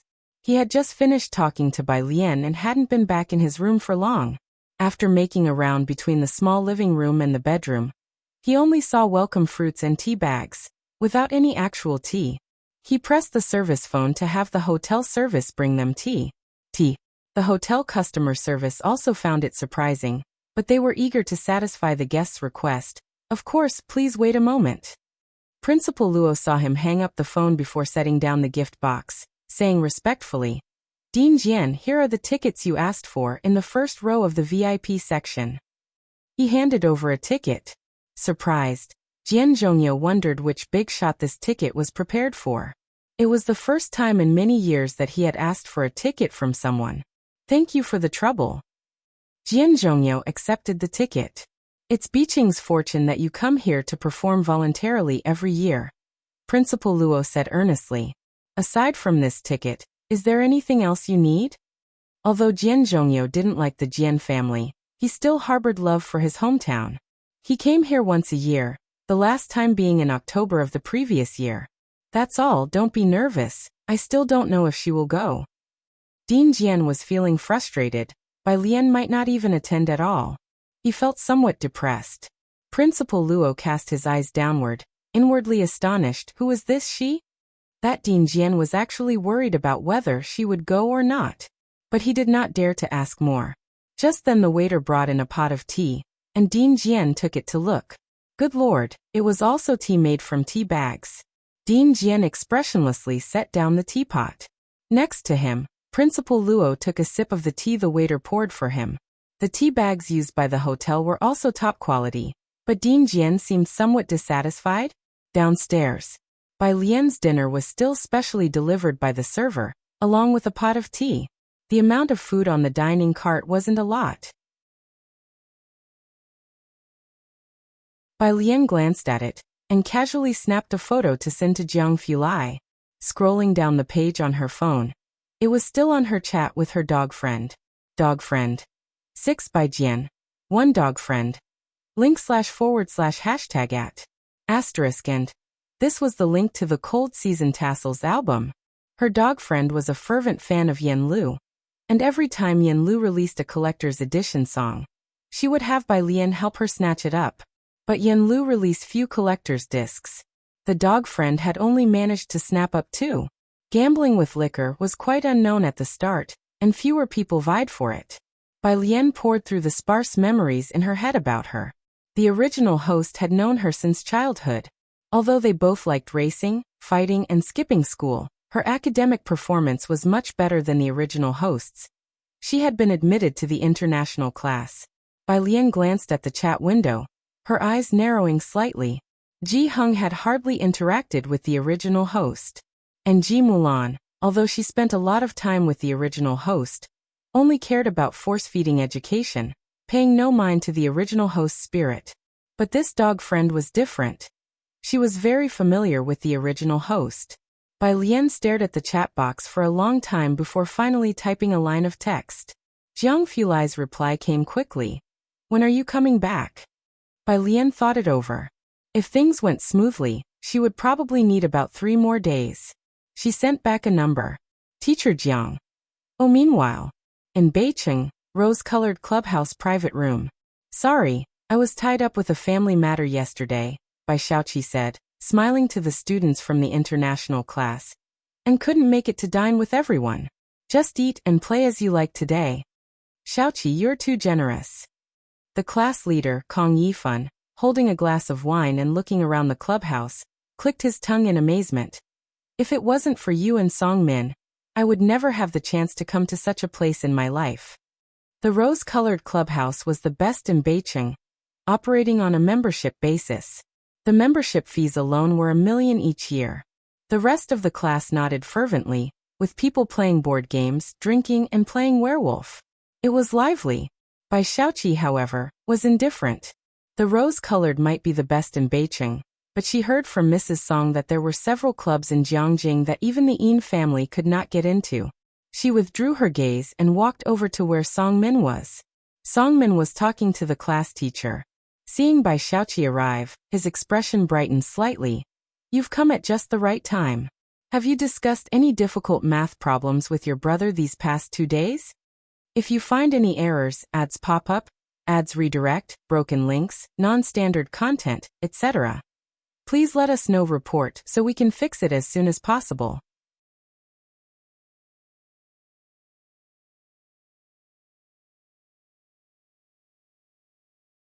Chapter 525.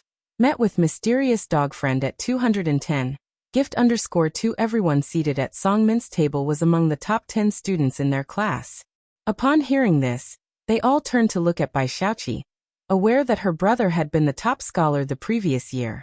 Only Song Min's gaze was fixed on the table across from him, where a girl in a black skull shirt adorned with a black chain around her chest was playing cards with someone. When Jixia, he knew she was Bai Lian's only friend at the school.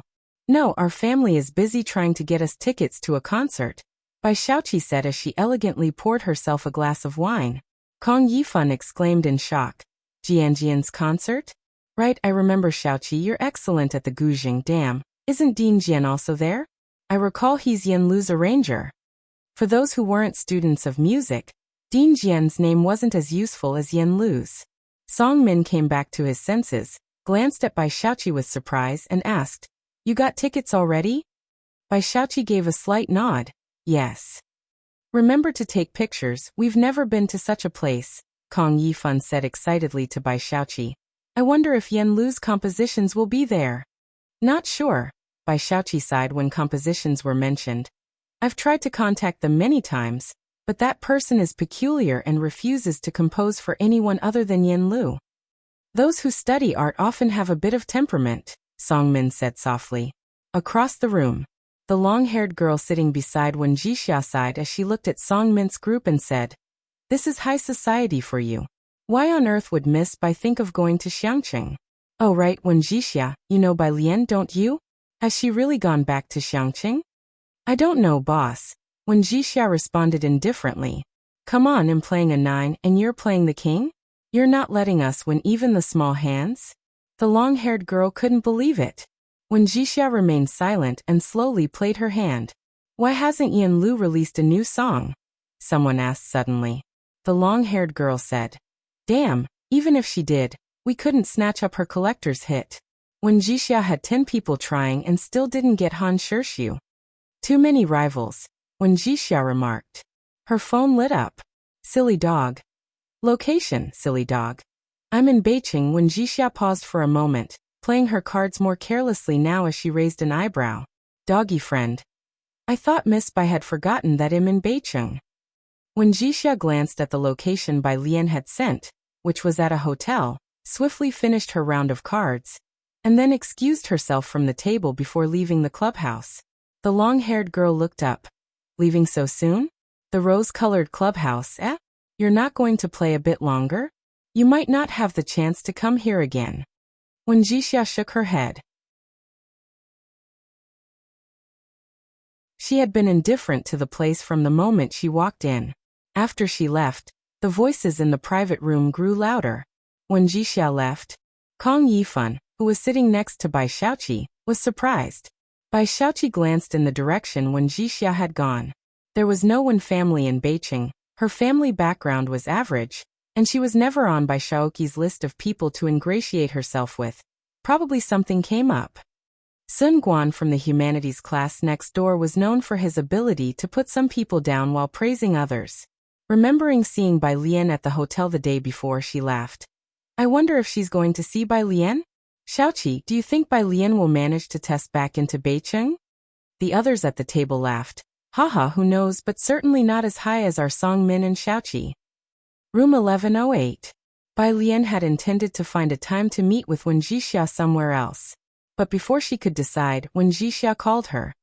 "Which room are you in?" Her voice was crisp and decisive. 5 minutes later, when Jixia adjusted the exaggerated chain around her neck, looked up at room 1108. She had a short bob, stood tall, and was dressed in punk-style clothing. Her features were quite androgynous. As she approached room 1108 and was about to press the doorbell, the door opened just then. The person who opened the door was a girl in a white homeware dress, her jet-black hair falling entirely down her back and trailing down to her soft homeware. Her skin tone was a cold white, her eyes lazy, and upon seeing her she merely stepped aside slightly. "Arrived? Come in." As if she knew when Jixia had just arrived outside the door. When Jixia looked at the girl before her, she was very different from her memory, and when Jixia paused before following her in. Inside was a small living room with a square table in the center, upon which sat a purple clay teapot surrounded by 4 matching teacups. Next to the sofa was an antique zither. And that was it. Whether it was the purple clay teapot or the zither, they were at odds with Bai Lian from memory.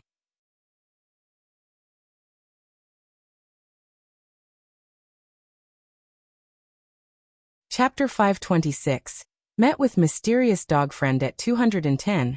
Gift_3 by Lien opened the door of the mini fridge, took a glance, grabbed a bottle of Sprite, and handed it to Wen Jixia with one hand.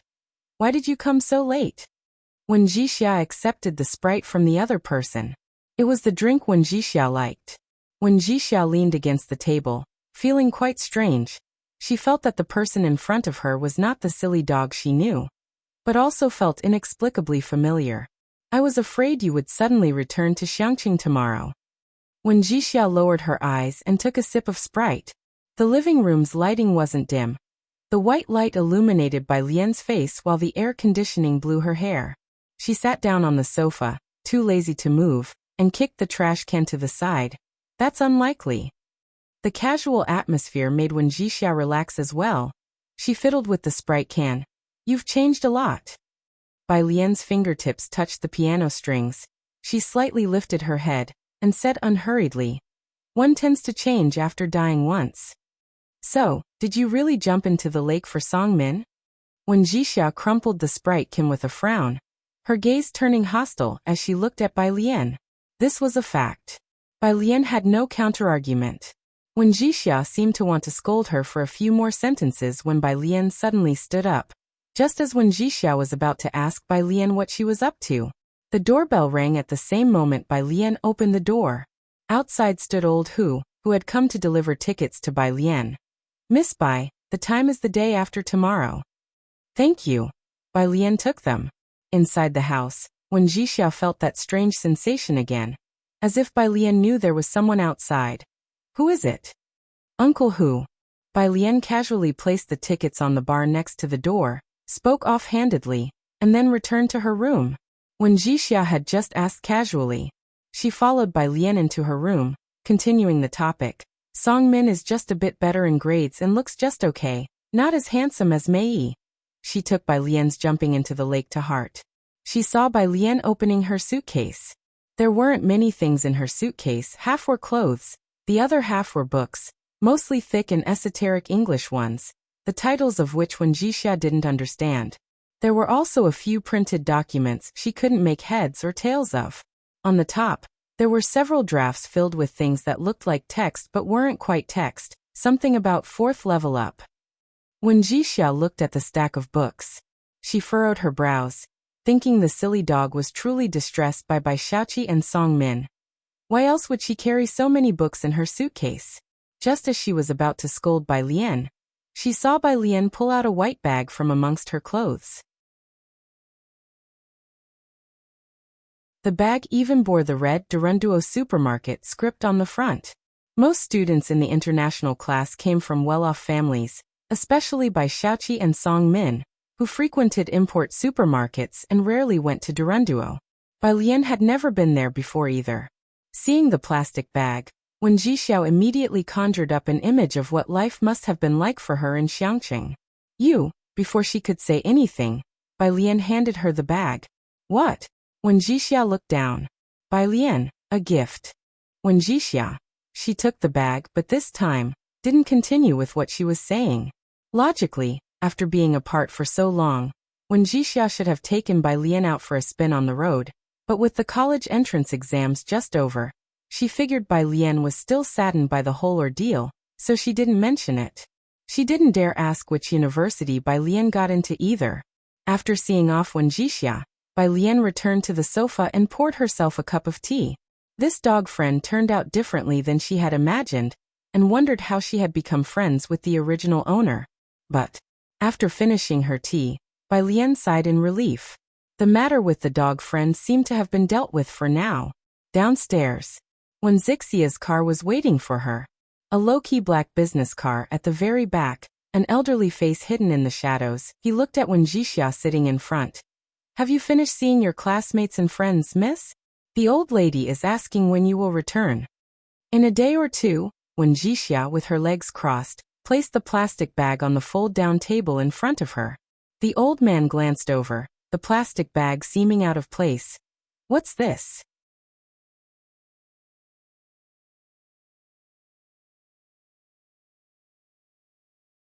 Chapter 527.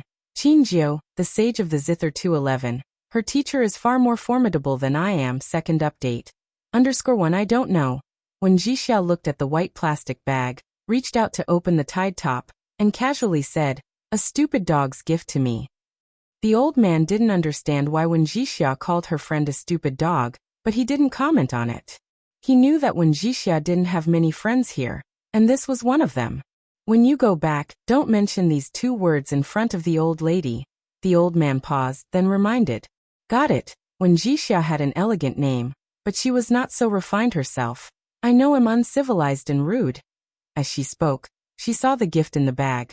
It was 4 recorded CDs. Each one was beautifully packaged. When Jixiao looked at the top one, and on its blue cover, 2 powerful characters were written. Gambling on liquor. Below it the signature was written in black marker in an artistic font. As a fan of Yen Lu, she recognized it as Yen Lu's signature. What the foo? She was halfway through the word when she realized the old man was behind her and forcefully changed her words. Hurriedly, she flipped to the next CD, Han Shirshu, the one that had been hyped up to 200,000 apiece online. The Han Shirshu that 800 people had failed to get. Each one had Yen Lu's signature on it. When Jixiao cursed silently in her heart, then opened her phone. Did you get it? Why do you have the signed version? Is it authentic? Stupid dog. 1 at this time still 1. What the hell does 1 mean? When Jixiao looked at the 4 precious CDs wrapped in the plastic bag, temporarily forgetting the heartbreak of the stupid dog. Today you can be my dad for a day. Stupid dog. Forget it. Let her full stop herself with a full stop. When Jixiao decided not to quarrel with Bai Lian for now, she put her phone aside and then glanced at the albums. She belatedly remembered. She hadn't been able to get them even with someone's help. So how did Bai Lian manage to get these albums? And they all came with signatures? One day later, a music concert in Beicheng. The Bai family had gotten free tickets, middle seats. The attendees were Bai Xiaoqi, Song Min, and Mrs. Song. Only the 3 of them from the Bai and Song families could appreciate classical music. Bai Qiming had the sense not to come and fake sophistication. There was a large queue for ticket checking at the venue. Most of them were well-known musicians from Beicheng. Xiaoqi, I heard your brother is confirmed to be following a Professor Jiang? Mrs. Song stood beside Bai Xiaoqi, chatting as they waited in line. Bai Xiaoqi nodded slightly, her demeanor as calm as a gentle breeze and floating clouds. That's right. Mrs. Song knew the Bai family valued Bai Xiaoqi, and that Bai Xiaoke was part of the reason. Who is the distinguished guest your father mentioned from Jiahao? Have you two heard anything? Many from the international class came from impressive backgrounds, which also offered a route. I don't know, Bai Xiaoqi replied solemnly, but the general manager of Jiahao personally greeted him. My dad said it might be Dean Jian. If it was Dean Jian, it would make sense. The 3 of them went through the ticket check. The concert hadn't begun yet, and their seats were in the 5th row. These were also VIP seats. Upon entering, Bai Xiaoqi saw the first row was different from the others, with leather seats and high backs. The first row was also enclosed with a fence, separating it from the VIP seats behind it. That's... Bai Xiaoqi was taken aback. Mrs. Song, who had grown up in Jiangjing and frequented many venues, recognized it immediately. Those are guest seats. Someone from Jiangjing must have come. Important figures of the concert. It was also strange. Even in past years when Dean Jian came, Beicheng wasn't this lively. Meanwhile, Bai Lian held her ticket, but no one checked it. Old Hu directly took her through the staff entrance. It's crowded at the entrance. Old Hu guessed Bai Lian's identity and was very respectful towards her. Well, go around from backstage. Old Hu's face was his pass. After all, he was Dean Jian's assistant and represented him. Along the way, everyone would stop to greet Old Hu. They all noticed the girl he was treating with such respect. Though just an assistant, Old Hu could play both the pipa and the guzheng, and he had a bit of fame. Being under Dean Jian's wing, his skills far exceeded those of ordinary people. Even Beian's president Lua would call him Mr. Hu. But now he was being so polite to a girl? Who was this girl? Others guessed in their minds, but the girl kept her head down slightly, with a remarkable appearance. She was an unfamiliar face they hadn't seen before. After passing through the backstage, a group surrounded Ding Jian as he was tuning a guzheng. Seeing Bai Lian, he greeted from afar. "You're quite early. Didn't want to keep you waiting." Bai Lian stopped without approaching. She was delighted to come to Ding Jian's residence, and he too was pleased, not saying much, merely waving his hand toward her. "Okay, you go sit with old Hu first, I'll come over after explaining things to them." After Bai Lian had left, a group of people around Ding Jian looked at each other, all renowned teachers from Beijing seeing Bai Lian for the first time and unable to hide their surprise. "Ding Jian, that person is your student?" Principal Luo asked. He knew that Jian Zhongyo had disciples, among them a girl with exceptional talent, but she was only in Jiangjing, seen by few. "My student." Jian Zhongyo looked at Principal Luo and shook his head with a chuckle. "You think too much. I am not capable of being her teacher." At this point he sighed. "Her teacher is far more formidable than I am."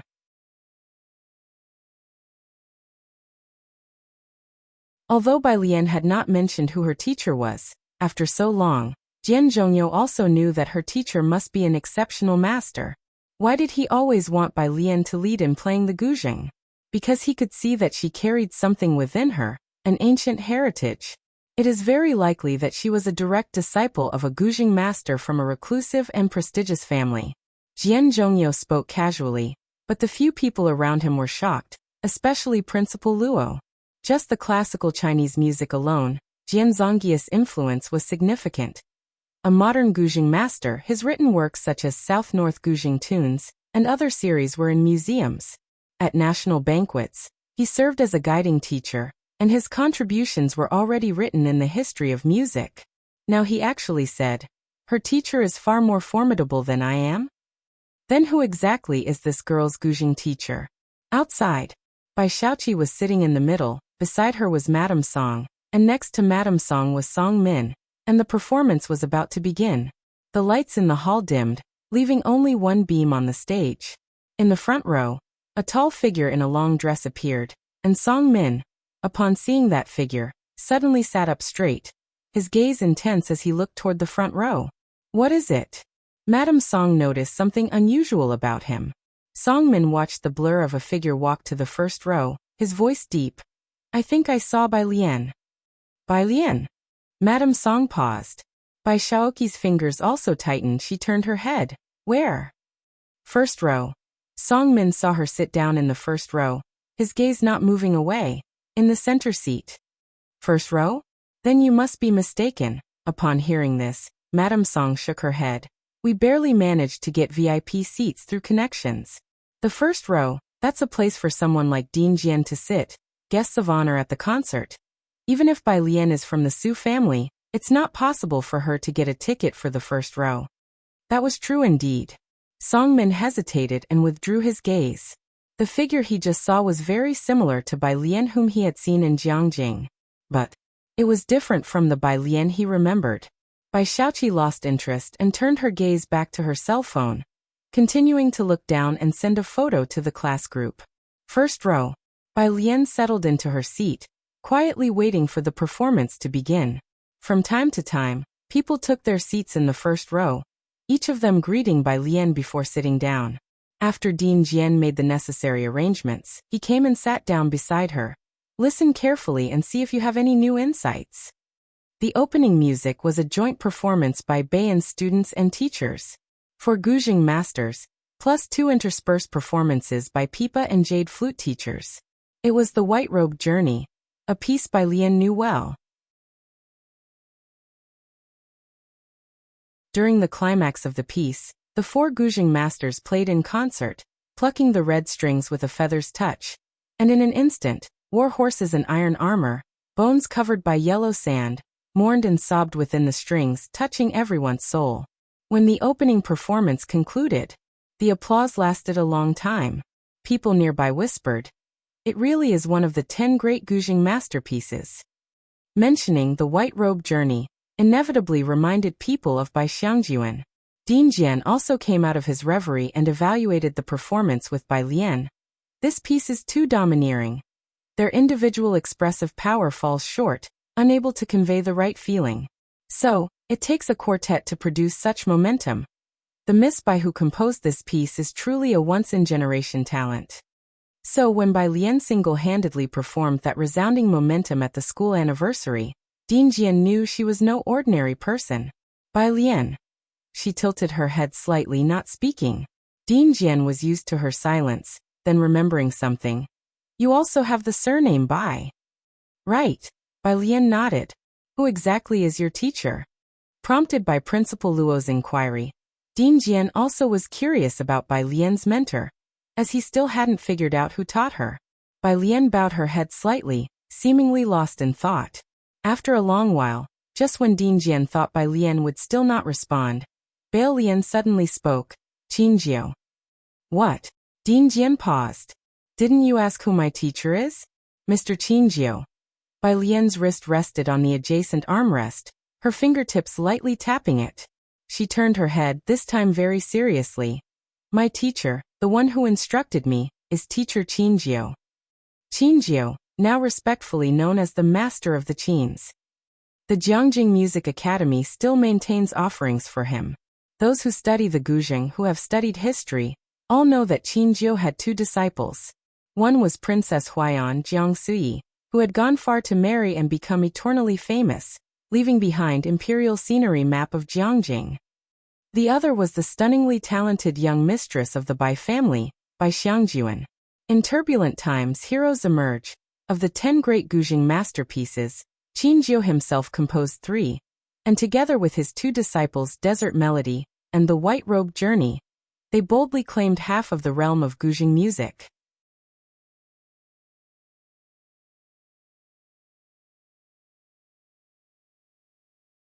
Chapter 528. Jiang Gu came to pick up Alien, the successor of director Jian from 212 Desert Melody, and the White Robe Journey, are of different styles, a composed and elegant minor tune. Due to the domineering style of the White Robe Journey, reminiscent of a piano demon, it has a broader audience than Desert Melody. Recently, the television just happens to be broadcasting Great Yong. The TV series has made this part of the story very clear, and many viewers who don't understand traditional Chinese music have learned that among the 10 famous Guzheng songs, 5 are credited to this mentor and his 2 disciples alone. As the young Miss Bai already comes with her own fan base, by the time the TV series had not yet finished airing, the actress playing her, Yin Lu, had already amassed a terrifying fan count of over 30 million. Bai Lian spoke seriously. However, President Jian felt like hitting her. You're so serious when you're telling jokes. I don't know whether to believe you're Mr. Qingjiu's disciple, or to believe that I'm Emperor Qin Shi Huang myself. What do you think? He asked Bai Lian again. Is he really being brushed off like this? Was the old man that easy to deceive? Bai Lian retracted her gaze and looked at the stage expressionlessly, her profile contoured by the interplay of light and shadow, her facial arc icy cold, as was her voice. The next performance is about to begin. Shut up. President Jian. Young people can't take a joke. By President Jian's side, Principal Luo, who had been sitting quietly, didn't dare move an inch. If someone had told Principal Luo a few days ago that there was someone in this world who dared to talk to their traditional music authority, President Jian, in such a manner, he would have thought they were crazy. Now he thought he was the one going crazy. Principal Luo gently pinched his own leg. It hurt quite a bit. After the opening, the second performance was a solo pipa recital. Only a beam of cold light shone on stage, highlighting the teacher in a gray cheongsam. With her hair up, the soothing sounds of the pipa began, like babbling brooks, graceful and lingering. There was no dissonant style, just a violin blending in. A stunning cold moon overhead, as a beautiful woman slowly narrated the old dreams of a lost country. Bai Lian listened to this piece even more attentively than the ones before. After the song ended, President Jian observed her still watching the stage. Old dreams, this style of music is also very beautiful, right? He originally thought Bai Lian would prefer the kind of music that fought against the elements like a fierce storm. Bai Lian nodded. The sounds of our traditional instruments are all beautiful, the pipa guzheng, all rich in meaning, President Jian casually remarked to Bai Lian during the interlude of the next piece. Look how popular Yen Lu's songs are. and how the number of people learning Guzheng has increased. Indeed, after the Guzheng song Gambling with Liquor became popular, many people started learning the Guzheng. As President Jian said this, he glanced at Bai Lian as if it were a casual afterthought. So what do you think about being a bearer of traditional music heritage? This was his intent for this visit. The reach of Bai Lian's 4 new songs was too wide, to the point where even 3-year-olds knew they were traditional style songs with Guzheng, pipa and bamboo flute. With Yan Lu now famous across the nation because of Great Yong, President Jian had some concerns that Bai Lian might not compose for Yan Lu in the future. A representative for traditional music might be completely buried in Jiangjing University. Culture needs to be passed on and promoted. She almost had a natural aura for it. If he missed out on her, President Jian felt he might never encounter such a person again. In fact, President Jian was aware that culture needs to change its means of expression in order to become widespread and evolve. The traditional music scene had already started plans to turn Yan Lu into such a representative figure. Bai Lian was the most important link in this chain. President Jian, that's too much of a burden for me. Bai Lian merely leaned back, her body relaxing, lashes drooping lazily. A refusal. Another refusal. President Jian had anticipated her response. The good news was Bai Lian wasn't so resistant. There might be a chance this time. His expression was relaxed, unhurriedly saying, "It's not heavy. Actually, you don't need to do much. Just continue writing songs for Yan Lu and spare some time to arrange music for the traditional orchestra." The performance came to a close. "How do you feel tonight? Any inspiration?" President Jian led Bai Lian out from backstage. "I'll head back to Jiangjing in a couple of days. I have some new ideas. I'll go back to Xiangqing and think it over tomorrow," Bai Lian said, looking down at her phone. Her dog friends had already sent her messages, and it seemed she also had urgent matters back home. The evening performance was incredibly moving. President Jian knew Bai Lian still had to wait for her college entrance exam results. Principal Luo stood respectfully behind the two, and upon hearing that Bai Lian was actually from Xiangqing, he was very surprised. "Miss Bai, you are welcome to visit our music association more often." He had already started calling her Miss Bai, and knew that Bai Lian did not belong to any music association or music college. "I will thank you for your hospitality today," Bai Lian thanked Principal Luo.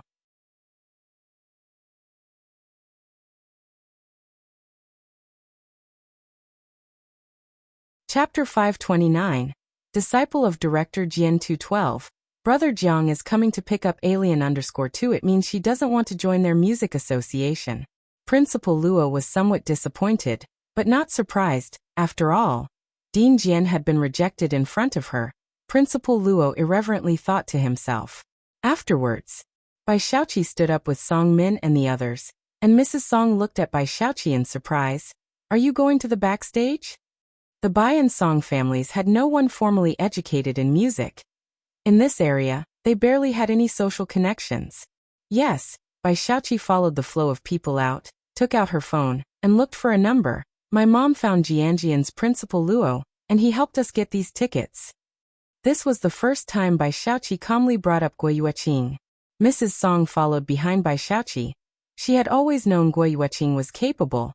Otherwise she wouldn't have lurked for so many years, trampled Ji Mulan underfoot, and helped her 2 illegitimate children rise to the top.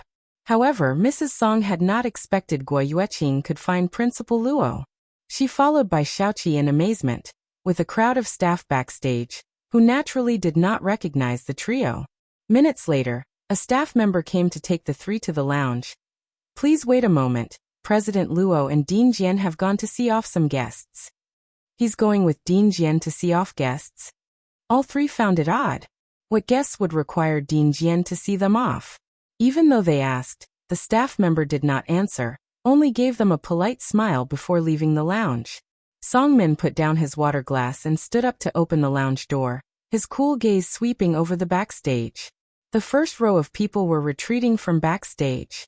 Curtains, instruments, and silhouettes were in disarray. His gaze landed ahead, to the left front, where the black curtain stirred, seemingly revealing a cyan silhouette exiting. Song Min walked forward a few steps, and bumped straight into someone. "Excuse me." He retracted his gaze and spoke. No problem. Principal Luo had just sent off Dean Jian, and by Lian, he recognized Song Min, as the principal of number 1 middle school often recommended him. Are you looking for someone, student? No. Song Min withdrew his gaze and pressed his brow. He returned to the lounge. One step behind him, Principal Luo entered. Bai Xiaoqi, who was talking to Mrs. Song inside, quickly stood up to introduce herself. I know who you are, Bai Shu's sister.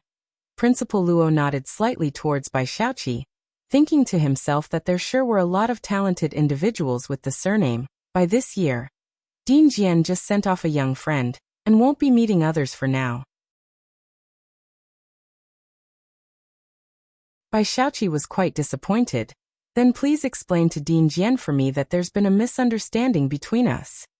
It seemed like she was quite familiar with Principal Luo, and Principal Luo was very familiar with Dean Jian. Bai Xiaoqi now had a professor from Jiang University mentoring him, while Dean Jian was on par with the principal of Jiang University. Mrs. Song stood aside, silently observing the scene. She lowered her eyes, lost in thought. The Jian family. Jian just sat listlessly at the table, listening to Jian Rong converse with Miss Liu. This Miss Liu was his matchmaking date, but it was quite obvious she got along better with Jian Rong, whose reputation was well known, and was going to apply for postgraduate studies at Beijing University. She was talented, and Jianjia understood her well. He fiddled with his phone. Miss Bai. Tomorrow, seeing that Bai Lian was leaving tomorrow, he hurriedly stood up. Where are you going? Jian's father had just returned when he saw Jianjia heading out. Jianjia changed his shoes, looked up and said, I'm going to see off Sister Lian and an old gentleman. She is returning tomorrow. Since coming back this time, Jianjia has become much more reserved. Reading really can alter a person's temperament. The former Jianjia was always impetuous, his thoughts barely concealed and readily apparent. Today, however, Jian's father could hardly get a clear read on his son. Jian's father looked at Jian Rong chatting with Ms. Liu and said with displeasure, You're just going to leave your guests like this? Ms. Liu gets carsick. Jianzhou explained for Ms. Liu. If you don't believe me, ask Ms. Liu if she wants to come with me to see off Sister Lian and the others. Ms. Liu put down her teacup apologetically and stood up. Only then addressing Jian's father, Mr. Jian, I am indeed feeling a bit unwell. Jianjia put on his shoes, took his keys, and left the house. After he left, Ms. Liu asked Jian Rong, who is he going to see off? Sister Lian and an old gentleman? It's probably Bai Lian and Teacher Cho. Jian Rong thought for a moment and explained, they are both from Xiangqing. I see. Ms. Liu did not ask further. The two of them enjoyed their conversation. Bai Lian returned to the hotel with Dean Jian. Close to 10 o'clock, Jiahao Hotel was still brightly lit. Dean Jian's car stopped at the entrance of the hotel, and Bai Lian got out of the back seat. The window of the back seat lowered, and Dean Jian looked at the road flowing with cars. Aren't you returning to the hotel? Bai Lian glanced at her phone, casually waved her hand at him, and succinctly said, waiting for someone. Without elaborating, Dean Jian did not inquire further. In June, Beijing's nights carried a noticeable chill, with the Song family's car stopped at a nearby red light. In the back seat, Song Min immediately noticed Bai Lian by the roadside. She wasn't standing very formally, but rather seated on a nearby round road bollard, with one leg casually propped up and her blue long dress spread out over the bollard, just barely touching the ground at the edges. Above her head was a white streetlight, its glow cascading down through the dust in the air, casting a cool light over her attire. She held her phone, seemingly texting someone, her slender fingers intermittently tapping the screen, with her elongated shadow reflected beside her by the street lamp. Song Min got lost in thought, and Bai Xiaoqi in the back seat quickly noticed it. She followed Song Min's gaze looking out the car window. Even from the back, Bai Lian's distinctive aura was too pronounced not to recognize her. Bai Xiaoqi had already seen in the class group chat that Bai Lian had come to Beijing. It was her first time seeing Bai Lian in person. She withdrew her gaze and asked Song Min, how many marks do you think she'll score this time? Math and science are equally tough, I really don't know. Song Min came back to his senses, his expression cool and detached. As they talked, a black car pulled up beside Bai Lian. Both Song Min and Bai Xiaoqi were familiar with the make, a Maybach. But there was something odd about this car. Its chassis seemed higher than the standard model, and the material of the body was different from what they were used to, especially the side and front windshields. Song Min was somewhat knowledgeable about cars. His gaze shifted back to the vehicle. When did they release this model? Bai Xiaoqi didn't know. The driver, however, seemed thoughtful. He knew at a glance, this is a factory-modified vehicle. And the glass, the driver's fingers paused on the steering wheel, was that bulletproof glass? The car's rear door opened, and a tall, dark figure stepped out. If you find any errors, ads pop up, ads redirect, broken links, non-standard content, etc., please let us know. Report so we can fix it as soon as possible.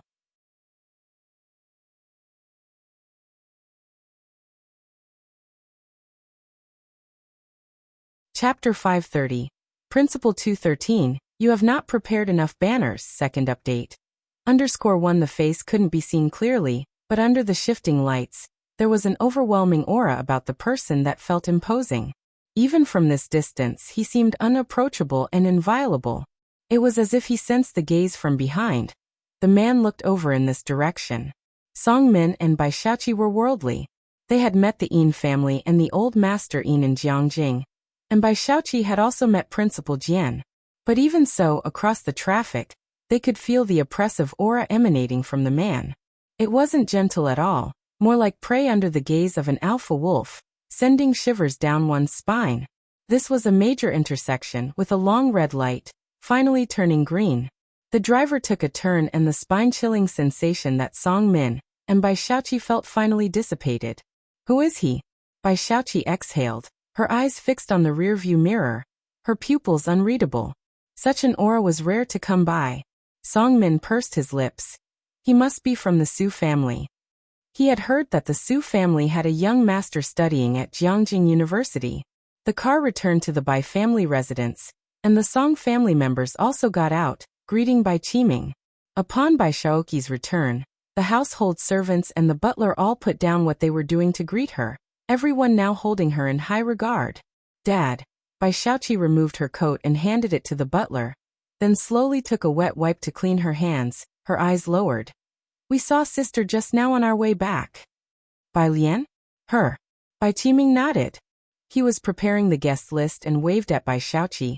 Come here and take a look. Is it enough to invite this many people to the celebration? Or is someone missing? For this celebration, he not only invited the Bai family, but also the relatives of Guo Yuking's maternal family. Bai Qiming didn't bring up Bai Lian again, and Bai Xiaoqi smiled, not mentioning her either. After discussing with him, Bai Xiaoqi returned to her room to continue her piano practice. The butler stood quietly behind Bai Qiming. Are we not going to Jiahao? Originally, Bai Qiming had planned to go to Jiahao Hotel to find Bai Lian and inquire about Deputy Director Zhou's affair, but now, Bai Xiaoqi successfully became Professor Jiang's student, and Bai Xiaoqi obtained a ticket from Principal Luo. These events had a great impact on Bai Qiming. Forget it. Bai Qiming pondered for a long while before shaking his head. Jiahao Hotel. In Bai Lian's room, she took a bath first upon returning, and Jiang Fulai glanced at the furnishings of the small living room. He lazily touched the purple clay teapot on the table. The water was still hot. The service was satisfactory. He stood up straight, took the randomly placed music scores one by one off the table, and neatly put them away. No one realized that the 3 Chinese female soldiers had escaped from the dungeon. No one knew that one of their people had been killed by a Chinese female soldier. Xia Jinyuan, who was standing outside, calculated the time in his heart. Based on the little fox's actions, she must have already started the entire plan. She was the fuse for the 2 plans. As long as she started, the soldiers of the Xiuyu unit and the Cloud Leopard Commando Brigade would immediately start moving. As for him, Xia Jinyuan stopped in his tracks and glanced at the wooden house with the lights on. His plan was about to start. At 9:10 p.m., half an hour since their retreat, the 5 of them finally entered the pitch-black mountain. The reconnaissance person of the Cloud Leopard Commando Brigade saw his comrades enter the mountain. He told all his comrades who were waiting, They've successfully retreated to the mountain. The tense Chinese soldiers finally relaxed. They blinked and lowered their heads to wipe the sweat off their faces. At this moment, there was a faint smile in their eyes. The most dangerous part of the mission was to rescue the female soldiers. The next step was to hurry and return to China quickly. This way, they would be able to complete the entire mission. The members of the Cloud Leopard Commando Brigade entered the public channel.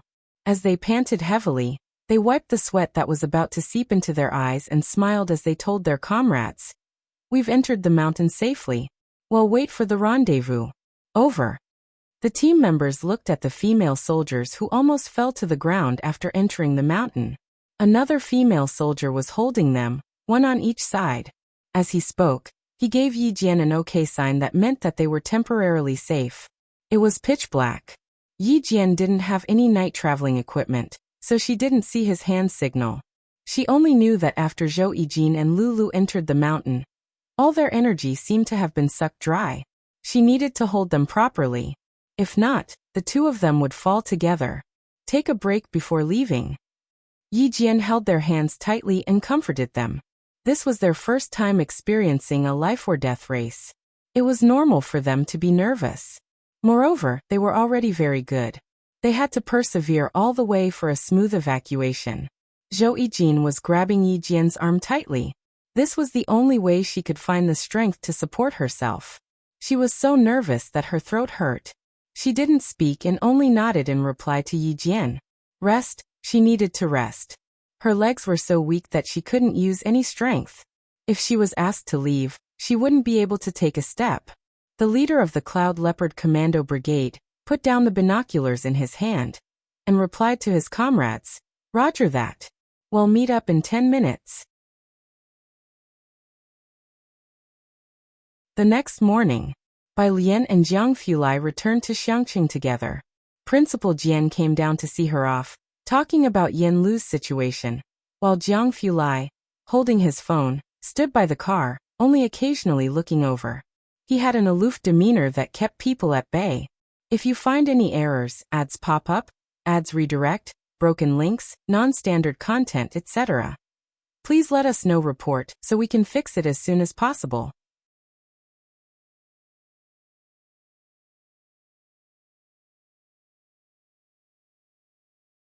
Chapter 531, Principle 213. You have not prepared enough banners. Second update. _2 The elderly who following Dean Jian didn't look at him until the black car drove away. Only then did he turn his head back to Dean Jian. Do you know the person accompanying Miss Bai? He knew whom Dean Jian came for this time. And it seemed that Dean Jian had found what he was looking for. It was apparent from his good mood.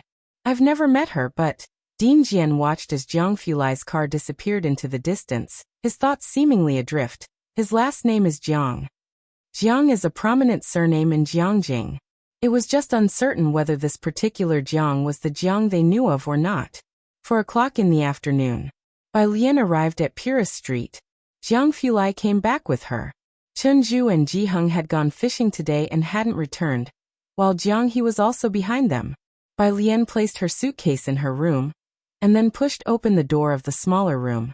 The Shouxian gong she prepared for Ji Heng hadn't been polished yet. Jiang Fulai took a stroll in the yard and followed her to the smaller room. He immediately saw the unpolished jade on the workbench. It was very similar to the piece he had received. This is. Jiang Fulai lowered his gaze. Bai Lian kicked a small stool over, sat down, turned on the machine and began to polish. It's for Grandpa's Shouxian gong. As she spoke, she leisurely lifted the Shouxian gong in her hand, showing Jiang Fulai the details. Do you think there's any progress? As the last disciple of Liang Zuan, her skills in music, chess, calligraphy, and painting were exceptionally outstanding at that time. She was good at painting Shouxian gong, but her sculptures weren't as vivid. However, having already carved a jade qilin, her technique was much more practiced. The lines flowed more smoothly. Even without being polished, the immortal peaches on the yellow jade seemed to bring the piece to life. It might not compare with professional craftsmen, but among amateurs, it was a dazzling work. Not at all, expressed Master Jiang with a sharp critique. It's not as good looking as mine. Bai Lian really wanted to smash him with the jade. Director Chen returned quickly. June 23rd. Today, national high school exam scores are released. Bai Lian got up early to see 999 plus messages in the group chat of Class 15. It was rare for the students of Class 15 to get up so early. She put her phone down and went outside to wash up. Outside, Grandpa was already sitting at the stone table with breakfast on the side, holding a mobile phone in one hand and a tobacco pipe in the other, gesturing to Bai Lian. Breakfast is ready. Grandpa, why are you up so early today? After washing up, Bai Lian also took a cup of water and sipped it slowly. Surprised. Ji Hung was on the phone with Shen Qing. When he heard Bai Lian's words and saw her totally nonchalant expression, he paused. Today your high school exam results come out. Oh. Bai Lian sat across from him, casually picking up a bun to nibble on.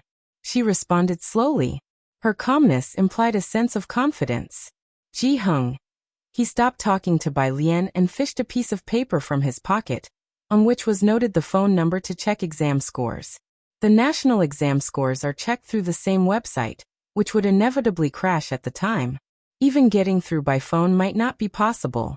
It was Ji Hing's first time checking someone's exam score, and he got the phone number from Jiang Fulai. He had memorized the number by heart over many days. The morning hours felt unbearable. Ji Hung would occasionally bring out his embroidery stand and sit on the embroidery stool to stitch a few strokes onto a cabbage. Moments later, he'd stand up again, grab the watering can, and water the few flowers in the yard. Inside the room, Bai Lian's door was open. She sat in front of the guzheng with simplified sheet music beside her, pressing on the strings, her phone on the side flashing with messages, yet she appeared casual and indifferent. After Ji Hung finished watering the flowers and heard the intermittent guzheng music coming from Bai Lian's room, his mood also calmed. As soon as it struck 10 o'clock, Ji Hung didn't look at the series of numbers. He dialed the score inquiry number. The line was busy. He relentlessly redialed over and over, and after about 5 minutes, he finally got through. He squinted his eyes and reported Bai Lian's examination number and ID number. From the other end of the phone, an automated voice came through. Chinese, 0 mathematics, 0 total score, 0 something was off. Ji Hung frowned, hung up the phone and checked again. The voice report was still 0. For the first time, the always languid and unhurried Ji Hung felt the urge to hit someone. Even if Bai Lian's grades were poor, they couldn't be 0 considering her previous performance. Could they? The room was still filled with intermittent piano sounds. Ji Hing's phone rang. It was a call from Ji Xiaojun, likely asking about Bai Lian's exam performance. He casually hung up, and then went to his own room to call Jiang Fulai. Jiang Fulai answered the phone just before it was about to hang up. He was quite surprised, casually put down the document in his hand, gestured for the person beside him to leave, and walked out of the machine room with a leisurely pace. You were looking for me? Xiaojiang, Ji Hung frowned. Why does Alien's score show as 0 points? His voice was clearly anxious. He knew how hard Bai Lian worked. Sometimes when he got up at night to use the bathroom, the lights in Bai Lian's room were still on. Jiang Fulai realized that today was the day the college entrance examination results came out. He paused for a moment and then slowly explained to Ji Hung, it's not 0 points. To prevent universities from competing for student resources, and to avoid excessive marketing of the top scorers in the entrance exam, the scores of the top 50 in the province are hidden, and will only be released on the 26th. You mean, Alien scored in the top 50 of the province? Ji Hing's mind lingered on the top 50. Although Su Jiue had said that Bai Lian was very good at math, and could be specially recruited into Jiangjing University, still, knowing that Bai Lian scored in the top 50, Ji Hung couldn't help but feel dizzy. Meanwhile, Xiangqing No. 1 High School. Since the end of the college entrance exam, the principal and senior teachers at Xiangqing No. 1 High School had not been sleeping well. Today, as the results were released, the principal arrived at the computer room early in the morning. Along with the results, the cutoff scores were released, and the school also needed to calculate the pass rates for the first-tier and second-tier universities. Lu Lingxi also arrived early. When she arrived, The ashtray beside the principal was already filled with cigarette butts. Seeing her, the principal naturally raised his hand to greet her. Teacher Lu. As soon as the college entrance exam scores were released, they would also be synchronized to the school. By 10 o'clock, some teachers couldn't help but call their top students to ask about their exam scores. The principal, vice principal, and dean of studies all stood behind the technical staff, waiting for them to retrieve the students' entrance exam scores. Today, the scores of Bai Lian Ningxiao and the others probably won't be available, the principal said slowly to Lu Lingxi as he looked at the frozen computer screen. The three of them should rank within the top 50 in the province. The top 50 in the province would not have their scores released for now. Beside him, Tang Ming's homeroom teacher came over with a phone in hand, clearly excited. I asked Tang Ming, his score has been hidden. Among the three of them, Tang Ming had the weakest scores. If his score was hidden, it was a sure thing for the other two. Our school will have at least 3 students within the top 50.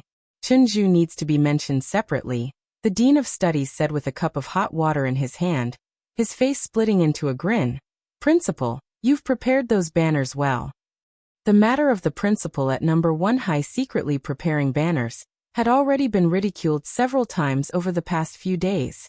With a cigarette pinched in his hand, upon hearing that Tang Ming's score was hidden, the principal also relaxed a lot and conversed with Lu Lingxi.